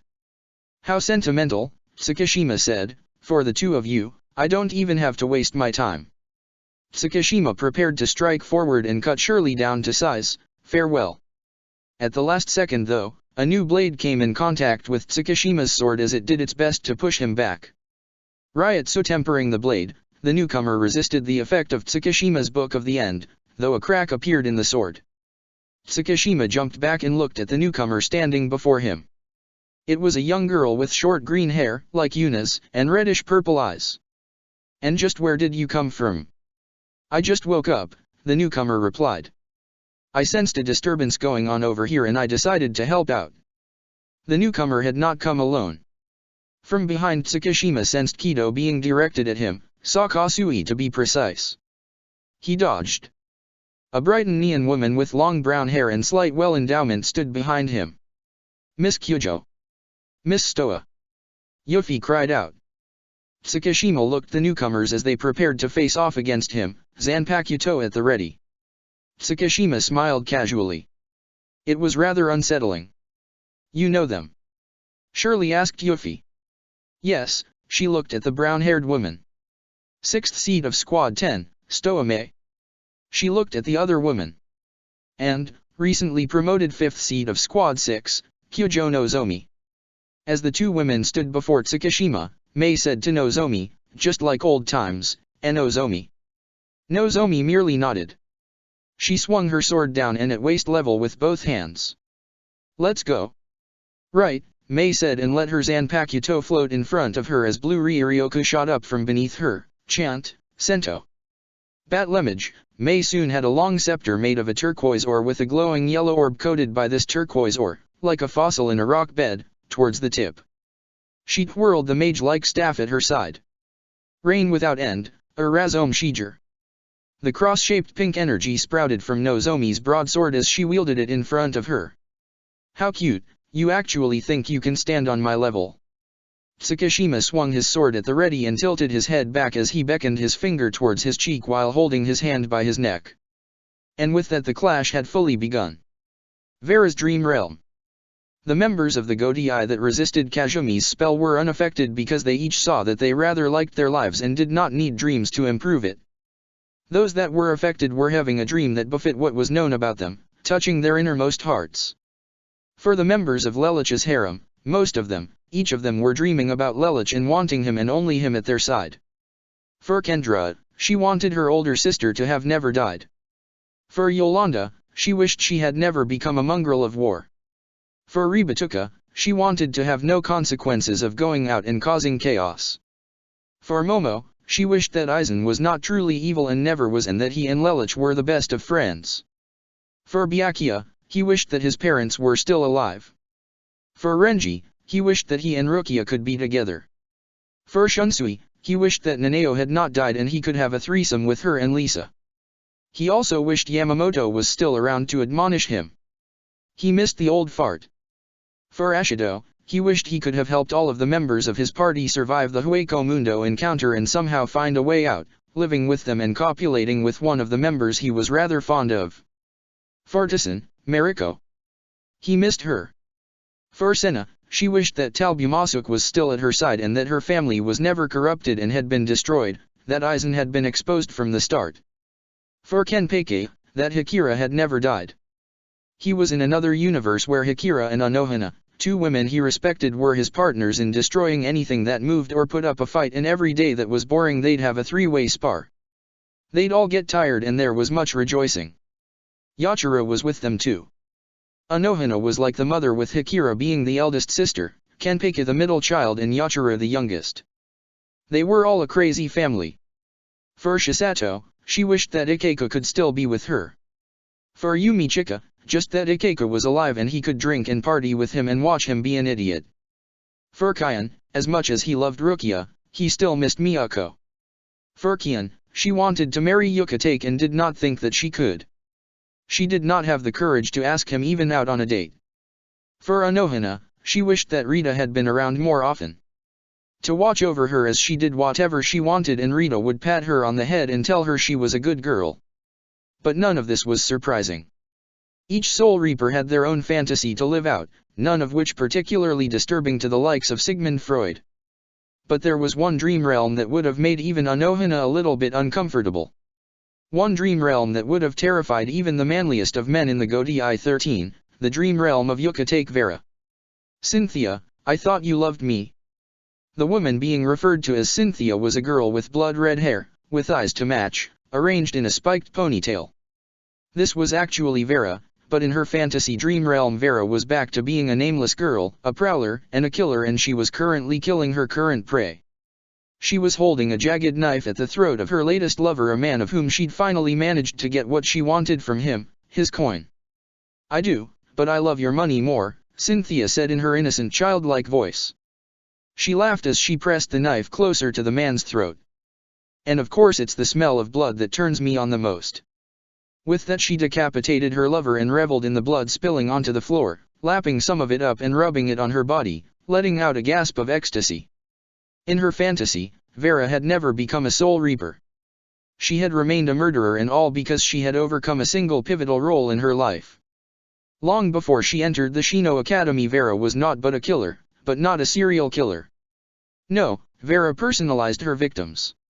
She would get close to them, bed them, do eka things to them and let them do the same to her. And when she got bored with them she would kill them in very creative ways. Vera loved it. She loved all of what she was, the trickery, the death, the prize at the end, taking a decapitated victim's skull and taking in the scent of rotting flesh as the skin decayed right off. Back in those days Vera could be summed up in one word: freak. And she had been able to continue living out the fantasy because she was able to overcome an event that had changed her life forever. It was many years ago. Vera was the lover to her latest chosen target. His name was inconsequential to her, but his appearance was the loveliest she had seen in all of her victims. He had such a slim body, short black hair, parted in the center and tipping up out at the sides, and he was a very charming man. Vera liked it when her food flirted back to her. However, there had been something different about the way he had treated her. Most of Vera's victims wound up becoming corpses within a week, but this man was taking months, almost a full season, and Vera still couldn't get enough of him. Perhaps it was the way he touched her body or the fact that he talked dirty with her, but the most likely reason was something he had said after one of their intimate sessions. Vera, it was the name she had used when she was his lover. I don't say this about any other girl, but, he turned towards her and smiled at her, I think I want you to be at my side forever. Has the ecstasy poisoned your brain? Vera chuckled. I don't think so. Her lover rolled towards her and bit down on the skin along her neck and ran it through his teeth, a turn-on for the blood fetishist. Vera, I want you to stay at my side forever.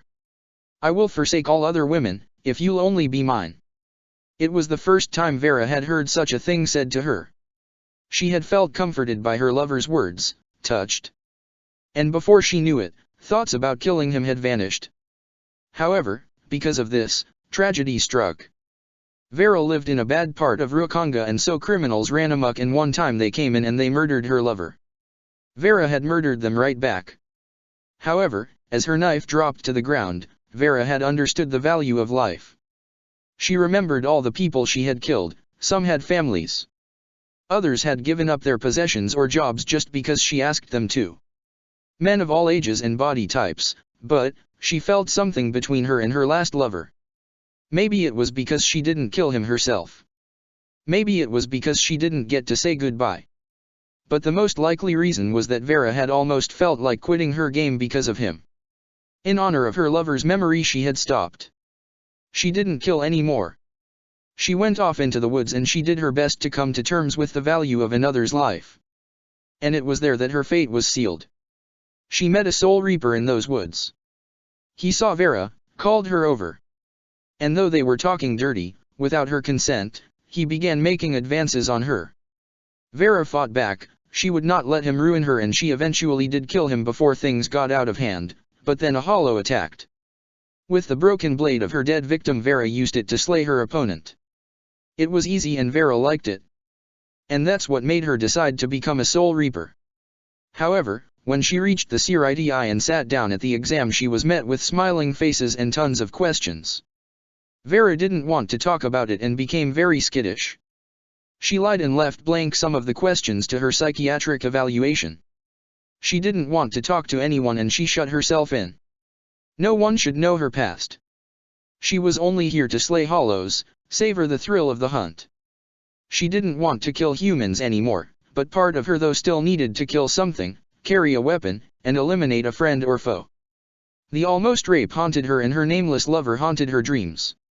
As she lived for years at the academy, Vera shut herself in and just did her work. She was not there to make friends and not there to have fun. Her dedication and work got her recognized and she was recruited by Akari Mari. It was years under Mari's command when the motherly captain approached her on her own.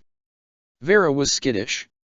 She hadn't spoken to anyone, even her captain, preferring to let written words and her own personally developed body language get her message across. And that was why Mari wanted to talk to her.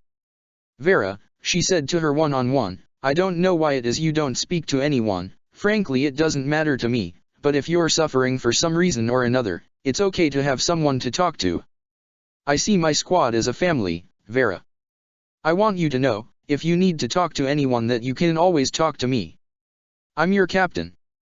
It's my duty to know the morale of my squad members. You are a bright girl. You are a very capable girl, but if you don't open yourself up to others, how can you make any progress in the world? Vera remained silent. She felt very uncomfortable. Sorry, I know my calling out to you was very sudden, but I just wanted you to know was that I picked you for my squad because I felt I could help you. Maybe I'm not someone you want to talk to, but I'm here if you need me. I want you to know that." From the kindness of Mari's tone, Vera felt less frightened and she finally talked to Mari. It was the first time she had spoken to another soul since coming to the Siriti. "Okay, thank you." The path Vera walked eventually led her in direct contact with Kojima Mizurio. When she met him for the first time and heard him speak, she became reminiscent. "Vera, I want you to stay at my side forever." He looked exactly like her lover. Vera felt like she was falling in love all over again. But could she really? Could she confront this man who reflected her distant memories and find out the truth? She never had the courage to act, and even now she didn't know. But in her current fantasy it was inconsequential. Vera had taken a different path in life this time. When the murderers of her lover came in, Vera killed them, protecting her lover, and she stayed with him. She eventually found out his name.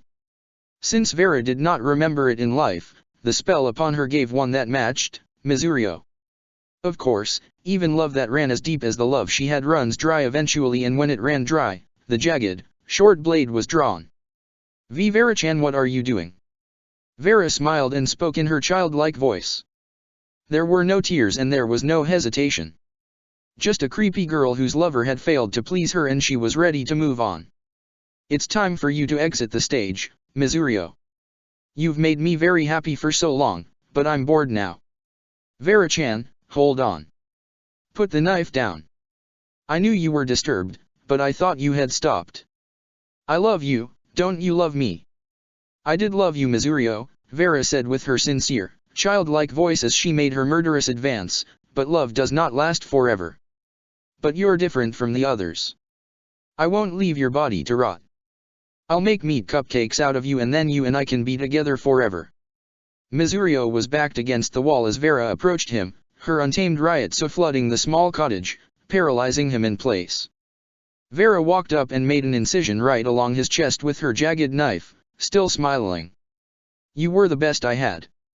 You lasted the longest in my world, but I will never be anyone's pet or permanent lover. I am not so easily tamed." Vera was flat against Mizurio's body, straddling him. She kissed him to savor what he had to offer, what little there was left to her. "Vera, I can make things interesting, just tell me what you want," Mizurio pleaded. The look in Vera's eye was cheerful, but completely uninviting. "There's nothing you can do. You simply can't satisfy me anymore." And with that the maiming began until it turned into murder as she stabbed him repeatedly in the chest, despite his protests, until his blood painted the building and she took disturbingly high visceral joy in carving him up and watching him struggle. Vera was euphoric. Her lover's blood was delicious. The fact that it had taken so long made it even more tantalizing. Vera sat down as she used her lover's bleeding corpse as a chair and proceeded to pleasure herself until climax. She had never made a kill that left her in such an aroused state. And from then on, her destiny changed. In what would be considered the present outside her fantasy, Vera had built up quite the scary reputation. She had many nom de guerres including, the Red Widow, and, the Vamp of the Soul Society, coupled with, the Sanguine Succubus, and, of course, the Iron Drinker. Things were harder now that she was a wanted woman, but Vera could still convince new arrivals into her web. She didn't even bother with new aliases anymore. She now stuck with a set name. It was the name on all of her wanted posters. She was simply known as Lilith. As she sat around in the stone cottage that she had built by hand over the last 100 years, she looked at the skulls of her victims and the heads currently rotting, her trophies. Yes, she loved the men she had tangled with. She had loved them, to death. To be continued. Chapter 184, Kazumi's True Goal. Cornelia's Dream Realm. On the rotation of the earth in which Kazumi's Dream Maker spell was cast, the General-in-Chief of Britannia's armies had been in Japan for special personal training. Meredith Mirdia and John Masters were left as her substitutive generals, but she could be reached in the case of an emergency. Many questioned why the young General-in-Chief needed special personal training and what kind of training it was, but Nunnally did her best to cover for Cornelia without revealing too much, saying that Cornelia's success in this training would benefit all of Britannia. Some remained skeptical, but most had their faith in, if not the Empress, then definitely in Cornelia. With that being said, Cornelia had been staying as a guest in the Empress Palace and her special training was under the supervision of Arisawa Tatsuki in an empty room normally used to store missiles. Even Tatsuki's more powerful techniques would be hard-pressed to destroy the entire facility given how spacious it was. However, that was during the day. At night, Ichigo, Orium, and Tatsuki were more than willing to accommodate their new comrade to save her on hotel expenses, though there were some days when Kaguya felt the need to increase international relations by letting Cornelia stay in the palace. On the day in question, Cornelia had been staying at Ichigo's place, formerly known as the Urahara shop, and was completely oblivious to Kazumi's visit. She was stuck in the land of sleep much like her new comrades, and what a dream it was. In the hall of the Brighton Neon Throne, Cornelia stepped out into the open wearing her military uniform, a regal, snow-white cape attached to it. Cornelia withheld all the standing power in the Britannia royal family. She was in charge of the army and the empire. She saved an assassination attempt on the 98th Empress, Mary Anne VI Britannia, and later protected Mary Anne's children from a similar fate. She later proved her father to be a traitor and had him cast off the throne, taking it for herself, and later swept a purge through the empire, denouncing all nobility that would oppose her, removing them of their privileges. Cornelia had 2 husbands when she ascended the throne, later a third when he was of age, Guilford G.P. Guilford, Schneeisel L. Britannia and Lelich VI Britannia. With it she had absolute power, authority, and tactical superiority through conversing with 2 of her 3 husbands. Cornelia was revered by her followers, feared by her enemies. Cornelia had conquered almost the entire world. Although nations resisted Cornelia, she had superior military firepower and skill set. In years to come she would soon be the Empress of the world. The areas under Britannia rule were simply referred as such to denote that they were not Britannia's mainland. The citizens there were all Brightonian citizens regardless of their former heritage. Their heritage was now part of their historic culture. There were those that resented such a notion, but others embraced it. As she stood in the throne room before her people with one hand on her hip and the other hand on her mantle, standing with her legs spread apart, joints straight, Lelich declared, "All hail Her Majesty the 99th Empress of the Holy Britannia Empire, your General-in-Chief, Cornelia Lee Britannia." "Your Majesty." All the people in the room bowed before Cornelia. A camera hanging from the ceiling zoomed in on Cornelia and Lelich was signaled from the side entrance that Cornelia was in proper focus. He signaled to his wife of such a thing and Cornelia began her speech. She let go of her mantle and made a fist, holding it out in front of her bosom. She spoke with conviction and expressed it in her face as she began her speech. All men and women are created uniquely. Nothing separates us from one another beyond the fact that we were born to different nations and different heritages in different parts of the world. We are all human beings and we must all unite together as one species the same way that animals flock together though live in different tribes and cultures. She extended her arm out in front of her, fanning her palm and dropped her other arm at her side. "I will not rest until the entire world understands that we are not to fight amongst each other, that our differences are of a cultural diversity and not an ethnocentric bureaucracy. Who knows what deep space exploration may have in store for us? If there are other species out there that are barbaric and hostile, we must be ready to face such a challenge as a planet, not as individual nations. I will bring us there as a fair and just ruler under a banner of blue, black, and gold for many generations to come." Cornelia pumped her fist to the air. "All hail Britannia." Throughout the place Cornelia's speech was broadcasted. People cheered for her and shouted the same 3 words over and over again. Lelich stood by, not joining in the animalistic chanting, much like other more sophisticated individuals, but he was smiling at his wife and sister, knowing her conviction would mean good things. She had the experience and firepower to carry out his vision, or rather their vision. They even had Schneeisel along for the ride. Guilford was the only man amongst Cornelia's husbands that was more out of love than anything else. While sibling relations were not uncommon in a royal family, Cornelia's warm feelings for her 2 half-brothers she could not keep secret, and as the one with polygamous standing power, only Cornelia was the one allowed to have multiple spouses. She stood with that same strong smile of conviction.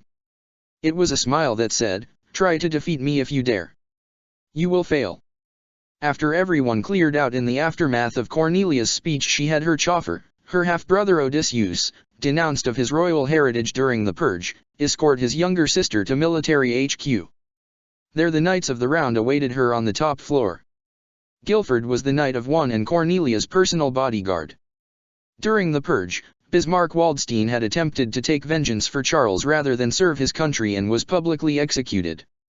Marianne had been in the car with Cornelia and arrived with the Empress, for she was the Knight of Two, reinstated after a near 10-year retirement. She was Cornelia's best pilot. Gino Weinberg was the Knight of Three. Dorothea Ernst was the Knight of Four. Suzaku Kurugi, Euphemia's Japanese-Britannian husband, was Cornelia's third best pilot and the Knight of Seven. There were vacant spaces for 5, 6, and 7. The only other active knight was Cornelia's second best pilot, her best friend, the Knight of Nine, Nonette Enneagram. Nonette was slightly jealous that Guilford had been chosen over her as the Knight of One when Cornelia came to power, but Cornelia jabbed at Nonette, saying she didn't trust her best friend with the clearance to fire nuclear missiles. Nonette laughed, since nuclear weapons research was now illegal across all countries ever since the experiments proved too catastrophic, but understood. Luciano Bradley and Monica Krusowski had, unfortunately for the latter, been lost during the purge during Bismarck's attempt at revenge. Cornelia was thinking of putting Jeremiah Gottwald as a new Knight of the Round, perhaps a new Knight of Five, a position that hadn't been occupied in several combings of emperors and empresses, but that was yet to be determined, with his nightmare frame not yet finished in construction and his capabilities not yet fully tested as a pilot. After a long day at the office, each Knight of the Round giving a proper report to Cornelia on remaining war fronts, including Cornelia's lead military general Andreas Darlton, Cornelia returned home to kick back and relax. Cornelia hung up her cape first and took off her boots. However, before she could get out of the foyer, the Empress was nearly tackled with a big hug from her sister, Yuffie. Cornelia hugged her back and the two began to talk to each other until the sounds of broken china and glass could be heard from the kitchen. Cornelia promptly let go of Yuffie and stormed over to the kitchen. Sitting on the floor, desperately trying to clean everything, was Guinevere Britannia, more recently Guinevere Fay, having lost her Britannian name and been kicked out of the family due to having been exposed through a huge scandal that ruined her family and her life. Rather than be executed, Guinevere had begged Cornelia for mercy. Cornelia, in an act of cruel mercy, set Guinevere up as her maidservant in the house. Guinevere was terrible at it and she knew she was terrible at it, but it was either this or death, and as long as Guinevere wanted to live, this was all she could do, with Cornelia's iron grip keeping her from getting a job practically anywhere. Guinevere, in her maid outfit, complete with headdress and apron, was tearfully picking up the broken pieces of china and glass. In the years that she had been Cornelia's servant, her younger sister had destroyed her self-confidence, and the once haughty crown princess was nothing more than a simpering coward now, desperately hanging on to her shattered life. Going to make the rat excuse? Cornelia asked Guinevere, tapping a finger to her arm. Both of them folded. And no, Your Majesty. Guinevere bowed her head to the floor. I was starting to cook dinner. I used the step ladder to reach one of the good plates, but I fell forward and knocked the whole shelf down. I am sorry. Cornelia walked over to Guinevere and pushed her foot down onto her servant's head, earning a yelp from Guinevere. Please, Your Majesty, I'm sorry, I didn't mean it. Guinevere pleaded. What have I told you before, Guinevere? Cornelia asked, pushing down with force. If you can't cook, order in. Now clean up this mess, order some new plates and glasses online and order in some pizza. Yes, Your Majesty, Guinevere said submissively. Cornelia then picked Guinevere up roughly by the arm and, for seemingly no reason at all other than the fact that she could, slapped her across the face. Incompetent fool. I'm sorry, Guinevere apologized, holding her hand where she'd been slapped. Cornelia pulled Guinevere by the hair and dragged her in front of the mirror by the wall and pushed her down on the small table in front of it. Take a look at yourself, Guinevere, Cornelia said, smiling like the devil, showing the crown princess her reflection. Take a look at what you've become. You were once a proud princess, weren't you, but now you're just a lowly bitch. You're my slave, Guinevere, and whether you live or die is up to me. Guinevere couldn't bear to look at herself and just started crying, which only gave Cornelia sick satanic pleasure at seeing her older sister like this. For too long Guinevere had evoked this reaction from the common folk, and now the tide had turned. Yuffie was the only person who warned that Cornelia was going too far, but that was just because of the girl's kind heart. Cornelia had other servants, but she was only this rough with Guinevere when mistakes were made. Say it. I don't want to, Guinevere whined in tears. Say it, Cornelia said with more emphasis. Guinevere just sobbed. Cornelia pulled on her hair harder. Aioic. Okay. Okay. Guinevere mumbled into the table. I didn't catch that, Cornelia told her. MCH. Guinevere mumbled louder. Say it into the mirror, or do I have to punish you for disobedience? I'm your bitch. Guinevere sobbed, staring into the mirror. I live only to serve and to please Her Majesty. I'm a commoner filth bitch and your slave for the rest of my life, and there's nothing I can do about it. Good girl, Cornelia said, letting go of her sister, and made her way up the stairs, leaving Guinevere to clench her fists and sob into the side table. Reality. Soul Society. Hitsugaya furiously clashed his blade against Aizen's. Each strike emitted powerful riot soot, but Aizen casually blocked each blow without so much as being the least destabilized from Hitsugaya. With a two-handed swing, Hitsugaya's blade smashed into Aizen's overhead, while the number 2 Togabito held his blade horizontally and blocked Hitsugaya full and complete. Hitsugaya drew away from Aizen only for his left wing to snap off from the root and a gash to form beneath his left shoulder blade. Hitsugaya turned and swung, but his tail was then cut off. What's the matter, Hitsugaya Toshiro? I thought you were going to avenge Hinamari-kun, but it seems like you are not strong enough to even contend with me. Don't be so sure. I told you before, the last time we clashed I had only begun to tap into Hyarin Meru's power. Now, I have fully mastered it. Hitsugaya held his blade skyward. Doki. A thundercloud formed from above as Hitsugaya was struck with a bolt of lightning. When the lightning cleared away, Hitsugaya's core form could be seen. His tail had been restored, as had his wing, but now there was a second set of matching wings made out of blue plasma. Hitsugaya had a second tail, also made of blue plasma, and now 2 draconic heads sprouted from alongside his neck, one made of ice, the other made of this same blue, lightning-like blue plasma. Hitsugaya's body crackled with lightning. There was also a wintry air about his Zanpakuto blade as well. What was more amazing was the fact that even Hitsugaya's eyes were leaking his riot soot, flashing between white snow like dust and blue lightning. His free hand was also crackling with lightning. Soto-ryu, Hyarin to Kaminari-maru, he invoked the name calmly. Two-headed dragon, ice and lightning ring. What is? Aizen, did you know that there is a level Soul Reapers can reach beyond just that of the Bankai? Aizen sputtered. Apparently you don't. Though that should be obvious considering what you are. Let me give you a little history lesson. Kaminari. Lightning struck hard and fast as it struck Aizen in the shoulder where he stood, leaving a singe mark. Then, faster than Aizen could react initially, Hitsugaya came charging in, but as Aizen took a defensive leap back, Hitsugaya had not moved at all. Are you scared? You should be. Though I have not the power to contend with you on my own, Hitsugaya healed up his blade, I've grown strong with Hyarin Meru at my side. Aizen, the fact that you were born strong is also your greatest weakness. We are both young prodigies in our own rights. Hitsugaya held his blade at an angle, preparing to fight again. Shall I tell you what it is that separates us? You look down on the weak, believing you are the strongest there is. You've had no real reason to grow stronger other than that it simply happens. However, we of the Godai, to protect those we care about, push ourselves past our limits, and in recent years we've given a name to these breaks in limit, the true form of the Bankai, the core form. Core form? Aizen questioned. The Shikai is born when the Soul Reaper comes to understand his or her Zanpakuto. The Zanpakuto trusts its wielder. The Bankai is born when the Soul Reaper proves itself superior to the Zanpakuto, allowing new limits to be reached and the Zanpakuto's true nature to take hold. However, by fighting even more at a Zanpakuto's side, one unlocks the Zanpakuto's ultimate nature, the core form. Essentially it is the release that states that the Zanpakuto and the wielder are no longer friends, or wielder and Soul Reaper, they are one being. This can develop in 3 forms. The most common is for the wielder to stop holding themselves back, for their fear of their true potential scares them on some level and they abandon all fear and go for the kill.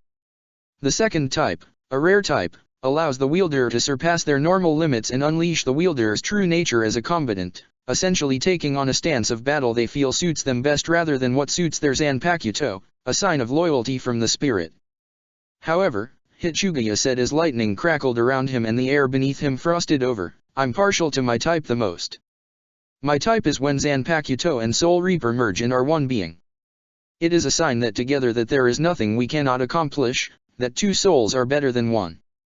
And, because my Zanpakuto has never seen Kyoka Suijutsu, I cannot be affected by it while in this form.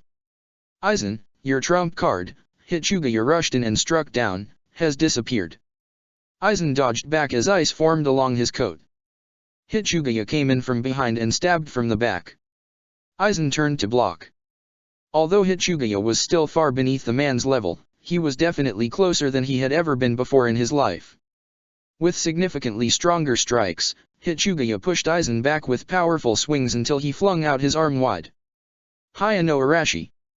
Hailstorm. Suddenly the chilling winds in the area picked up and a fierce blizzard clouded Aizen's vision as he was suddenly pelted with hail and snow from all directions. From above, Hitsugaya came piercing down like a bolt of lightning, creating a sonic boom that blew Aizen back.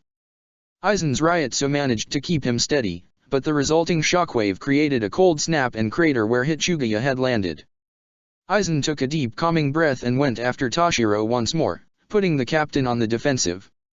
Hitsugaya dodged a few strikes and blocked some others, but it was obvious he was now on the defensive. The shock factor had worn off and now Aizen was taking him a little more seriously. Not good, this was the best the 5th squad captain could give. An A for effort, Hitsugaya Teiko. Aizen said as he made to split Hitsugaya's arm off from the shoulder blade only for ice to form along Hitsugaya's arm like a guard and repel Aizen back. Sugasama Koroboi, instant ice defense, Hitsugaya spoke calmly and then with a claw-shaped palm, smacked Aizen in the chest with his free hand, sending volts through his body and pushing him away. When Hirin Maru senses a particularly dangerous blow, he creates a barrier of ice around me to supplement an extra set of armor, almost always succeeding in repelling my opponent's blows. Face it, Aizen. If you want to win this, Hitsugaya aimed his blade right at Aizen, show me your Bankai. Lightning flashed. Or else, another bolt of lightning, I'll have to show you what this form is really capable of. Ichigo's Dream Realm. Ichigo sat down to dinner years into the future where his dream started. He was sitting down at a big Thanksgiving feast-sized table, sticking his fork into a string bean as his son and daughter accompanied him and his sisters and parents. He was about to stick the food in his mouth when the scenery around him vanished and his family began to feel so far away. Huh? Suddenly Ichigo's fork and food disappeared. What the hell's going on? What is this? Suddenly his mind began replaying memories that he felt were not his own. In fact, they were his true memories, but his current self did not recognize them. Due to the wild surging going on inside his head and the rush of sensory input, Ichigo dropped down to one knee and covered his ears with his head. The pain in his head caused to yell out as if the sound of his own voice would quell the noise. And someone it did, and there was silence. When Ichigo realized this, he opened his eyes again. His true memories were back in his head, but fleeting memories of the illusion glossed through his mind and Kazumi stood before him.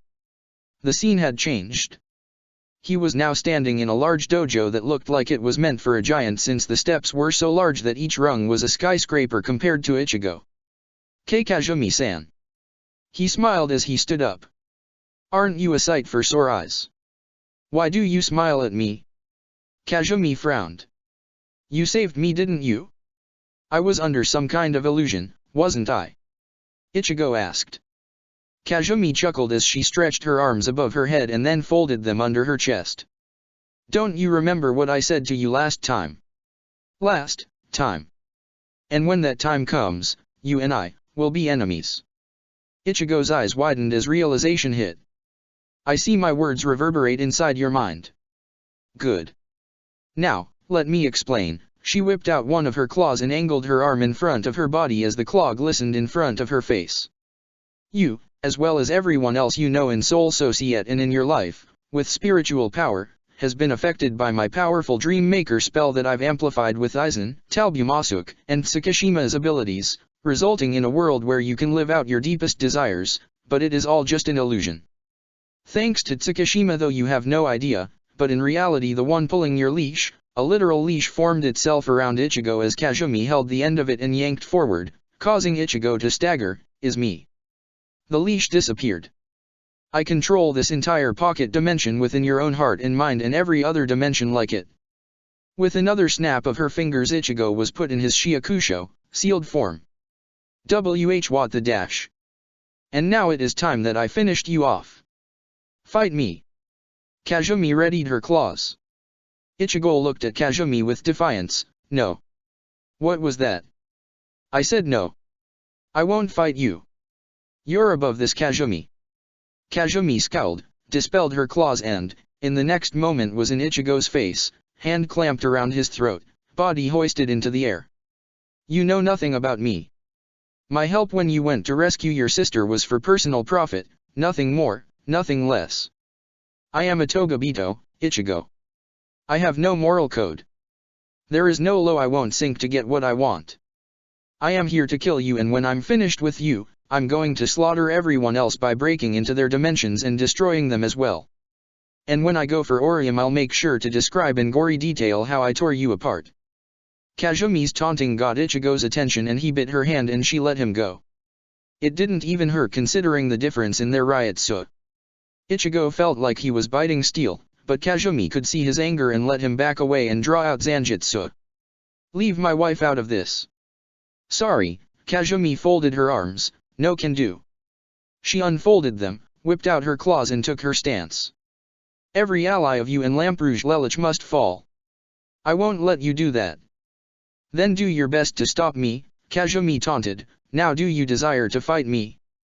Angered and not willing to call Kazumi's bluff, Ichigo readied his stance. Kazumi watched as he went into Bankai, angrily declaring it. Tensei Zanjutsu, Ichigo said casually as he entered the state. He knew better than to take Kazumi on with a sealed blade or even Shikai. He remembered when he had saved her from Togabitos 5, 6, and 7. Ichigo had used his Bankai and only was able to win because his enemies had been worn down by Kazumi. He would have to pull out all the stops to beat the woman in front of him. More than a decade ago, years ago, she had trumped even his inner hollow, which he had long since thrown away the power to use, but Ichigo was certain he was strong enough to stand on the same level he had been at years ago. If only he knew Kazumi wasn't even trying when she beat him back then. Thanks to Rita's training, Ichigo was stronger than he'd ever been and more than a match for almost all members of the top 10. Within 3 years he had managed to master control over his sealed form, allowing Rita to remove his limiter, and then focused on training Ichigo to the point where, with Bankai, he could go toe-to-toe with Rita's Shikai and not get tired. He could do much more, but for friendly sparring he hardly went beyond that. He let his Zanpakuto teach him more. However, would the training be enough that he could defeat the strongest Togabito in hell, a woman with more experience under her belt than the current captain of the Godi 13? That was the million-dollar question. Excellent, Kazumi grinned widely, this is what I've been waiting for. Let's go. Reality. Soul Society. Things were going badly for the Godi 13. The tide was turning the favor of the Togabito. Talbumasuk stood triumphantly over Hisuna. He'd made his first strike with his time-stop ability count, before she'd even gotten her bearings, and that wound had let him outlast her, even though she went straight to Bankai, and ultimately led to her defeat. Ulquiorra had no trouble dispatching his own enemies. Each lay before him in equally broken states, having been unable to do more than give his sealed form a good workout. Jin was still standing, doing his best to stay out of Naira's attack range, but he ultimately knew he was outmatched. With his Namikagu, Stefan was proving to be able to contend with Vanguard in his La Tekla form, but up to that point Stefan had already taken quite the beating. The man was just as tenacious as Kenpeki, if more skilled, and that skill was making all the difference in helping him survive. As Vanguard swung out wide with his blade, Stefan reversed somersaulted and landed on the creature's massive blade before slashing forward and creating a fierce laceration across Vanguard's collarbone and landing on the other side before being forced to dodge a strike from Vanguard's attack. Starting to tire? Vanguard asked. Not a chance, Stefan asked, flaring more Ryotsu to make him look tough. Ha! I like that tenacity of yours, Soul Reaper. Perhaps there is hope for your kind after all, Vanguard said and prepared to go at Stefan again. Tsukishima, meanwhile, had also managed to defeat his foes. He was covered in battle scars and bruises, but he had managed to win. Nozomi and Mei were collapsed on the ground in lacerated defeat. Tsukishima was panting and hacking up blood. He was pretty beaten up from some of their strikes. For most of the battle Mei's Zanpakuto had let her spam Kido like lightning blasts, but also had managed to create an area of effect explosion of ice energy. Tsukishima dodged every shot, always keeping an eye on his 6 for sneak attacks from Nozomi. However, he'd been so focused on a suspected surprise attack in Mei that when Nozomi came at him from the front, holding all of the energy from Mei's attacks in her Zanpakuto, he did not expect to get blasted with energy that accumulated to 3 times his own Ryotsu. Tsukishima was burned, catching frostbite and his right eye was swollen. He could barely stand as he staggered forward. He had only barely managed to catch Mei and Nozomi off guard, but due to his superior Ryotsu he had managed to cut them down with ease, not even bothering with memory replacement. He prepared to try and locate his other enemies only to suddenly find a blade protruding from his abdomen. In his weakened state, even a civilian could have run him through. The wielder of the blade, now becoming visible, previously masked by a self-cast Kyoko, was Euphemia Lamperouge. She had a stern, sorrowful, pitying look on her face. "I'm sorry," she apologized, "but I have to protect the Soul Society and I can't let you hurt my friends." Tsukishima staggered forward and collapsed onto the ground. As a Togabito he wouldn't die from that stab wound, but he wouldn't be getting up any time soon. As Yuffie put away her sword though she was then kicked in the abdomen and sent flying as Mia stood where Yuffie had once been. "Oh, poor thing, I didn't mean to kick you so hard," she smirked, "I thought you were stronger than that." Yuffie managed to get up and right herself, but her left shoulder hurt really badly, definitely broken. She leaned to one side. Blood trickled from her forehead where she was smashed into the concrete. She could barely stand under the weight of Mia's Ryotsu. "Ah, what's the matter dearie? Is that all you got? Where did all your energy go?" Mia advanced upon her. Shirley was still back by the first division wondering what to do so she hadn't followed Yuffie to take action. Yuffie worried as Mia approached her and curled her fingers under her chin. "Oh such a pure soul," Mia said with a sensual smile that screamed rape, "I could just devour you and tangle you in my web of corruption." Suddenly though, blood shot out of her back as a fierce laceration appeared down Mia's back. Mia turned around to see a woman wearing the garb of the Royal Guard standing quite the distance from her. The woman had long black hair, sword drawn, and was beckoning Mia forward with her finger. "It can't be, from that distance. I didn't even sense her approach." "Lady Marianne," Yuffie sounded out. Mia let go of Yuffie and just stared at Marianne. The woman before her sent out this terrifying presence that had Mia shaking and sweating where she stood. "What the hell? I do not feel fear. But is this just from how dangerous she is, or is it something else? Damn it. Seduce, Suku." In a flash, Marianne appeared behind Mia, standing next to Yuffie, blade drawn forward, perpendicular to her waist. Mia bled from a laceration across her stomach and fell forward in a heap. I couldn't even follow her movements. Both Yuffie and Mia thought the exact same thing. Marianne was about to put her sword away, but then noticed Talbumasuk standing across from her. "You're not going to get away with harming Mia," he said with a scowl. "I wasn't aware Togabito could feel sentimentality," Marianne said with a smirk. Talbumasuk's stare grew more hateful. Why do you resemble Lamperouge Lelich? Why do you wear the robes of a captain?" "Because my name is Marianne Six Britannia Lamperouge, member of the Royal Guard." Marianne's smirk turned into a confident grin, "and Lelich is my son." "His mother? Who are you?" she asked Talbumasuk. "His name is Talbumasuk Tremere," Yuffie told her. "How did you know he was a Togabito?" "The Library of Infinite Knowledge has granted me many skills Euphemia, such as differentiating between types of Ryotsu." Marianne put her sword away, but pushed down on the handle. Talbumasuk prepared his sword. "I don't care if you're a member of the Royal Guard. He became enraged. Anyone related to Lelich will die. He will suffer as I have. Talbumasuk soon found a shallow wound in his shoulder. As I thought, I need anti-hellfire from Rita to do more damage than this, Marianne thought as she stood with her blade drawn at her side, scowling. How did she get me so quickly? She didn't even move from that spot. Ayajitsu? Yuffie recognized the technique. Did she learn such a technique all on her own? Lelich told me about the library. Just how strong has Lady Marianne become? I awake this morning to find my colleagues all sound asleep in their quarters. Knowing this, I asked His Majesty if a visit to the Soul Society was warranted. I suspected that whatever had befallen the Royal Guard may have affected the Goti. Turns out I was right. And now, Marianne's expression became one of scowling displeasure as she declared, "You are going to pay the proper penalty." Ichigo's Dream Realm. Because of the time imbalance between dream realms and reality, while all the chaos was going on in the Siriti, barely a moment had passed between Ichigo and Kazumi getting ready to do battle. After a millisecond of sizing the other one up, the battle had begun. Kazumi and Ichigo charged at each other. The back of Kazumi's right-hand claw blocked Ichigo's sword as he swung at her face.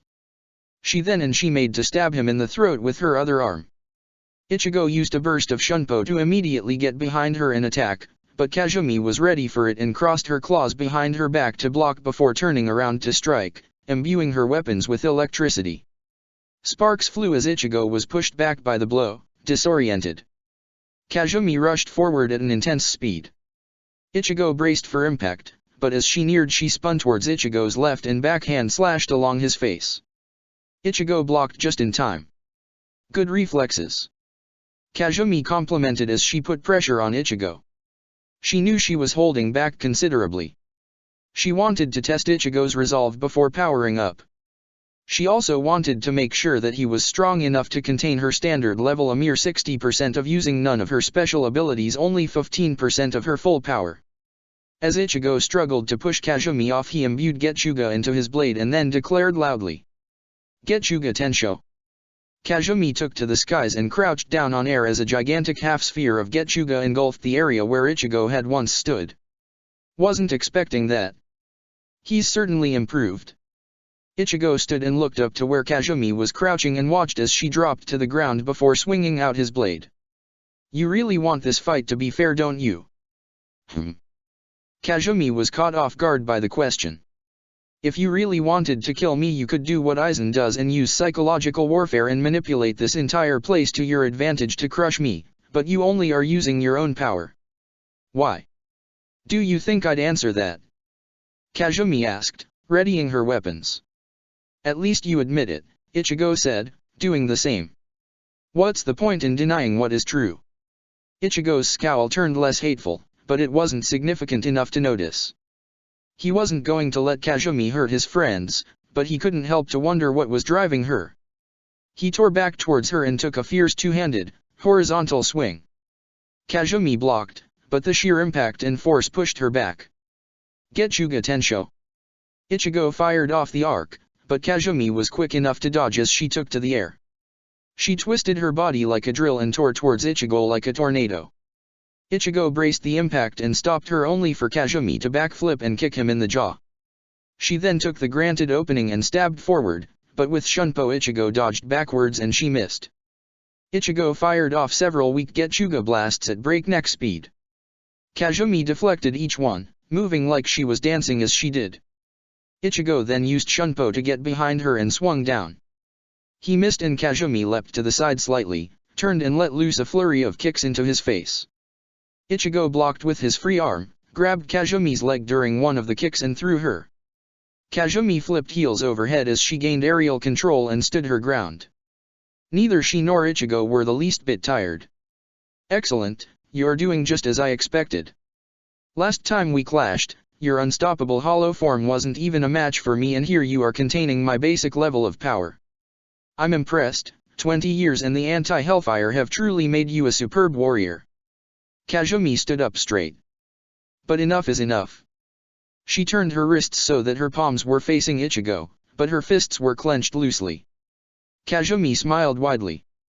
Go ahead and use your visored mask. Don't worry about waiting for the right moment. You forget, I control this dimension. Sure, if you die here you die for real, but your hollow mask won't deplete if you use it consistently. Ichigo looked at her oddly.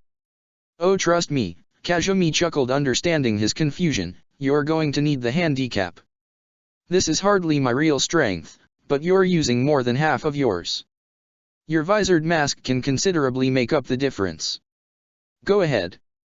20 years back, Ichigo would have called Kazumi a fool, told her not to mock his strength and told her that she couldn't be that confident in her own abilities. However, 20 years in a near-death experience had tempered Ichigo, and he now had a frame of reference of how much stronger opponents could be than him.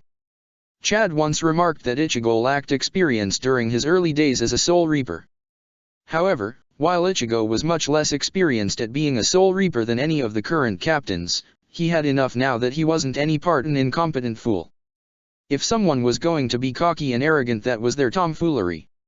However, Ichigo knew Kazumi was strong. He remembered that she had decimated him before. Rita had warned him during his training of Kazumi's raw power. Ichigo knew that what Kazumi was saying was true. If you're that confident, the police chief put his hand to his face, fingertips pressed into the skin, I'd be happy to oblige. He summoned his mask and breathed out as his distorted voice could be heard through his exhalation. Good. Good. Kazumi exclaimed with ecstasy, feeling Ichigo's Ryutsu. I like this feeling from you. Your power currently exceeds what I am currently using to fight. Kazumi dispelled her claws and held her arms out at her sides as she levitated slightly into the air. Let's kick things up a notch. Kazumi's Ryutsu surged and thick black Ryoryoka coursed around her as shiny black, translucent, luminescent wings shot out of her back.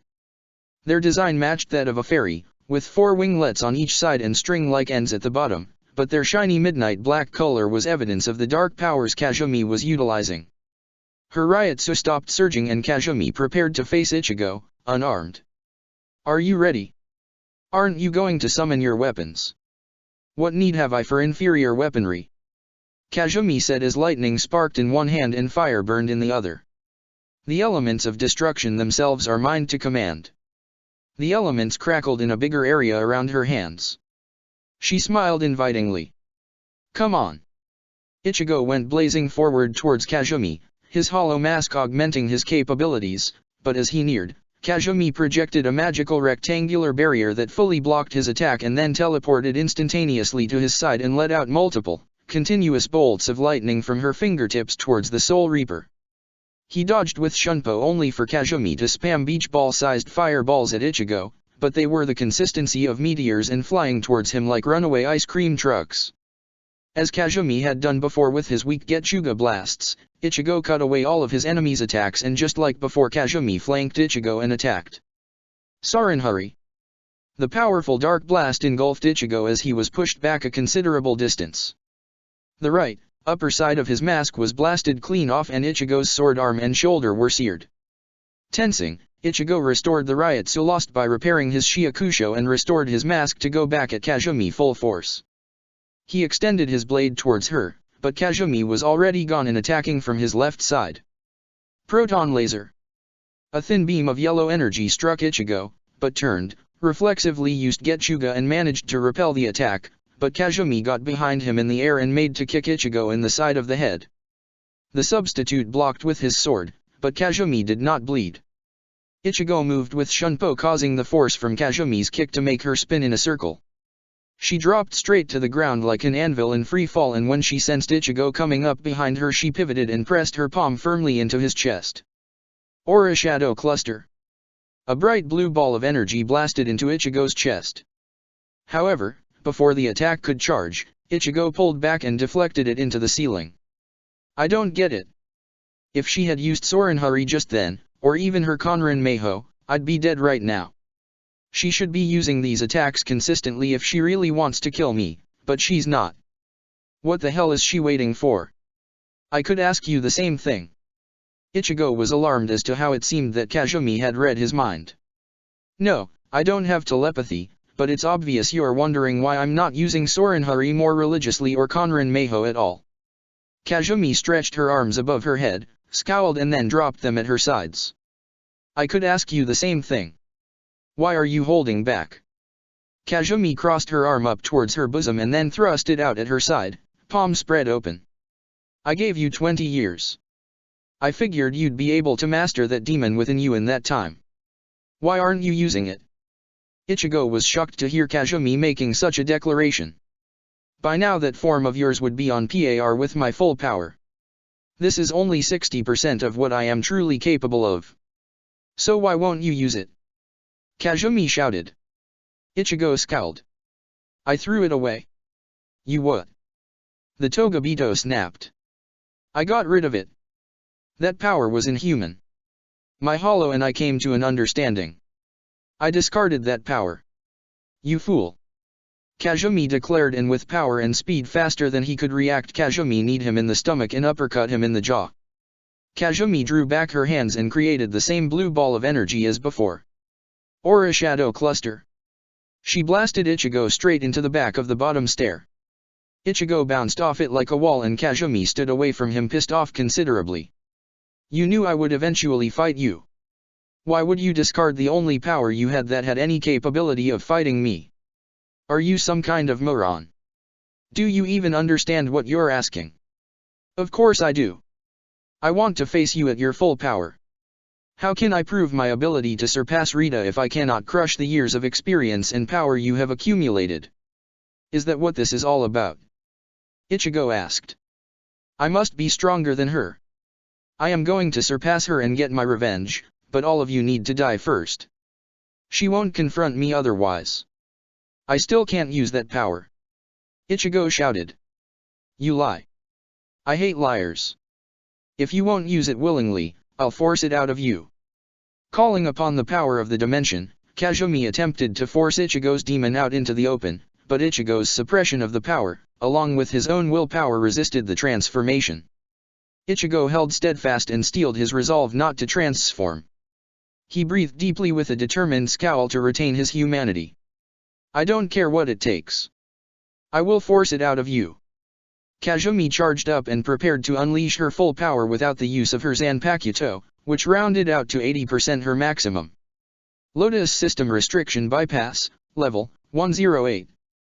Kazumi bent over backwards as a powerful white aura coursed around her. She stood stolidly with her legs together, feet formed at a right angle. Kazumi extended her right arm forward like a cat's paw. Her Ryutsu was unlike anything Ichigo had felt before. He remembered when he fought Vanguard. The Seiko Koetsu's full power did not even come close to the monstrous Ryutsu that Kazumi was unleashing right now. What was truly terrifying was how well controlled it was too. Normally Ryutsus of this caliber would destroy everything within a wide radius just from existing, but Kazumi's power was so well controlled it was like it was barely there at all, but just by approaching her one would feel an intense wave of Ryutsu, but the individual would have to be incredibly close. Ichigo knew of only one person, besides himself through training he had gone through, that had this much control over their Ryutsu, Rita. Terizuma, Kazumi said casually, and suddenly, from the ground, a gigantic emerald snake emerged from a portal that opened within the confines of the space-time continuum with glowing yellow eyes. It towered over Kazumi and Ichigo. Kazumi pointed at Ichigo and the snake charged at Ichigo with powerful ferocity. It burrowed into the spot where Ichigo had just been as the teen dodged, but as he did Kazumi targeted him herself. Electric snare. Several lightning bolts coiled towards Ichigo and bound him in electric chains as Kazumi whipped him at the ground before pulling him towards her. She then relentlessly unleashed blow after blow after blow of unarmed combat, whether it was a hard punch or a flurry of kicks, and she was coming in so fast that Ichigo was powerless to defend against it. I will draw that power out of you. You will transform for me. Kazumi declared as she continued to beat up Ichigo. Get angry. Try to destroy me. I won't stop at just you. I told you I'd kill your wife and every person you care about. No one will be safe from my allies and me. Maybe I'll revive your mother just to kill her repeatedly before your eyes. Goddamn it. Hate me. Kazumi punched Ichigo hard in the stomach and materialized her claws, impaling him through the stomach. She withdrew her claw and drew back her free arm. Ibara no Amashi. Storm of thorns. From her hand an uncountable number of thorn-like projectiles let loose from Kazumi's fingertips. However, Ichigo was far too quick to be stopped and he sliced through each and every projectile with such quick wrist movement it was like his arm was a simple blur. Ichigo was panting by the time Kazumi was done firing projectiles. She gnashed her teeth when he refused to fall or transform. Her pet snake sat hungrily, awaiting Kazumi's orders to strike, but she was more than willing to deal with Ichigo herself. Fine. You want it so badly, then here you go. Konrin Meiho. Kazumi used her most powerful attack Ichigo knew of in an attempt to utterly destroy him. Ciro de Luna. Ichigo attempted to counter, but his attack was quickly overpowered and he was blown back into the wall. He stood up with most of his upper Shiakusho torn completely off and he was burned considerably. His mask was gone and he could barely move. It's time I ended this. That brat still can't do anything right, Kazumi scowled disdainfully. Reality. Soul Society. You want my Bankai? Aizen smirked. Sorry, Hitsugaya Toshiro, but it's 100 years too early for you to ask for my Bankai. That's too bad, Aizen. You had your chance to make this even. Now I will. In the next instant, Hitsugaya's ice wings had been sliced off and his blade broken as several slashes ran up his front. What? Did you think that Rito would give me such a rank if I was not worthy of it? Did you think it was because of my Bankai? I am the number 2 not just because of my dangerous Bankai or the dangers of Kyoka Suijutsu. I am the number 2 because I am strong because of my raw power. Just like Naira, Aizen smirked as Hitsugaya began to fall out of the air. Just like Talbumasuk. Aizen sensed his apprentice doing battle. Now that's odd. Hisuna never exuded such masterful spiritual power. Aizen examined more closely. I see, because it's not her. In fact, I do not recognize this power at all. I believe a closer look is in order. Aizen used Shunpo to observe Marianne's battle with Talbumasuk. With only a sealed blade, Marianne was fighting Talbumasuk as an equal in his Shikai. He couldn't even get the few seconds necessary to perform his Bankai. She would not let him. Furthermore, her Ryutsu exceeded his own and his lack of swordsmanship prowess had him on the defensive, barely able to contain Marianne's fierce, precise, and skillful swings. Talbumasuk actually had a stressed look upon his face. Earlier he had used his time stop ability of his Shikai and because of her superior Ryutsu she hadn't been affected at all. Aizen sighed with a smug smile. Ah, Talbumasuk, my young apprentice. Well, not so young anymore, Aizen thought with a smirk as he opened his eyes, watching the fight. Even after years of experience, someone with a lot more skill than you can surpass your abilities. Unlike me, your raw power comes from your devastating and dangerous Zanpakuto. Without it your skill level keeps you significantly underpowered, but that's what made you the perfect apprentice. Marianne soon realized that she couldn't defeat Talbumasuk in her current state. She pulled back and stood to catch her breath before preparing for round 2. You were not a member of the Godii when I was its enemy. Lelouch never even spoke of family. Talbumasuk threw his arm out at his side. Aizen raised an eyebrow upon hearing this. She's family to Lelouch? He was an orphan 2 days in the Rokanga. How can you possibly be his mother? How can you possess such skill? Marianne smirked. You really think I would tell you that? Marianne held her blade with both hands in front of her, angling the blade at a precise 45-degree angle. It doesn't matter anyway. Thanks to the Library of Infinite Knowledge I know how to carefully study an opponent and watch their patterns of movement. I can study how they dodge, how they swing the sword, their tactics become mine to read like words in a book. Aizen, this woman has read from the library? Aizen noticed the crest upon the Haori on her back. The Zero Division? That's ridiculous. Even within the royal dimension, the library is a sacred ground that only those with the permission to do so may read from. Its knowledge might be infinite, but its contents are scrutinized. So why is it that she has been allowed to read from them? Did she obtain such skill through reading? No. It has to be a lie. For him to allow such a thing is inconceivable. I will have that man's head. I'm going to call the current on this one. Talbumasuk-kun, Marianne said with a hint of a Japanese accent, you're about to see the true skill of a member of the Royal Guard. Marianne's red Ryutsu gently flowed up from beneath her, equip, Irokishi. Scarlet Knight, Marianne's Zanpakuto completely dematerialized and she was left a pair of metal gauntlets coating her forearms.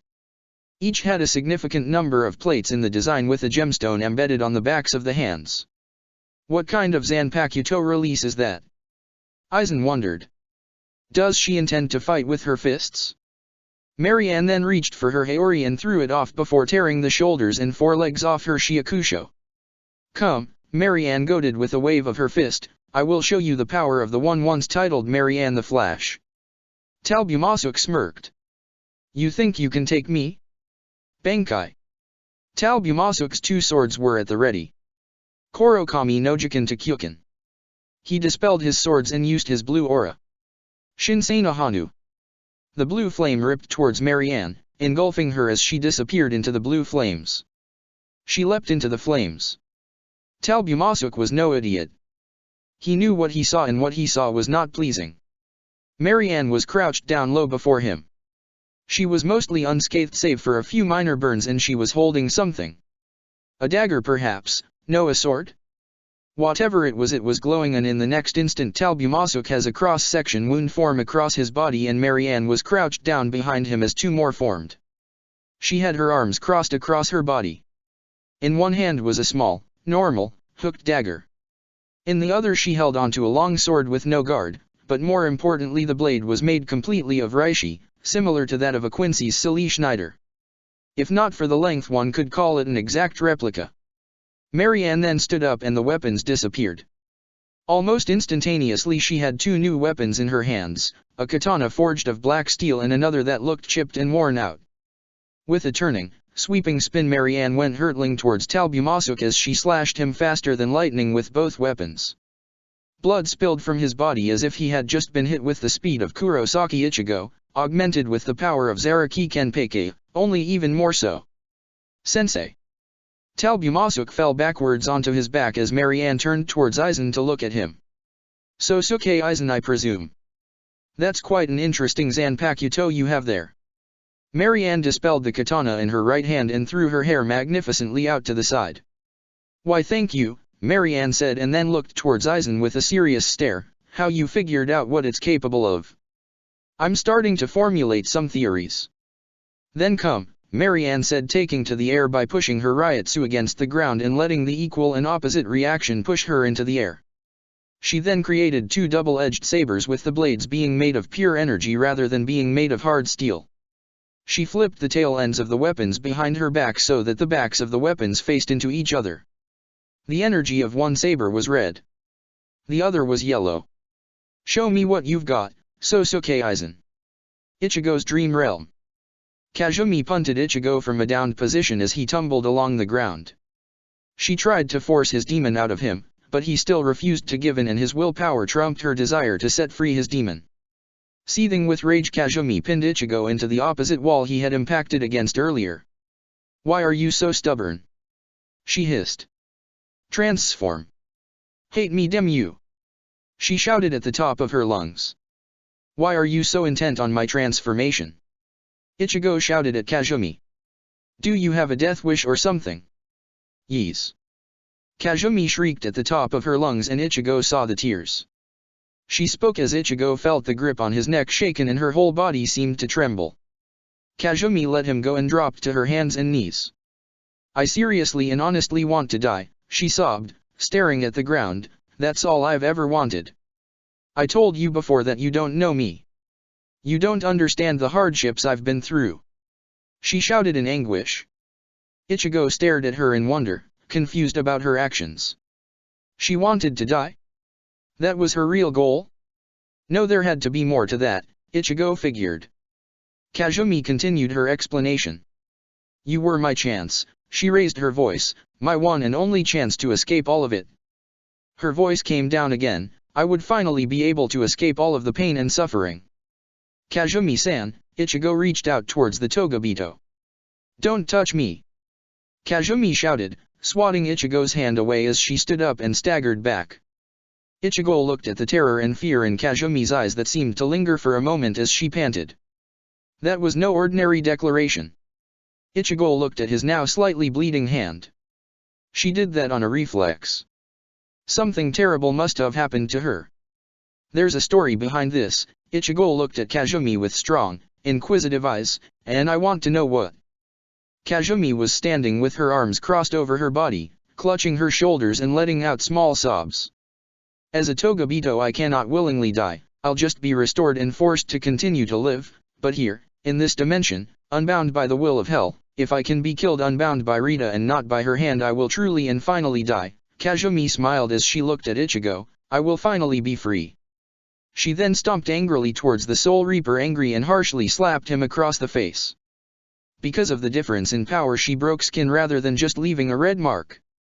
You were supposed to grow and become my ticket out. Kazumi admonished him, arms at her sides, fists balled. You had the potential. Why would you throw your strength away? If this was your intention why didn't you tell me and let me in on your plan? Ichigo asked, knowing that response would evoke more out of Kazumi than telling her that there was no purpose in dying because she was right about something. He didn't know her, so he intended to try and understand. Would you have listened? Kazumi asked bitterly, looking at the ground. You were young and naive when you were a teenager. You did not believe that any soul was beyond salvation. The years have tempered you and you understand that that's no longer the case. She looked at Ichigo with tear-stained eyes as she placed one of her hands upon her chest, but death is my salvation. I have suffered so much. You have no idea. Kazumi returned stared at the floor fists balled at her sides. Why did you throw that power away? I didn't want it. It was evil. I couldn't bear to use something so demonic. It took away what made me human. Kazumi held back as she underhand punched Ichigo in the gut. Ichigo doubled over and dropped to his knees. Idiocy.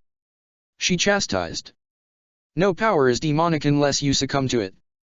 It is possible to find great strength even when steeped in shadow.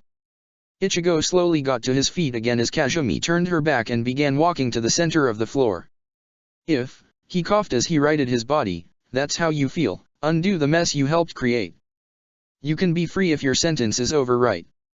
Kazumi stopped, bewildered by Ichigo's request, and put a hand on her chest. She seemed filled with sorrow.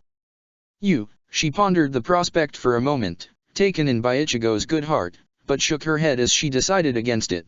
Cannot know what you ask. You helped me once before. You can do it again. It's too late, Ichigo. My mind and path are made up. It's never too late, Ichigo said reassuringly as he extended his hand towards Kazumi. Let's fix this. No. Kazumi did not hesitate or stutter. But, Ichigo was flabbergasted. Why? Kazumi stood up straight. A good strategist always has a backup plan. If you failed to kill me, plan B was, and still is, to escape hell full and complete. I won't lose the pain, but I will have a life to live. Besides, it's fitting that you and I would stand on opposite sides of conflict. She looked over her shoulder at him with the kind of cool stare that would befit Aizen or Talbumasuk. We're both hybrids after all. Kazumi-san. I am beyond your kind of help, Ichigo. My eyes only see one path before me, and that is the path with the most amount of bloodshed. I will find a way to reach my goals, and I will do so with my own means and methods. You don't have to do this. I'm offering you a chance. Kazumi continued to walk away. My crimes will not go unnoticed. If I turn sides, I will only succeed in turning myself over to Rita. Even with the power you see before you, I am not strong enough to handle Aizen, Talbumasuk, Naira, and Vanguard simultaneously at their respective full strengths. Our alliance is not meant to be, Ichigo. Damn it. Why do you always turn away from those that are trying to help you? I'm not going to betray you, Kazumi-san. I want to help you just like I wanted to help you against those 3 Togabito. Kazumi stopped her attempt to leave. She turned to face Ichigo. What are you talking about? A few years ago you came across a mysterious hooded Soul Reaper. Ichigo pointed at himself with his thumb. That was me. Kazumi merely blinked. That was, you. Come on, Kazumi-san, Ichigo extended his hand to her. I want to help you. Can't you trust me? Kazumi fought the tears and just turned around. I can't trust you. Even if you see the good in me, I can't trust anyone. She yelled in anguish. I've been betrayed too many times in my life, fallen so far and made less than a form of life. The only person I can count on is myself. If you don't trust anyone, what about the team you put together? Kazumi calmed down a mite as she looked up towards the ceiling. We are a fighting force with a common enemy. They follow me because I need them and I recruited them through the strength I possess. I keep them in line, cracking the master's whip. She looked over her shoulder with a tired smile. No one who has had my experiences would ever think to trust anyone. Kazumi-san, you say you hate Rita, but why? What did she do to you? It's not what Rita did, Kazumi said and opened a portal, it's what she didn't do. What do you mean? Ichigo asked. Ichigo, Kazumi said and looked over her shoulder again, I'm only going to say this once, come what may in this conflict, because I will be on the winning side, I hope you do not die. And when this is over I will take you to my side and I will explain to you who I am and what makes me what I am. Or, she looked towards the portal, if you can't wait that long, ask Rita. Either way, though you are my enemy, she began to enter the portal, you are the only one I do not hate. Kazumi-san. If things were different, maybe we could have been friends. We can still be friends. Don't do this. I have no choice. Yes you do. Goodbye, Ichigo. Kazumi-san. Ichigo shouted at the top of his lungs. Kazumi entered the portal and appeared back in reality. Ichigo would wake up soon and Kazumi could not be here when that happened. She looked down at Orium who had recovered since her disappearance. Cool air. Huh. You sleep soundly when the air is warm around you, things are happy, Kazumi spoke knowledgeably, Ichigo will awaken soon, but to free the others you must cool the air of the area in which they sleep, only then can they awaken properly from the dream maker in its current state. What do you? Orium didn't have time to get out her full sentence before Kazumi was gone. Ichigo groaned as he began to rouse from his sleep. Ah, Ichigo. Ichigo put a hand to his forehead. Kazumi, he thought of what she had said to him and he expressed disappointment as he swung his legs over the side of his bed and helped Orium to her feet. Are you okay? I am fine. Kazumi didn't hurt me. She didn't harm Orium at all? Ah. Cold air. Cold air can help the others. Come on Ichigo. Orium raced towards Cornelia's bedroom. Ichigo looked up towards the light in his room. Kazumi, I don't know what it is you suffered, but I know you must have suffered a great deal. Whatever the case may be, this isn't the answer. I don't know what the answer is, but you can't find it on the side that you're on. When you finally come to my side I will give you my shoulder to cry on. His slight scowl deepened somewhat, because that's what friends do. End of chapter 184. Chapter 185, Marianne vs Aizen, Kazumi's Plan B. Soul Society. Stefan continued to fight against the massive hollow that was Vanguard. However, his strength was finally wearing down. The top half of his Shiakusho blown away by Vanguard's Zero, Stefan was standing as he panted, blade in hand. You really surprise me, Soul Reaper, Vanguard said as he wielded now only a single blade. He had no injuries due to high-speed regeneration, but had taken plenty of pounding. I never thought a Soul Reaper like you could have the bravado to break one of my swords. But, you are at your limit. Admit defeat. Never, Stefan declared defiantly, as long as I remain conscious and my limbs remain attached and functional I can fight. I take it back. Your tenacity was something to admire, but a true warrior knows when his limit is reached. Don't even pretend like you have anything left to give.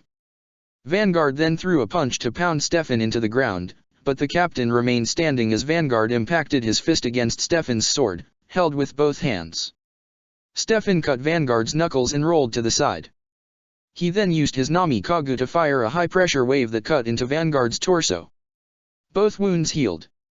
Vanguard brought down his sword and the impact, even though Stefan blocked, forced the captain to the ground on his stomach into a crater. Vanguard then pushed Stefan down with his hand, crushing him into the ground.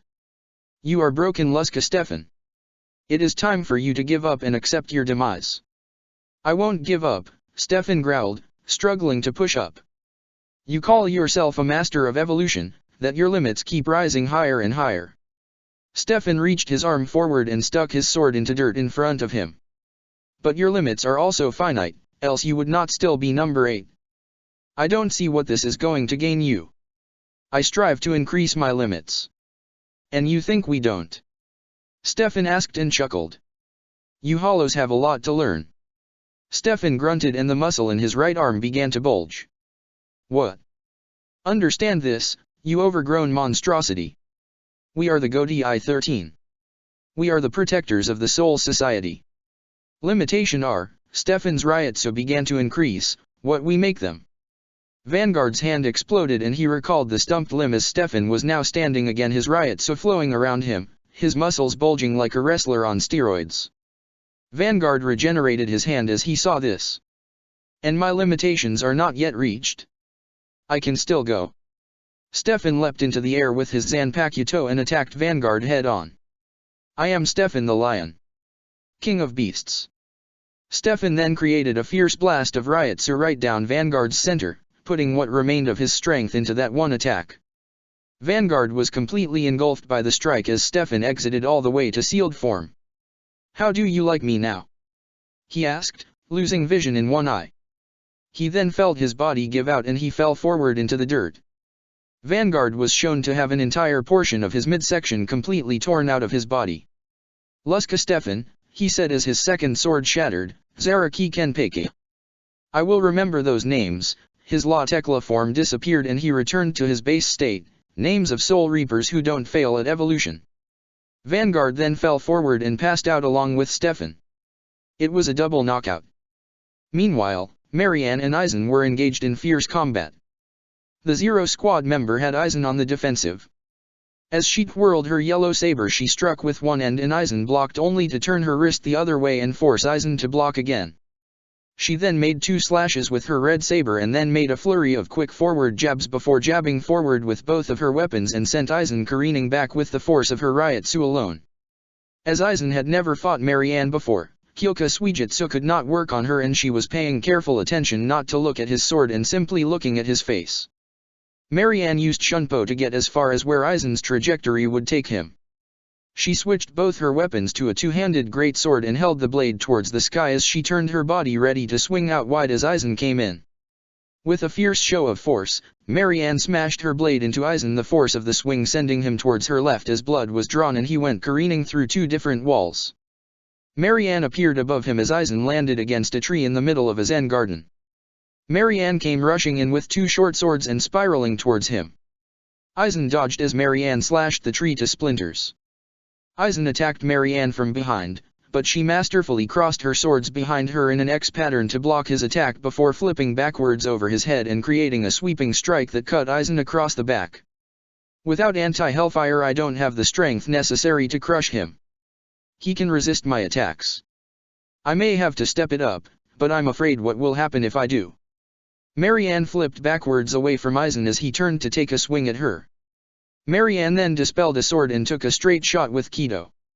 Heido 31, Shakkeiho.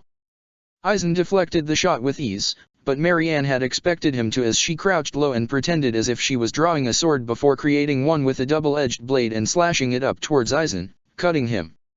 She dispelled the sword before throwing a punch at the number 2, but her fist impacted upon his face with no effect at all and she drew away. Aizen smirked. This is like when I fought Yamamoto Suteiko the first time. He had the strength superior to mine, but as a Togabito, I resist Soul Reaper attacks. You're a good warrior, Marianne-san, but you do not have the power to defeat me. Let me show you why. Great, here he goes. Bankai, Marianne braced for impact as Aizen created his wide area of effect release. Suisho Kyoka Kote Juijetsu. Aizen snapped his fingers and space began to twist right on Marianne's location as she felt as if a black hole collapsed upon her, inflicting serious damage. Aizen then rushed forward and slashed down across Marianne's front and then across her body before charging forward and letting the impactful force of his Ryotsu knock her helplessly into the air.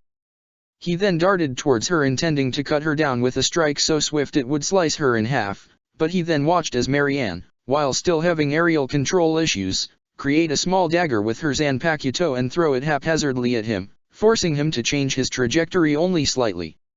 It threw him off course, but the throw also affected Marianne's velocity and allowed her to flip backwards through the air as Aizen merely slashed at the upper portion of her right hamstrings. Marianne dropped to the ground and nearly broke her right leg due to the harsh fall. Aizen, with his masterful mind, created a gigantic weight and a cuff link to go with it to bind Marianne in place as he darted towards her to stab her in the chest. Even worse, he had the capacity to prevent Marianne from summoning a weapon to defend herself. Bound in place, the only option Marianne had was to get stabbed, or so Aizen thought. He had underestimated Marianne's strength, and she picked up the large weight weighing her down with her physical strength and hurled it in Aizen's face, causing him to back off. Marianne went sailing with the weight and used her feet to stop herself. Using a very controlled combination of Hados 1 and 4, Marianne managed to free herself from the cuff link and then took to the air to face Aizen again, only for her weapons to refuse to work again, and so she abandoned her advance and dove towards the ground, combat rolling as she neared the shingles. Aizen pursued. Marianne used Kido to try and stop his advance, never going above a low level 60 to conserve raw power. Unfortunately, Aizen reached her. Then he grabbed Marianne by the side of her face and with a powerful blast of energy sent her slamming into the ground from on high. A crater and an explosion formed, engulfing her in Aizen's Ryotsu. Jinjo Kyujo stood at Yukate's mercy as the captain had managed to defeat him with a sealed blade alone. Jinjo's cross of scaffold was broken in half. "Jinjo, you were never my equal," Yukatake told him. "Stop this senseless revenge and try to understand our position." "What position?" "That you let Natsumi die? That none of you ever once came to offer your condolences? I was nothing more than a useful pawn to you, wasn't I?" Jinjo held up his old substitute badge. "This damn piece of plywood used to allow you to monitor me when I was alive until you took me off her active roster, when that damn Ichigo kid came along. Are you going to discard him like you did to me as well? Huh. Kurosaki Ichigo understands what we are, who he is. Jinjo, you never understood the burden we Soul Reapers carry upon our shoulders. Cut the crap, Yukatake. You and I both know you abandoned me. That I was useless to all of you. What did I ever do to deserve your betrayal, to deserve being sent to hell? Look at the actions you're perpetrating now and tell me you deserve to be sent here. Shut up. Jinjo. Yukatake shouted, rare for the white-haired captain, Kurosaki Ichigo suffered a similar fate to you. We had no choice, but to abandon him to the destruction of Japan at the hands of Britannia. He does not resent us for it. Yeah, because you learned from your mistake with me. How is that fair? Did you ever once ask why we never tried to help you? You never tried to understand the lore of the Soul Reaper, never tried to understand what it meant to be one. It was as if it was a day job to you. So when reality came crashing upon your head, you had no idea what to do. And what is that supposed to prove? Are you telling me there's a big difference between Kurosaki Ichigo and me besides raw power? There is, Yukatake told him. You and Kurosaki Ichigo both stared deep into the abyss when it appeared before you, but when both of you stared back, Yukatake ripped forward and slashed Jinjo hard, causing the man to fall forward. You blinked. Yukatake finished his sentence with a scowl. Jin was starting to run low on steam. He had let Naira chase him through the Seirei like a predator stalking its prey. She had broken Shinso into segments, and now Jin had no choice but to flee and hope Naira would give up the chase, or he could somehow think how to lure her into a trap. However, as he continued to flee, a woman with brown hair and a black jacket worn over a red tank top appeared, and at the speed he was going he couldn't stop in time and got swatted away out of the air and into the dirt. Naira skidded to a halt to see who had appeared. "Nice lady!" she exclaimed. "Naira, go fetch the others that have been defeated," she told the pink-haired Togabito and whipped out the Book of Volcarona. "We need to be getting to starting Plan B." Naira barked and took off. Kazumi then moved to the hill where the Sentakyo stood to feel the carnage unfold. Odd that she hasn't appeared yet. I didn't think she was that involved in her own self-pity. She has to appear though. It will be the only way I can convince that idiot to run. Kazumi then noticed Aizen's battle with Marianne. Oh, what's this now? Using her heightened sixth sense, Kazumi identified Marianne's image. Well now, she wasn't in my original plan details when I set this up. She's strong. Not strong enough to defeat me, but I can sense her immense power deep within her from here. Kazumi smirked. This will be interesting. As Aizen lowered himself to where he had smashed Marianne into the ground, he was unprepared when a Hiri Gekazoku Shintenreiho came blasting out of the ground and he was forced to dodge. Marianne stood down below in the sewers holding a simply crafted broadsword. She dispelled it and jumped out of the hole she had created to face off against Aizen as he looked down from above at her. There's a detail about your Bankai I didn't see recorded. You need direct perception of a target's location in order to directly affect them. When you blasted me through the ground into the sewer system, I found myself able to summon weapons again with my Shikai. Unbound by your power, I simply followed your Ryotsu to make a direct attack. It's too bad the ground has to be super thick. You had enough time to dodge. Bravo, Aizen praised falsely, and what do you intend to do with this information? Aizen, Marianne shook her head side to side. Details of your Bankai are recorded in the Library of Infinite Knowledge. However, while the factual knowledge like that can help keep one alive, it does not equate actual experience against an assault by it, so I had to experience it for myself and study it. You talk as if you think you can actually win this. I wouldn't be so smug if I were you, Marianne said with a smug finger waggle. She grinned. Keep in mind, Aizen, that I'm a member of the Royal Guard. You've only seen my Shikai. I've yet to show you my Bankai. And? You talk as if your Bankai can turn the tide in this battle. Why don't you see for yourself? Marianne asked with a smirk. She formed a plus with her arms, holding up her left arm gauntlet so that the back of her hand faced towards Aizen and the back of her right arm gauntlet brushed underneath the bottom of her left arm. You see, Aizen, knowledge is power. For 8 years I had nothing to do but read. In that time I've gained so much knowledge, but, until now, had nothing to do with that knowledge. Using the information I retained from the book, after my soul was scattered by the Shikai of Feluca Telra Sharaman, I knew how to create a Zanpakuto through sheer force of will, but I knew so much more than that. Through my reading and research I know almost as much about Zanpakuto as the man who created them. I've studied up on Soul Reaper subjugation techniques, and therefore when I crafted my Zanpakuto, I used my knowledge to give it the perfect parameters that would suit my needs to grow as powerful as possible in so little amount of time. Now, that's not to say I gave myself the strongest Zanpakuto ever. A Zanpakuto is only as strong as its wielder. I simply have a Zanpakuto that is the most effective in the way I intend to fight as a Soul Reaper. I molded everything about it the way I molded Lelich's chromosomes. And so, Aizen, I will show you what it is I've learned in 8 short years and now unleash into true power. Bankai. Cornelia's dream realm.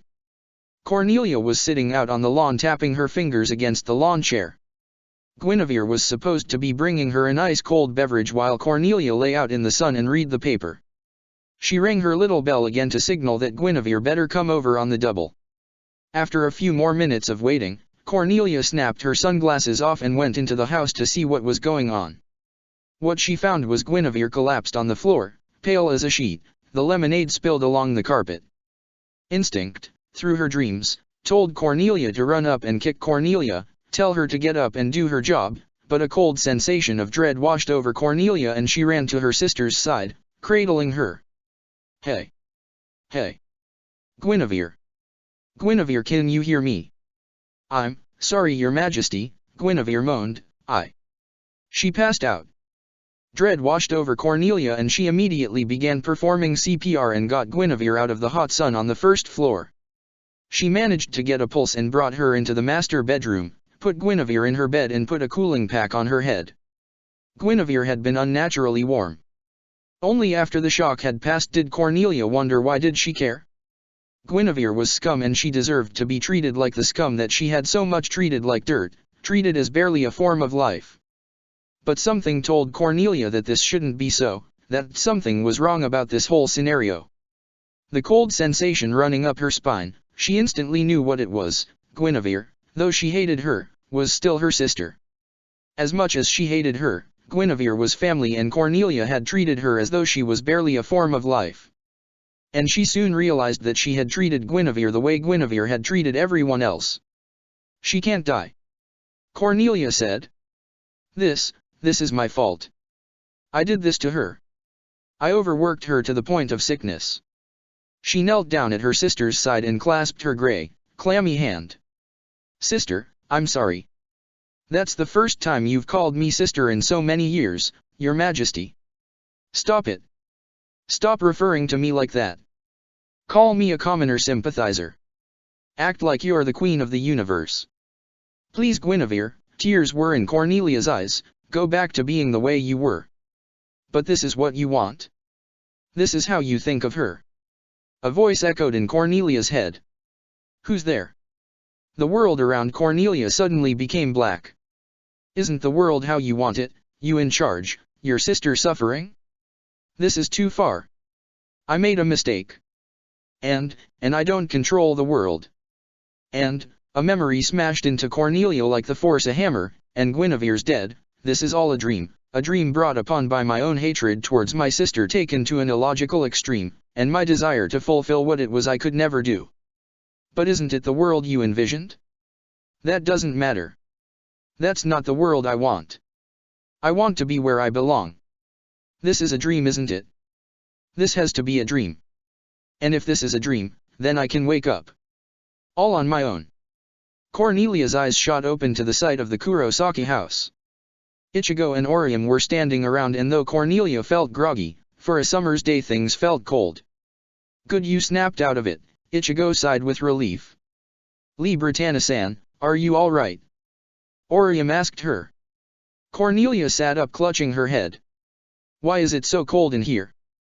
I turned the AC up. It was the only way to wake you up.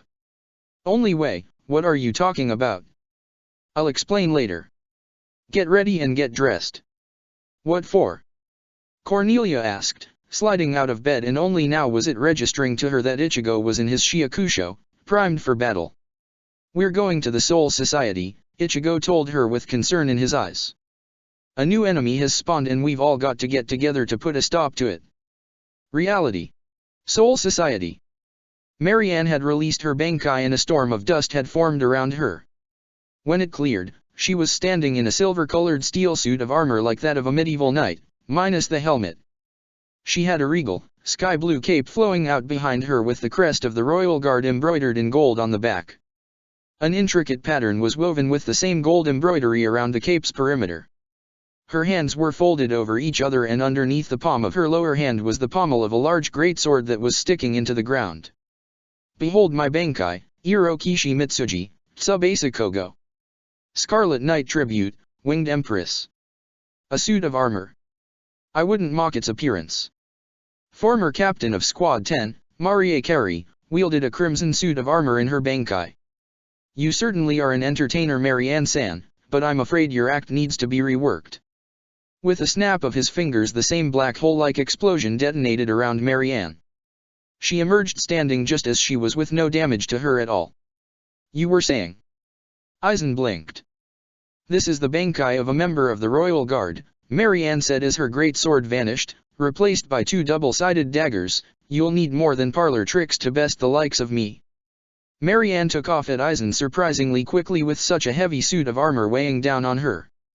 Aizen estimated it had to weigh at least 25 kilograms. Marianne attacked quickly with her powerful curved daggers, flowing around Aizen like river around a rock. She lacerated him with small cuts as he could barely dodge her strikes. With her heavy boot, Marianne performed a pinwheel kick and smacked her heel into the side of Aizen's neck, sending him flying away. She then created a justing lance with one arm and chucked it at Aizen. She had intended to run him through, but he turned midair and the lance went sailing harmlessly towards the ground. Marianne concentrated and turned her armor an amethyst color. Aizen wondered what was meant by this aesthetic change, only to find Marianne coming in at him faster than ever before with two standard-sized katanas. She slammed into his sword and sent it flying out of his hands. She then covered his face with her arm as she planted his body into the dirt. Aizen began to struggle, but Marianne put her foot on his stomach. Aizen could feel that her armor had doubled in weight, and yet Marianne's speed had doubled as well. Does this mean her strength also? Hado number 73, Soren Sakasui. Marianne blasted Aizen at point-blank range. When the dust cleared though, Aizen was gone. Marianne pivoted on a dime and created a great sword to parry Aizen's attack from behind. Did you really think it would be that easy to trap me? You're just full of surprises, aren't you Sosuke Aizen? Marianne pulled back and created a circular shield with her Zanpakuto's power and flung it at Aizen, having augmented the plain shield with a razor blade edge.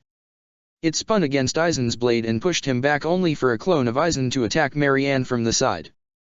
She pulled out a great sword and hacked it in half, but it shattered like a mirror only for Aizen to slash at her from behind at her armor. She bent forward and performed a backwards kick to send him flying away only to realize that there were now no less than 15 Aizens surrounding her. You really don't understand the kind of power I am capable of, Marianne-san, one Aizen said. Suisho Kyoka Koteiju Jetsu allows me to erase all my weaknesses. Even if that weakness is that there is not enough of me to go around. I think one of you is just plenty, but that's just my opinion. Still, Marianne's body began to glow. Let me show you where this Bankai gets the Tsubasa Kogo portion from. Her armor turned into grey protoplasm around her body and then reformed along her body. Now Marianne looked like she was wearing a ballroom dress made out of bird feathers and knives. The material was a combination of platinum and titanium. It shined in the sunlight. Marianne was now wearing a winged helmet like that of a Valkyrie. In one hand she carried a sword with fire surrounding the blade. In the other she was holding a small buckler, painted green with a divisive pattern that separated the shield into 4 quadrants. She then flew at Aizen's clones with amazing speed and hacked them all apart with a flaming blade only to notice that there were now 30 clones of Aizen. Marianne spread her arms out as magnificent, metallic wings, orchestrated the same way as the rest of her armor appeared along her back. Then, many differently crafted swords began appearing around Marianne in a circle. She created a wheel with one set of swords and flung them like a spinning, revolving disc at Aizen's clones. She did the same thing twice more times before flying up towards the air where she sensed a lone Ryutsu. She summoned a blade craftsmanship similar in design to the legendary Excalibur of Brighton Neon history. It was an imperfect replica, but it got the job done right as she sliced Aizen up the center of his body only to notice him coming at her from behind. She created a wheel of swords that clamped closed like a valve and created a large barrier of blades. 40 more clones of Aizen then appeared around her and Marianne became surrounded. She summoned more blades only to smile as her brain hatched an idea. So tell me Aizen, you must think yourself rather close to perfection don't you?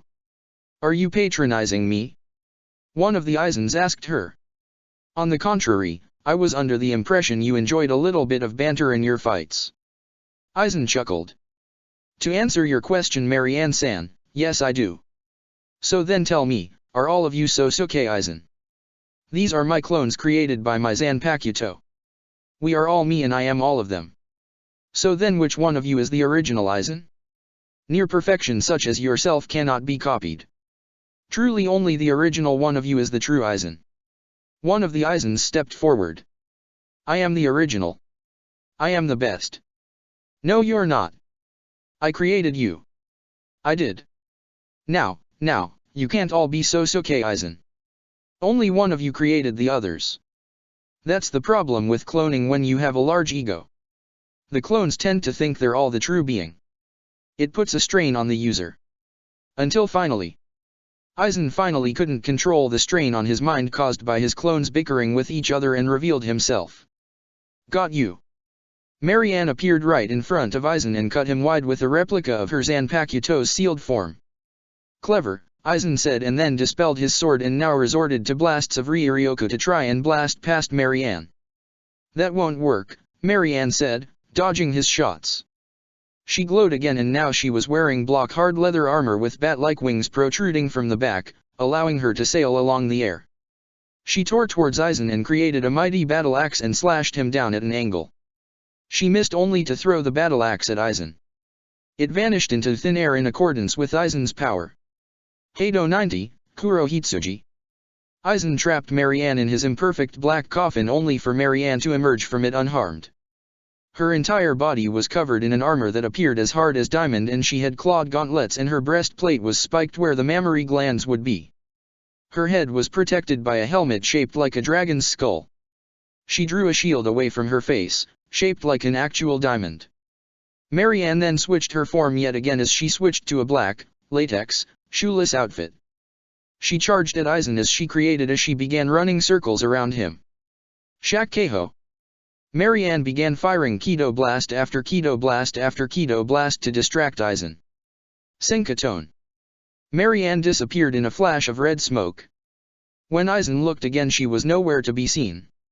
However, a thin, blue lance suddenly tore through his back with a sonic boom, creating a hollow-sized hole in his chest, and he looked up and behind him to see Marianne with thick golden-plated gauntlets augmented on her skin-tight suit. She created another lance and twirled it, throwing it with such power and speed. Aizen dodged and it exploded with sonic energy into the ground, creating a bedroom-sized crater. Marianne zoomed in at Aizen and smashed him in the face with one of her gauntlets, sending him careening into the ground. She dislodged 2 teeth in the process. She then abandoned her fierce gauntlets and returned to her original armor and equipped 2 short blades. Aizen created 2 blades of equal size and stature to contend with Marianne, but her skill trumped his considerably. 1 sword style and 2 sword style. I've learned all there possibly can be known about such styles thanks to the library. Marianne said as she and Aizen entered a weapons lock and she transformed her swords to full size. She retreated away from Aizen as she transformed her right arm blade into a replica of Ichigo's Bankai blade. Tell me though, Aizen, she said as her left arm blade became a standard no Daichi with a Damascus edge. She then transformed her armor to represent only a Sarashi around her chest and wearing the standard Soul Reaper Shiakusho around her legs, but more form-fitting. Do you that there was once a swordsman who fought with 3 swords? Aizen said nothing and listened. He was the second Kenpeki. He would go into battle with his Zanpakuto and 2 extra Asaurichi. Do you know where he kept the 3rd sword? Marianne asked as a replica of Urahara's Baneheim appeared in front of her horizontally. Rather than answering, she crossed her 2 swords over her body and bit down on the handle of the sword in front of her. Resco, she said, finding it hard to speak clearly with the sword in her mouth. Marianne charged forward with the 3 blades. She struck with her right arm diagonally downward and then horizontally with her left. Aizen blocked both strikes, but was not prepared as Marianne skillfully turned her head and nearly slashed Aizen's throat open. She managed to nick the skin, but he dodged back just in time. Marianne didn't let up though and began striking with increased ferocity with the blades in her arms, keeping a sharp eye on Aizen and watched how he kept an eye on the sword in her mouth. Marianne feinted with her mouth blade by turning her head, causing Aizen to brace for impact. She turned her body and bashed him in the stomach with the pommel of one sword and then slashed him along the body with the other as he doubled over before whipping her head to the side and letting the blade in her mouth sail out of her mouth as it sailed deep into Aizen's torso. Aizen ripped the blade out of his body as blood flowed freely from the open wound. Had enough? Marianne taunted, holding her remaining 2 blades down at her sides. You fight rather well, Marianne-san, Aizen said, clutching the wound in his chest. I must commend you for being able to actually wound me to such an extent. I dreadfully underestimated you even with the precautions I took knowing that you are Lelich's mother. But even with that said, you do not realize the true power of my Zanpakuto. Aizen spread out his palm and suddenly Marianne found herself paralyzed and unable to move and watched as the boundary of Aizen's Bankai began to shrink. Marianne looked around wondering what was happening. A last-ditch effort should I find myself struggling with an opponent. My Bankai converges upon a single target, forcing me out of it for a distinct period of time. I am forced to remain where I am and I will be hurt by my own attack, but you will take the full force and I wonder if you can survive. Marianne could only wait for the inevitable as Aizen collapsed his Bankai upon her, blasting her with his full Ryutsu. Although bound in place, Marianne was still able to change her armor and switched it over to her diamond plate to lessen the damage, but even with her powerful defense the attack still ripped right through her and shattered her Bankai full and complete. Aizen was seared by the energy caused by his own attack and Marianne collapsed on the ground covered in potentially fatal burns and wounds. Aizen bent down on one knee, but with a deep breath and some Kaido managed to heal himself up rather effectively before sensing that the only one left standing was Jushiro Yukitake. With Kazumi's help, using the Book of Volcarona to restore her fallen comrades to full health instantaneously, she and her group all formed up around Yukitake, the only warrior left standing, save Shirley whose power paled in comparison to the 9 Togabito. Jinjo who was just restored looked at Yukitake with a smug smile. Well look at that, Yukitake Jushiro, Jinjo mocked him, you're all alone. Do you really think you can take on all of us at once? This is bad, Yukitake thought to himself, I'm the only one left standing and I still don't know what's affecting the others. I have to fight though. Maybe if I hold out something will happen. Yuka-take prepared his Shikai without calling it out. My, look at that, he actually thinks he has what it takes to defeat us all, Mia chortled. He will learn his place, Aizen said smugly and rushed forward to strike Yuka-take down, but was suddenly rebounded away from Yuka-take as a fist connected with his chest. Yuka-take and the others blinked as Aizen recoiled. Standing in between the Togabito and Yuka-take was none other than Rita Jinanga. She was positioned sideways with her left fist extended and her right palm held up, having been used to push Yuka-take slightly out of the way. Her mantle was nowhere in sight and her Zanpakuto was being carried in her big bushy tail. Rita! Yuka-take called out to her. Stand back, Yuka-take. I'll handle this. Rita's voice was dull in tone. She was speaking very seriously in contrast to her normally upbeat demeanor. She shouldn't be here this quickly, Jinjo worried. She shouldn't be here at all, Aizen gnashed his teeth. We put you under complete bliss. How did you escape? Yes, Rita breathed and lifted her head up. The others saw the disgusted glare on her face as she grabbed her Zanpakuto from behind her back and held it down at an angle. Absolute bliss. I must admit I did not expect you to use such a tactic, Kazumi. She looked at the number 1. You arranged the spell so that we could achieve our heart's desire without realizing that we were trapped in a dream realm.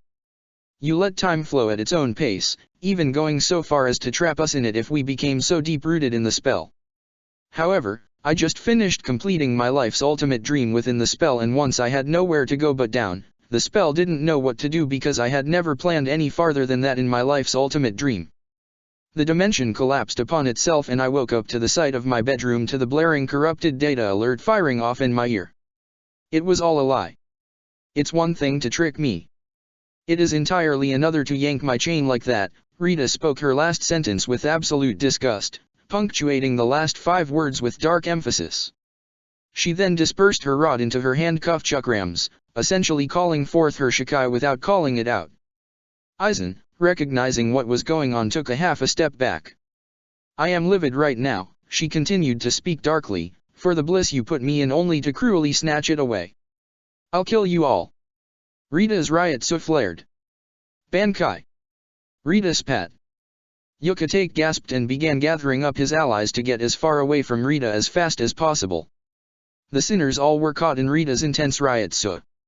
A ring of red and white light extended outward from Rita's location and dropped to the ground around her personal space as light surrounded her from above. So, Kazumi thought to herself, she's finally decided to use it. Rita extended her arms out and her chakrams circled around and shrunk before locking onto her wrists. There was a bright flash of yellow-orange light that blinded the Togabito.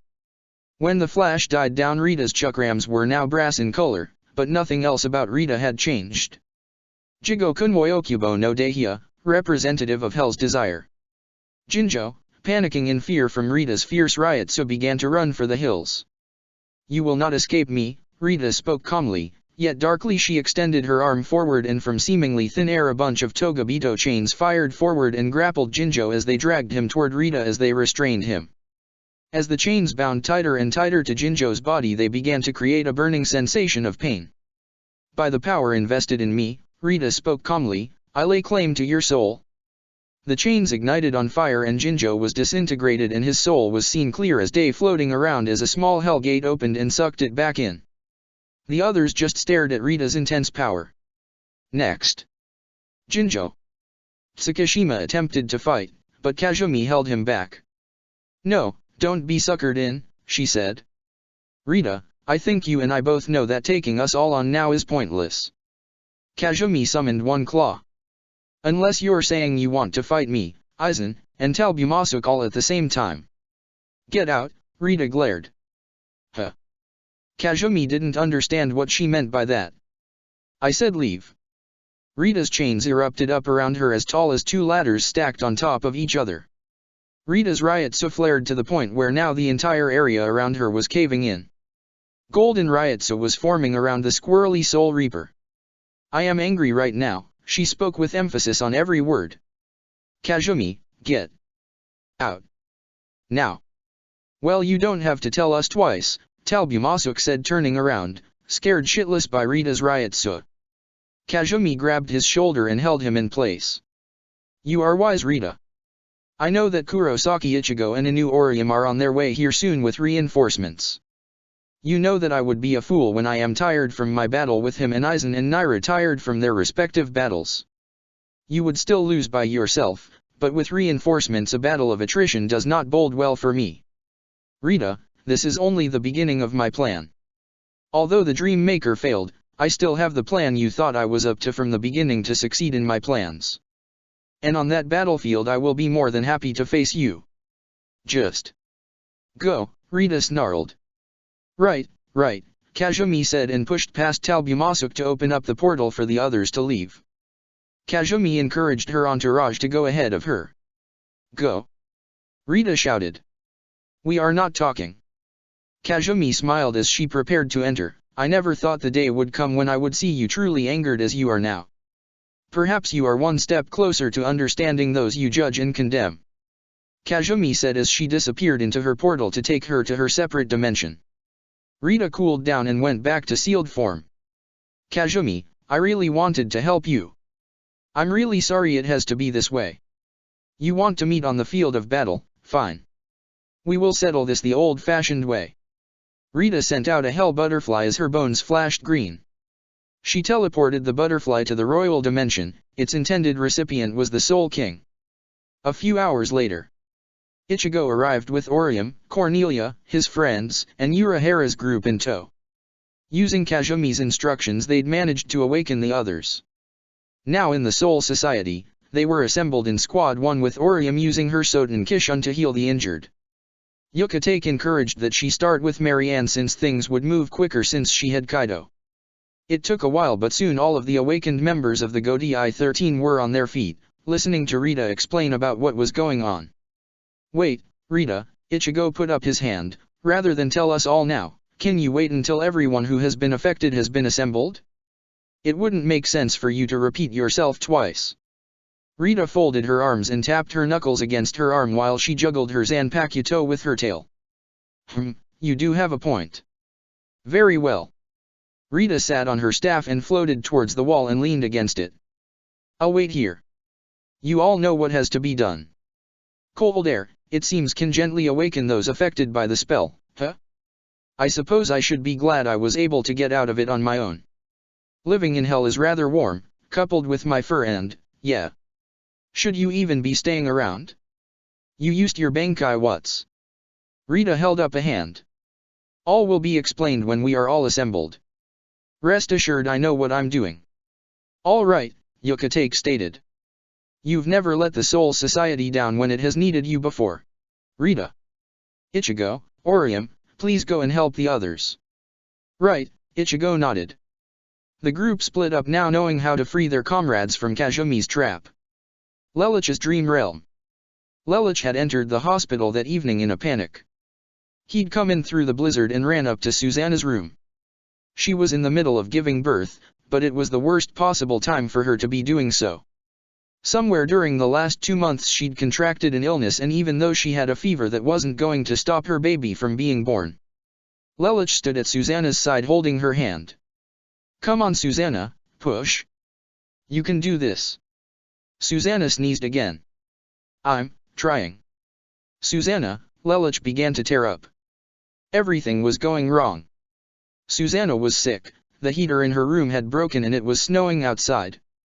Bad signs, very, very bad signs. Susanna let out another loud groan as the child in her womb forced its way out. She needs to hurry, Aizen said in alarm. Come on Susanna, you can do this, Lelich told her. It took a while, but finally Susanna was able to get the baby out of her body. It was a healthy baby girl. Susanna coughed. Is she okay? She's perfectly healthy, Lelich said, showing his daughter off to his wife. See. Susanna tilted her head. She tried to see, but all she could see was the world becoming white like the snow. She's beautiful. Susanna lied, not wanting to make Lelich worry. She could feel her strength draining her. Lelich could hear such from the vital signs. He passed his daughter off to Aizen. Susanna? Susanna, are you okay? She sneezed, I don't know. What do you mean you don't know? Lelich exclaimed, Susanna, you have to be strong. Lelich gripped her shoulders. Susanna, please don't this to me. I need you. I'm just one girl, Lelich Dono. Susanna coughed, you have so many at your side. Do I really matter that much to you? You mean more than you realize. Susanna, please don't die. Lelich pleaded. Lelich Dono, Susanna blinked wearily, dark circles forming under her eyes, I'm so tired. Susanna, hang on for a bit longer. Please. You can't go to sleep yet, stay awake for just a little while longer. Lelich hugged her around her body. What's with me? Why do I care so much? She's right, but I feel as though if I were to lose her, I'd lose so much. Susanna put her arms on Lelich's back. I'm glad that, Susanna's voice was hoarse, she smiled, care. Susanna's eyes closed and then her arms went limp on Lelich's back. Susanna? Lelich asked with worry. Susanna? He shouted with frenzied eyes. Hey, come on, this isn't funny. Lelich leaned back as Susanna's arms fell at her sides and he held her shoulders and looked at her smiling face. Wake up, Susanna. Wake up. Oh God. No. No, you're just sleeping, right? You wouldn't leave me? Would you? Susanna didn't stir and her pulse was null. This isn't fair. Lelich looked at Susanna's serene unmoving body. Tears welled up in his eyes. Suddenly a forceful feeling welled up in his heart and he had to express it. I love you. He shouted. Susanna. I love you. Don't leave me. I love you. I love you. Please wake up. Don't die. Why? I was happy. This shouldn't affect me so much, but, out of everyone. Susanna. Lelich began to sob. I don't care if I have everything I want. What I want, all I want. For you to live, Lelich mumbled, all I want, Susanna, is for you to live. Lelich shouted. Lelich's eyes suddenly shot open and he was lying on his back. He was in the 4th division. This is. He looked around, incredibly confused. Was that all a dream? He put his hands to his face. More like a nightmare. You're awake, Lelich heard his mother's voice. He looked and saw her standing a little away from the bed. Good. Where is Susanna? It was the first thing Lelich thought to ask. Lelich's wife walked into his field of vision. I'm right here, Lelich Dono. Is something the matter? She asked with those alluring red eyes of hers showing such concern. Wordlessly Lelich bolted from the bed and hugged her tightly. Susanna could hear him sobbing into her shoulder, wetting her shiakusho. I think you three need some time, Marianne said, making a prompt exit. Lulu, Lelich picked his head up to see Shirley. He outstretched his arm to wave her over and used both of his wives to comfort him. Lelich Dono, I'm right here. Susanna held on to him. Whatever's the matter, it's okay. I'm here, okay. I'm here too, Lulu, Shirley told him, rubbing his back. Don't ever leave me, Lelich told her. Huh. Both Shirley and Susanna were confused. At both weddings, I promised both of you I would never leave your side, but, as it turns out, Lelich smiled through the tears, I'm not the only one insecure about losing the ones I care about. Are you okay? I'll be fine. Lelich stood up straight and held Susanna to him, one hand running through her smooth, silver hair and the other around the back of her waistline. Susanna blushed. It was rare for Lelich to hold her so tenderly like this if there wasn't lip contact, but right now he was holding her as though he was afraid of letting her go. I'll tell you about it later. Shirley hugged Lelich from behind. She could only imagine that something had happened to Susanna in his dream. She would ask him about it later. Marianne, sensing Lelich's calmness, entered into the room. She stood in front of the doorway. She opened her mouth to speak. You don't have to explain why you're here. I figured it has something to do with what I just experienced. Just cut to the chase. Right, Marianne said and cleared her throat, Rita's here. She wants everyone in assembly and she's going to explain what's going on. I see. You say that like you expected this too. You wouldn't be here if it wasn't important. For Rita to be here only shows how grand of a disaster is going on. How did I get to 4th Division though? Lelich asked. It was Hisona's idea, Susanna told him. She said that a medical bed would be better to treat people in on the off chance there were any anomalies. Lelich smiled. Good old Hisona. I'm to escort you to 1st Division when you're ready. Cornelia and Yuffie are there as well. Was the world of the living affected too? Lelich asked. Marianne nodded. It appears that way. I see, Lelich said, putting his thumb and forefinger to his chin. Let us be off then. 1st Division Meeting Hall. Once everyone was awake, most of the group was positioned on the floor while Marianne, Ichigo, and Lelich stood off to Rita's left side and Anohana, Hisona and Yukatake stood off to the warden's right, in that respective order. So, Lelich was the first to speak. What exactly is going on here? The number 1 Togabito, Kazumi, has escaped hell and is wreaking havoc. Okay, so what's her deal then? We fought Aizen before. He was number 2. Rita laughed as though Renji had told a joke. You just compared Aizen to Kazumi. Rita became serious. The difference between Aizen and Kazumi is like the difference between Shikai and Bankai. There's that big a gap in power. The others swallowed. Kazumi by herself is not that big of a threat though. Together it wouldn't take much to defeat her, but she has assembled 4 other members of the top 10, Aizen, Talbumasuk, Naira, and Vanguard. And she's brought Miya Urururi, Shukuro Tsukishima, and Ulquiorra Schiffer along for the ride. Kyujo Jinjo was amongst them, but I took care of him on my own. Rita told them. Quite the ragtag team, Shunsui commented. Indeed, Anohana agreed. Rita, what exactly did Kazumi do to us? She used a spell called Dream Maker, Rita answered. It's a spell that traps one in pure bliss. It was concocted using Aizen's Kyoka Suijutsu to make the world lifelike, Tsukishima's Book of the End to find and set the illusion using the memory of the target in Talbumasuk's Jikin Kami to help with the temporal fluctuations. Kazumi's Book of Volcarona was what combined it all together. Kazumi said that she wanted to die more than anything. Ichigo said, is that true? Rita nodded, it is. She also hates you for some reason, Ichigo threw in, why? Rita took a deep breath. I failed her when she believed she needed me the most. Sounds like quite the tale. Shunsui doffed his umbrella hat.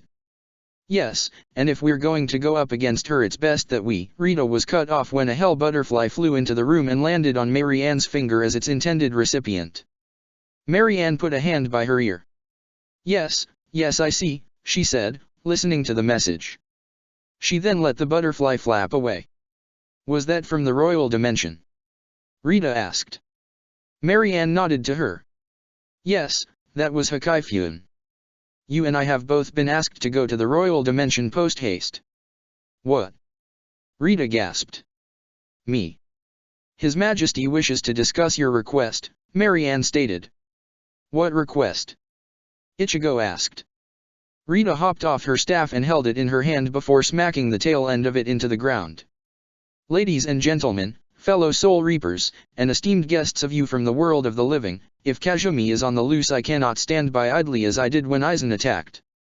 She is a threat more than 2300 years in the making. Anohana's eyes bulged and Rita glanced at her. Yes Retsu, long before you and I ever met. She looked back at the others. Therefore, to ensure that she is sent back to where she came from, only one course of action lies before me. Rita looked serious. I must temporarily suspend judgment on all souls and lay this matter to rest personally. You're going to fight? Ichigo inquired. I am, Rita said, turning towards him slightly, or rather I must. It is the only way we will succeed. Your training under me was vast, but I did not train you enough to defeat Kazumi. You do not have enough experience or skill to reach where she has. She looked at Anohana. And neither do you. She faced forward. I always knew Kazumi would try something like this. When Aizen attacked we lost Yamamoto Shijikuni. For that reason, I trained Kurosaki Ichigo to possibly reach his level. I believe I have succeeded. She looked at Cornelia. I was hoping to use you too, but it appears you have a ways to go before you could ever hope to reach the level of true and tried veteran. You've reached captain level within the last couple of years. She looked at Marianne. You were never in my calculations. Having you on this will be a boon to us all. You're not strong enough to defeat Aizen as you just experienced, but that won't matter. Rita slammed her staff into the ground again. Kazumi's next attack, I suspect, will be something of a very grave nature. And I shall explain when I return from meeting with His Majesty. She looked at Marianne. Let us be off. She and the late Empress then headed off to leave for the Royal Dimension. Artificial dimension created by Kazumi and company. The artificial dimension that had been created was easily molded into how any of the members of the group wished. It was crafted the same way the Dream Maker spell was cast, minus Tsukishima's Book of the End. Upon arrival, the group walked into the main hall of the dimension, exiting from the portal that brought them there.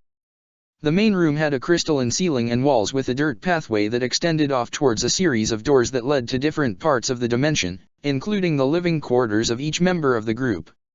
As the group walked in a pack towards the doors, Aizen was beside himself. Like Baragan had done with Talbumasuk, Aizen challenged Kazumi's authority. I can't believe you let Rita live and failed to kill Kurosaki Ichigo.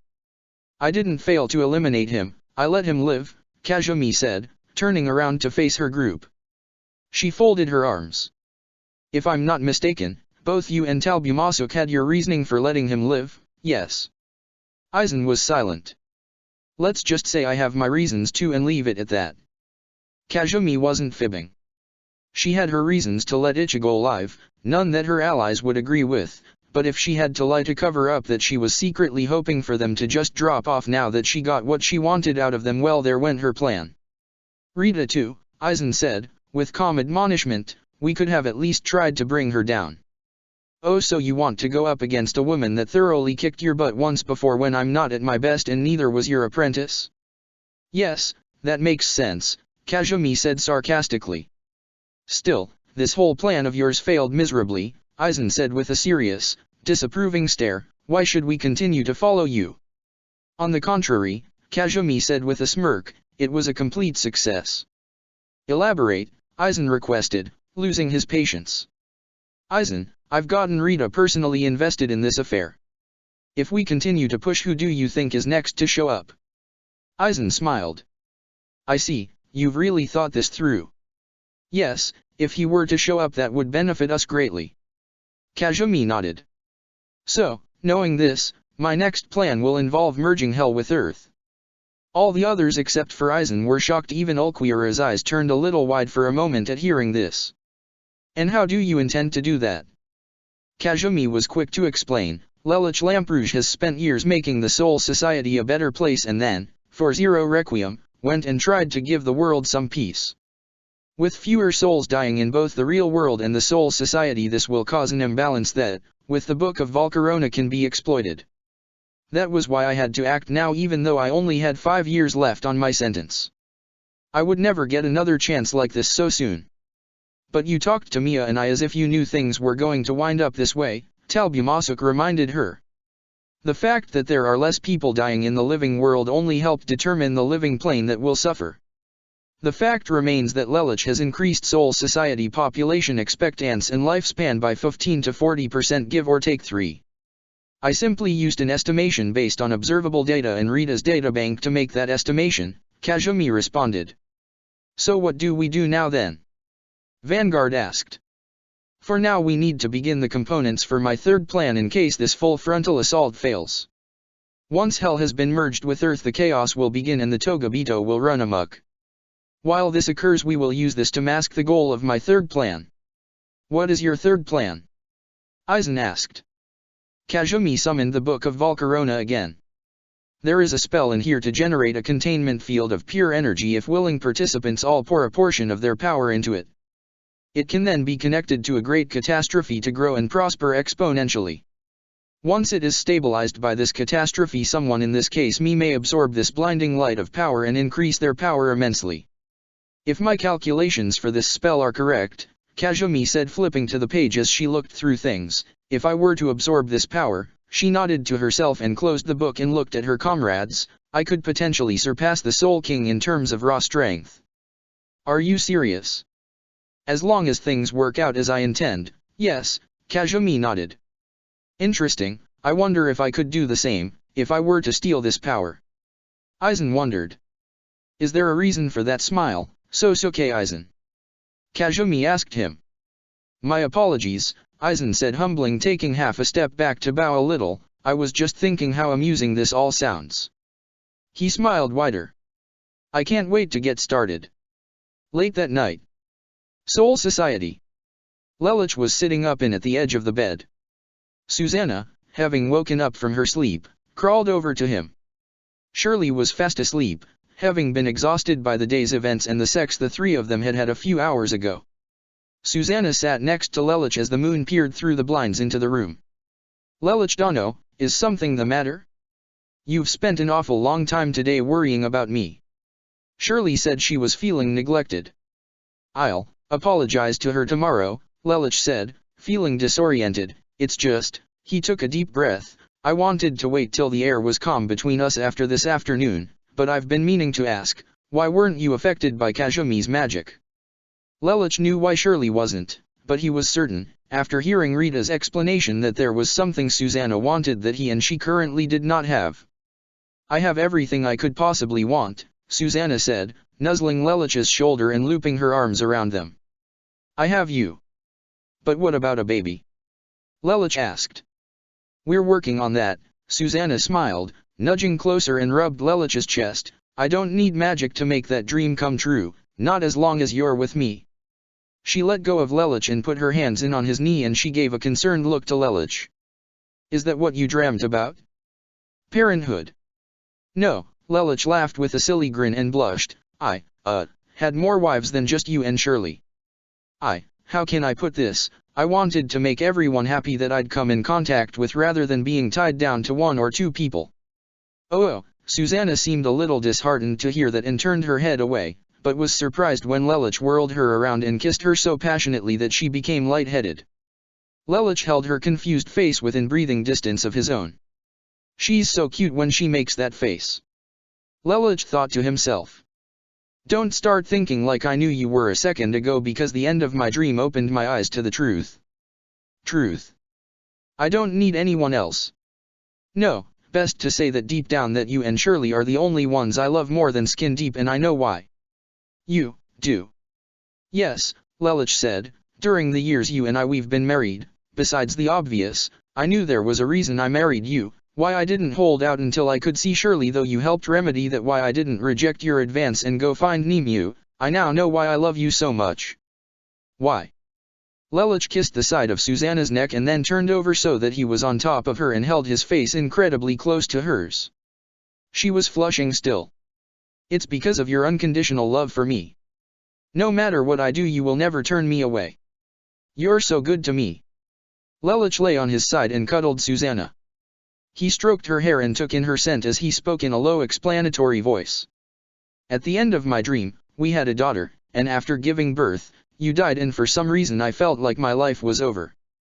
Only after waking up did I understand why, because you always loved me, no matter what I did. I will always have you, no matter what I do. Lelouch nuzzled into Susanna's shoulder. They say you don't know what you have until it's gone. I'm just glad that when you were gone, it turned out to be only a dream. Susanna turned over to face Lelouch and kissed him, surprising him. Very rarely did Susanna make the first move. Susanna moved down and placed her head upon Lelouch's chest, hands on his strong muscles, built up by nearly a century and a half of experience. She smiled as she glanced upward. You make me so happy, Lelouch Dano. Susanna didn't know why, but she started to cry. I always thought that I wasn't special to you. That you just married me to put an end to all of the problems you had, that you pitied me, that you did it for me. Lelouch Dano, I'm glad I'm special to you. Why wouldn't you be special to me? Lelouch said, wrapping his arms around Susanna and placing his head on hers. You're my wife, after all. Susanna clutched Lelouch's upper arm with her hand. I am, aren't I? I'm sorry for always being so insecure. Don't be, it's part of who you are, and that insecurity makes you so cute when you're nervous or flushed. A tricky grin flew across Lelouch's face. Like this. Lelouch grabbed Susanna's ass and she gasped. Or this. Lelich pinched one of her nipples. Susanna let out a low moan. Her face was red. She looked at Lelich with half-closed eyes and a quivering lip. Yes, that's the face. That's the face that I adore so much. Lelich laughed and kissed Susanna. You're so mean to just do that without warning, Susanna moaned. Lelich put a hand on her cheek and pressed his head to her forehead. And the way it embarrasses you is what turns me on. Susanna flushed even harder. Do you want to go another round? Lelich asked. I want to try and spice things up a little. I think we shouldn't. Shirley's asleep. She's had a rough day. She's only a student, Lelich Dono. She needs her sleep. She can't go days on end without rest like you and I can. And you better apologize to her for paying attention too much to me today. Lelich smiled. I'm really glad you care about her so much. She and I bonded while I was on vacation, Susanna smiled. Well, that explains why you two have no problems getting intimate during our sessions. Susanna turned red, redder than usual. It's weird because I don't think either of us are like that towards other women. So you two make an exception for each other, and that shows that you made the right decision in letting Shirley be a part of what you and I have held onto for almost 2 decades now. Yes, and I think it's only fair now that we've had this little discussion for you to sleep on her side of the bed. Lelich smirked. You're always so selfless. But that's what you like about me. Lelich kissed her. Yeah. He and Susanna lay back down under the covers, and Lelich snuggled over to Shirley's side of the bed and put his arms around her stomach, grabbing his right wrist with his left hand. Lulu, Shirley mumbled. I'm sorry, did I wake you? I think I was waking up a little anyway. I heard you and Susanna talking, she mumbled, still somewhat asleep. I didn't hear what you were saying though. Lelich raised his hands so that his arms came to rest under Shirley's bust. Shirley, I'm sorry I made you feel unappreciated today. Shirley smiled. She knew Susanna had to have told him. Lelich would have never figured things out on his own, but it was enough that Lelich was still apologizing to her. It's okay, I know Susanna means a lot to you. So do you, Lelich said, snuggling closer. He put his head by Shirley's. I'll tell you what's been bothering me since I've already told her. Susanna died in my dream right after she had a baby. That's why I've been worried about her all day. I know you're not ready for that sort of thing, and I don't feel as if I have to worry about you as much. Lelich squeezed tighter. You're easier to protect, Shirley. I am. Shirley had thought it was the other way around. It's because you don't put yourself in danger as often. You're still new to all of this, so you always will come to me when things scare you. Susanna can take care of herself as a vice captain. But, he slid one hand up so that he had it around Shirley's bust, if I lost either of you I would grieve just as hard. You both mean so much to me, and one day, when you decide you're ready, we can try and have a baby too, but graduate first, okay? Shirley smiled with her heart feeling so warm that it was like it was ice cream melting on a warm beach. Lelich had just been scared. He hadn't regretted bringing her this close. He had already watched her die once, so of course his dreams wouldn't show it again. What he said made sense to her, and she was happy that he was willing to give her his children as well, because Shirley knew she would want them eventually. But he was right, she should at least become a full-fledged Soul Reaper first. Lulu. Yeah. When you and I finally do have a baby, do you hope it's a boy or a girl? It doesn't matter to me as long as it's healthy, Lelich told her. Shirley laughed a little. You would say that. She curled her legs up a little, grabbing Lelich's ankle in between them. He inched closer. I'm right here, he told Shirley. Rest. Thank you, Lulu, Shirley said, and drifted off back to sleep. The artificial dimension. After some short laborious hours of setting up her second and third plan, Kazumi retired to her own quarters. It was a relatively small room, nothing special. It had a desk and a lamp and also a bookshelf. Kazumi couldn't want much more. She walked over to her bed, the end of which faced towards the bookshelf, spread her arms out and fell backwards onto the side of it, letting her legs hang over the sides as she stared up at the ceiling and thoughts circled about her head. A bed, Kazumi thought to herself as she let the softness of the sheets feeling inviting and smooth. It had been a long time since she had had a bed. The only times she would ever be able to sleep soundly was when she would do work for Rita. As much as she loathed her for what she did to her, Kazumi had known for a long time that she was necessary for her release, if she wanted to be free through conventional means, of course. Kazumi now had the power to free herself from the hell she had lived. Soon it would all be over. All the pain, all the suffering, she would never feel it again. The number 1 Togabito looked up at the light circling overhead above her and listened only to the barely audible hum of it being on. The heat from the lamp began to take her back to when she first became conscious of herself and her surroundings, to the first time she realized she was in hell. Kazumi put her arm up onto her forehead, palm facing the ceiling, and closed her eyes halfway as she began to remember how it all began, knowing that it would all soon be over. To be continued. Check the description for the links to the author.